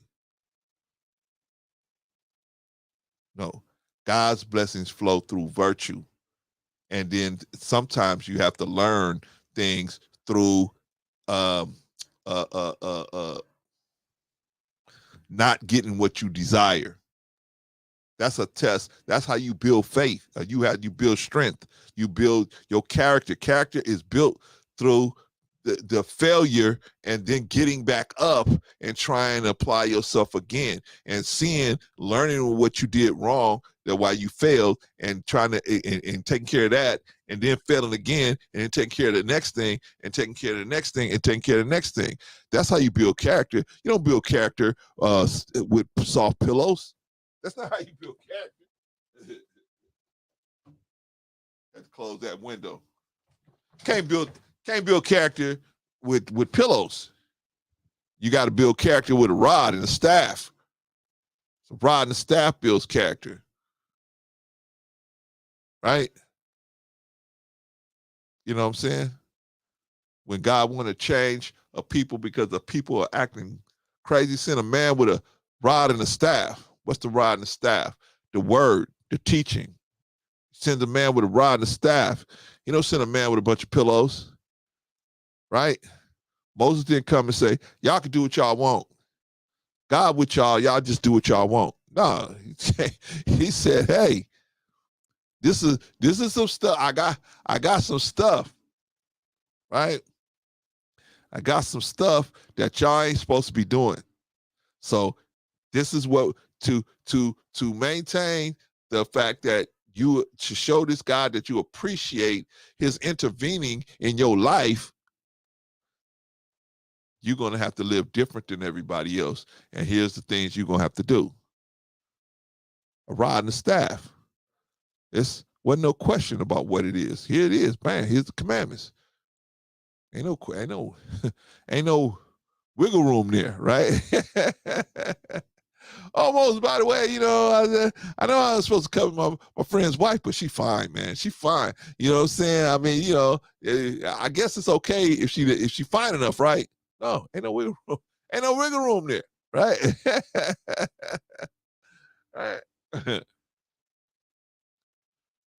But Black women are under attack, man. They're under attack spiritually, virtuously, and financially. Well, I won't say financially. I want to say, well, they are for the most part, financially, right? There's some of our sisters are doing quite well, but for the most part, because of a lack of knowledge and then a deep disrespect that we have for them as a group, it pushing them into poverty situations, right?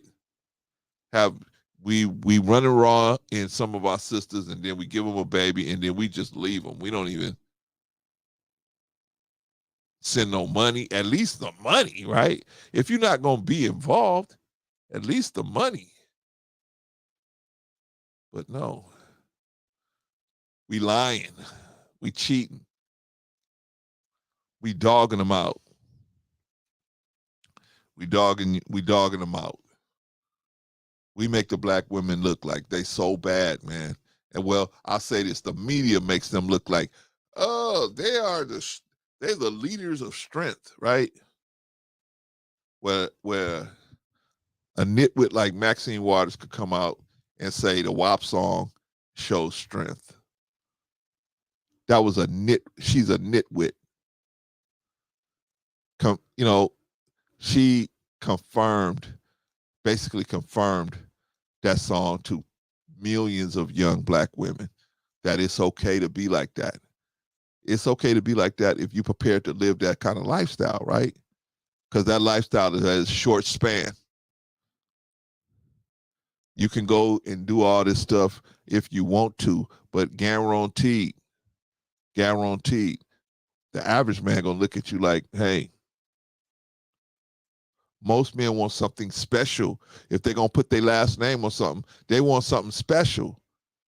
They don't want something that's been passed around. Most men, there's some men that'll take that, but most men want somebody that's,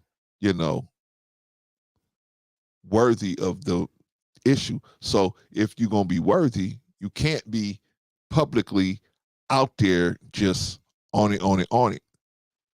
Most men ain't gonna,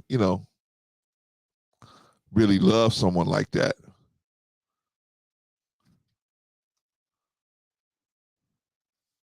Most women ain't gonna, most men ain't gonna love somebody like that. They're gonna love you if you love them. And you love them by loving yourself. You say yourself, and I see, we watched the 6'6" virgin, right? Oh, that's cool, you want to be a virgin, but where did she go wrong? Where did she go wrong? She tried to manipulate men. She tried to manipulate them by saying, I'm not going to tell you that what you're looking for, you're not going to get from me. I'm not going to tell you that. But dating, the whole purpose for men dating is for sex. So why not tell them up front, and she thought that made sense. And she don't realize that's why you're single. It's not because you're a virgin. It's because men can't trust you. You're not telling them up front the situation. And then when you letting them build up all the sexual tension. And then when the rubber meets the road, that's when you're going to tell them, right? That's when you're going to tell them. That's crazy. That's like somebody pull up in front of your house and you a woman. Somebody pulls up in front of your house to take you out on a date.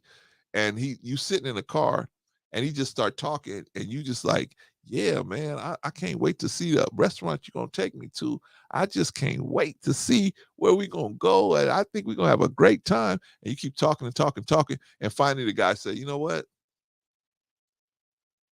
I don't have no gas in this car. And I knew I was going to run out of gas when I got here. And I don't have no money to get no gas. The girl would say, well, why didn't you tell me that before you came all the way over here?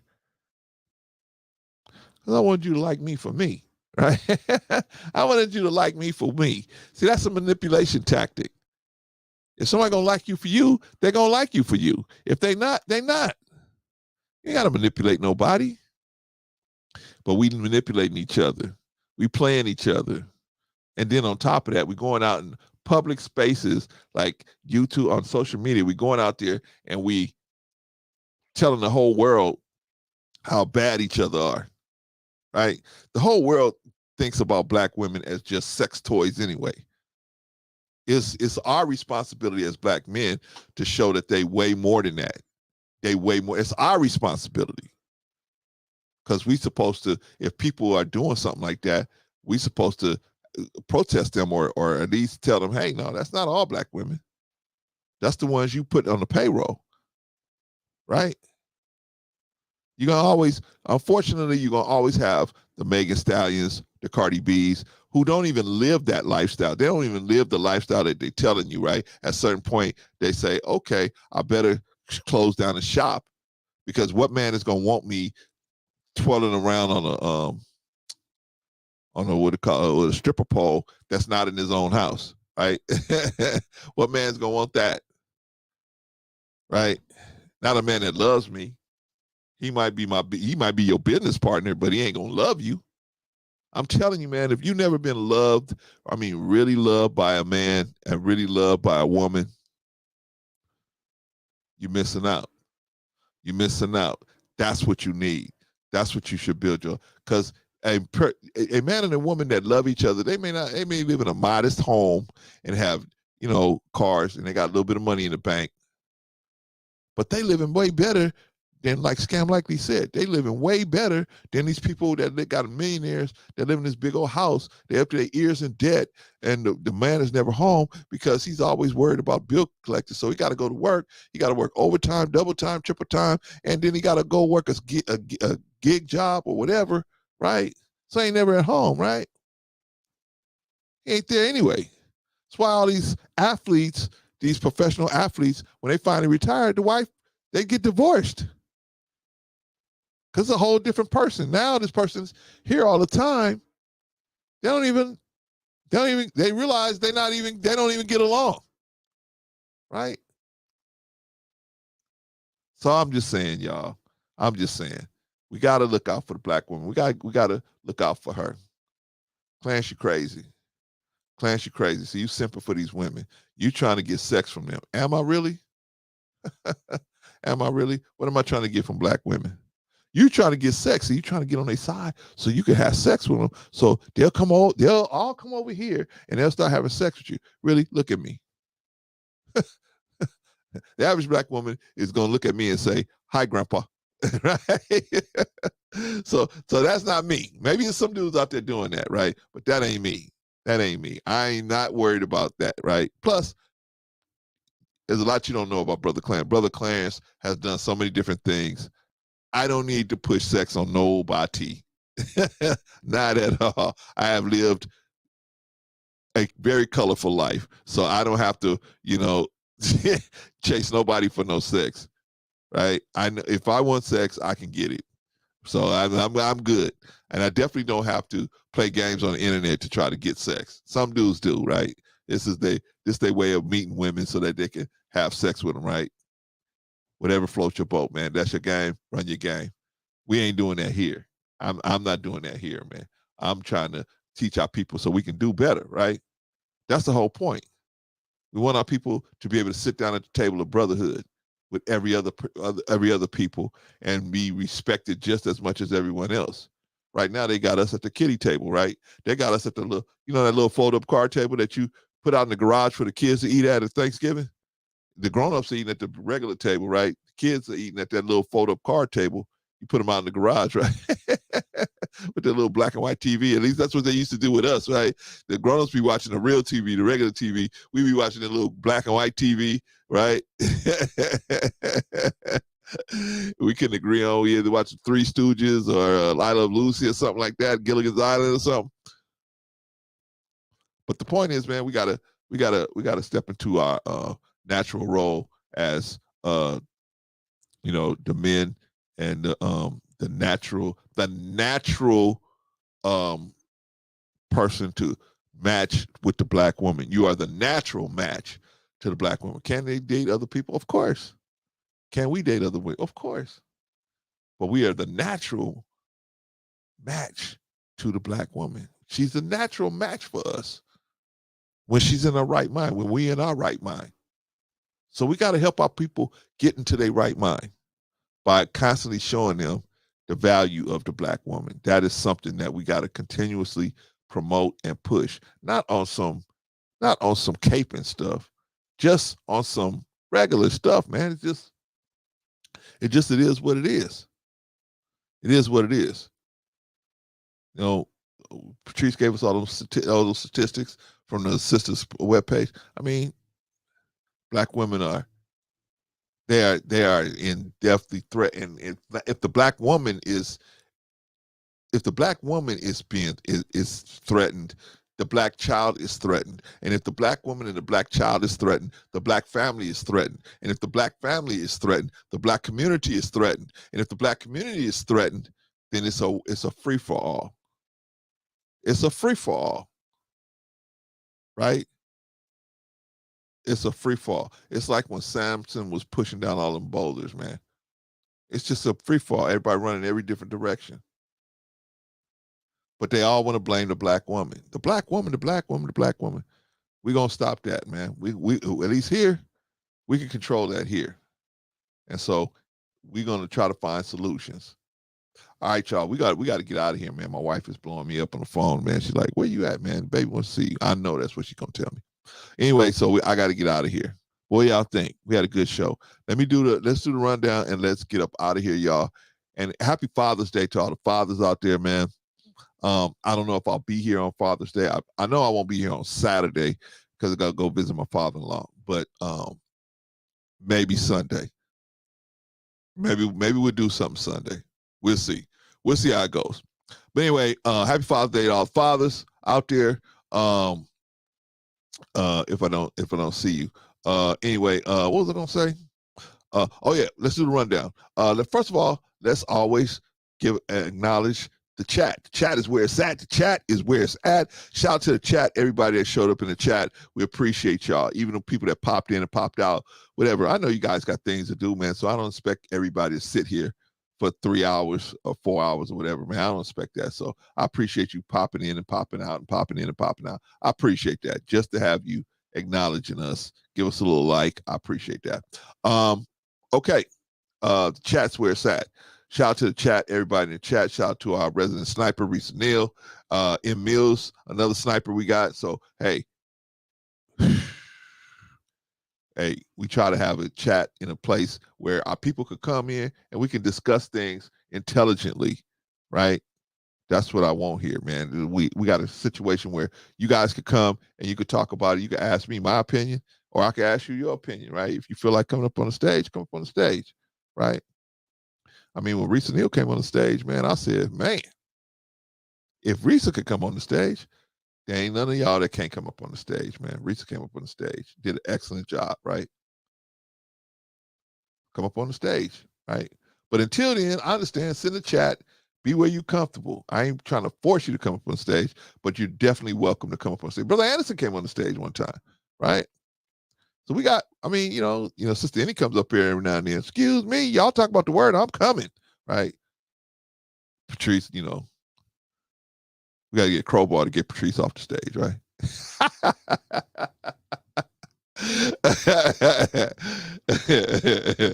But man, but the sisters come up on the stage, man. They make the conversation go well, and then other sisters will see it and say, "Oh, okay, that's a good show." At least I can go over there. Now, maybe I don't agree with you, Clarence, but at least I can discuss it with you. That's what I want. I don't want a bunch of yes people around me. I want people that's real. You agree with me, you agree with me, cool. But if you don't, let me know. She said, I can still hear you. Shout out to Patrice, man. That is a good sister. All right, y'all. So, but the chat's where it's at. Shout out to everybody in the chat, man. We appreciate everybody in the chat. Hold on one second. Okay. We appreciate everybody in the chat. Everybody did a great job. Strong performance from the chat. Strong performance. Very solid performance from everybody in the chat. Thank you all for coming in and showing your support. We really appreciate it, man. It makes it much easier when the chat runs smooth, and I can just pay attention to what's going on the panel. All right, y'all. So that's the chat. Shout out to everybody in the chat. What a strong performance. Very solid from everybody in the chat. Let's go down the list real quick. What about Patrice? How y'all think Patrice did, man? Patrice is the one that sent me the link. Patrice sent me about 2 or 3 things every day, right? She just, I guess through the course of her travels, she runs across these little topics or whatever. So she'll send me a bunch of stuff. I'm sorry, Patrice. I owe her an apology because I can't get to everything because I'll be having my own topics sometimes. But I try to do some of them. I felt it was very important because it just shows how low we have sunk when we're dealing with Black women, how low we have sunk. I'm talking about as Black men, where we allow those type of numbers to be out there, right? If every Black man just took care of his wife, his girlfriend, his family, these numbers we would slash these numbers and they would be a quarter of the number they are, right? But we out here on some I'm the man, listen to me, and and Black women ain't this, and I ain't even gonna go into it. I heard a panel the other day. I don't even want to go into it. Anyway, we got to turn that around. But we got Sister Patrice to thank for today's show. Shout out to Patrice. How you think she did when she came up?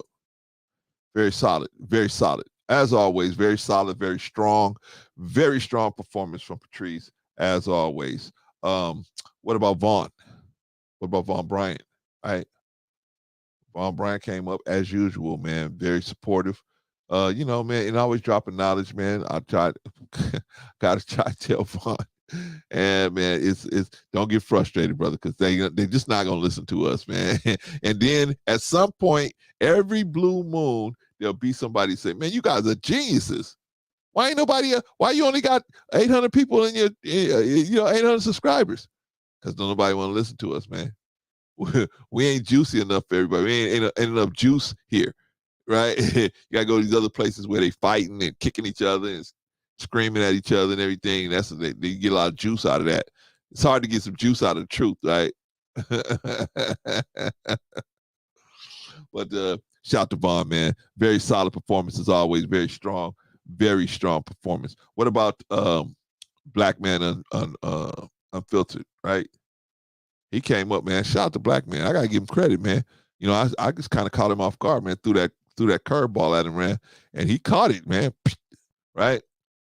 So he said, yeah, Brother Clarence, I agree with you. I expected him to falafel that situation. Well, Clarence, she got a brand, and she got a brand, and you can't really, it's a brand situation. Her brand, with her brand is gonna. That's what I was expecting, right? And I said, I give it to him, man. That's his girl, right? So I figured he was gonna have to, take one for the team. But he said, no, Clarence, I agree with you on that issue.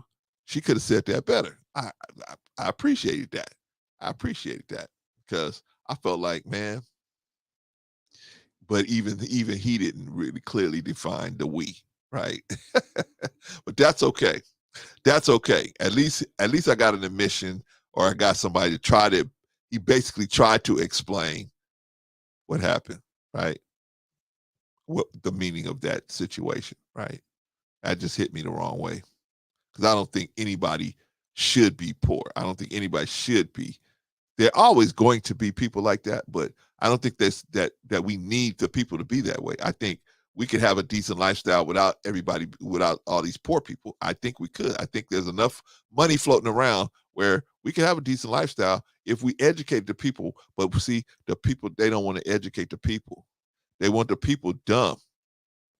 They want the people to not know about money, to not know about politics, to not know about the relationship between the banks and the politicians and the IMF. They don't want you to know about none of this stuff. They want you to vote based on who you like, not what their track record is or what they claim they're gonna do for you. Anyway, that's a whole nother conversation, man. Let me give BMU his props, man. What'd you think about Black Man Unfiltered? What'd you think about Black Man Unfiltered? Do you think that he did a good job? I think he did a good job, for the most part. You know what I mean? Even though, sometimes he agree with me, sometimes he don't. But I like that. I'm weird like that. I like people that just tell the truth, whether they agree with me. I mean, I'm telling y'all, man, y'all saw me and Rico, me and Rico be fighting like cats and dogs, man. And then we like, all right, bro, I'll talk to you later. All right, I'll talk to you later. Yeah. But see, one thing about him and one thing about me, when he know he wrong and I'm calling him on it, he'll back off. And same thing with me, right? When I'm wrong, I say, man, you know, maybe you right on that, Rico. Maybe I'll give you. So we will back off of each other, right? But okay. But see, we will not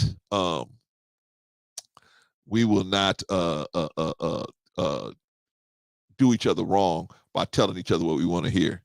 We tell each other what we need to hear. Hey, Clarence, you off on this.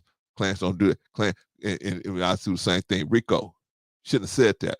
Should have said this instead. Should did this a different way, right? I just had to gun Rico down on Sunday, right? I said, Rico, what you doing? Rico's on a panel saying a bunch of crazy stuff, and I'm texting Rico, shut up, Rico. Rico, stop it. But that's the kind of relationship we got, man. Very open, very honest with each other, man. And I love that brother, man. All right, but Black Man Unfiltered, man, he did a good job, man. Came in, pushed the program, and you know, he didn't come in trying to cape. He just said, hey, look, man, I agree with you on that point. You know, this is that's my girl, but you know, this is this. But anyway, shout out to Black Man. Strong performance. I'll give him a strong performance. Very, very strong performance. Solid, very solid. You know, very solid performance. So I got to give that to him.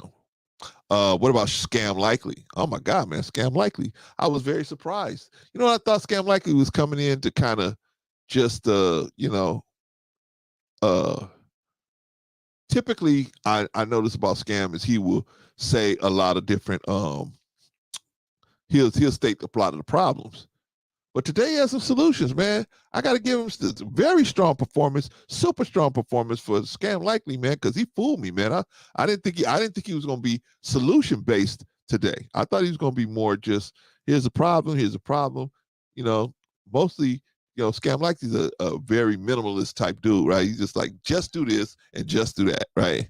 But he came with some serious solutions, man. I had to give it to him, man. Shout out to Scam Likely, man. Very solid performance. Very strong as always. I mean, Scam is a very smart dude, but I just thought he was going to stay in the problem lane. I didn't know he was going to get over in the solution lane, and then had some really good solutions, man. I wish I would have let him. I wish I would have stopped interrupting him. He was saying so many good things. I had to back it up. But anyway, shout to Scam Likely, man. If you can catch up to him, go check him out. He's over there on Black Man Unfiltered a lot, but you know, he's running around here trolling people most of the time. But hey. Today he was on it, man. He was hitting them like Sammy Sosa out of it. I think the balls was out of here, right? Shout out to Scam Likely, man. Who else? Last but not least, what about Jay Tekashi? Jay Tekashi was the man, right?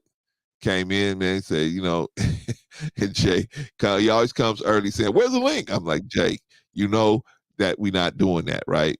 Jay, it's early. You know me. I got to talk for a little while, man. I got to set the stage up so that people can come up if that disagree with me can come up. I haven't had too many of them come up. And I mean, when I say disagree with me, you know, the home team, they're going to disagree with me sometimes, right? But I mean, like different people from the street, from the YouTube world that want to come up and disagree with me. Clarence, I got an issue with this. Okay. That's what I'm trying to set it up for. Because I you know, the home team, I know they either gonna agree with me or not disagree with me, but that's cool. But I want to see different people that disagree with me and why, right? Anyway, Jay Tekashi did a great job. Shout out, he said he's gonna stream this Saturday at 7 p.m. Eastern Standard Time. That's gonna be 4 p.m. our time, Vaughn. And you know, check the dude out, man. Get the guy a shot. You know what I'm saying? I can't say everybody's gonna do a great job or you gonna like everybody, but at least you give them a shot, man. Give them a shot and test them out. But Jay Tekashi, strong performance as always, very solid as always. All right, y'all, that's it. That's the show. I got to wrap up, man. I got to get out of here. And so we will try to do it again on Sunday. Remember, Saturday, I'm going to visit my father-in-law. If you got a father and your father's still alive, man, go see him. Go bust him a call or see him or, you know, do something for the man, right? The man sacrificed his life so you could live the life you living now. So go, man, go see the man. Go see the man. Call him, bust him a call. Something. Something. All right, y'all. See y'all next time. Happy Father's Day for everybody. Peace.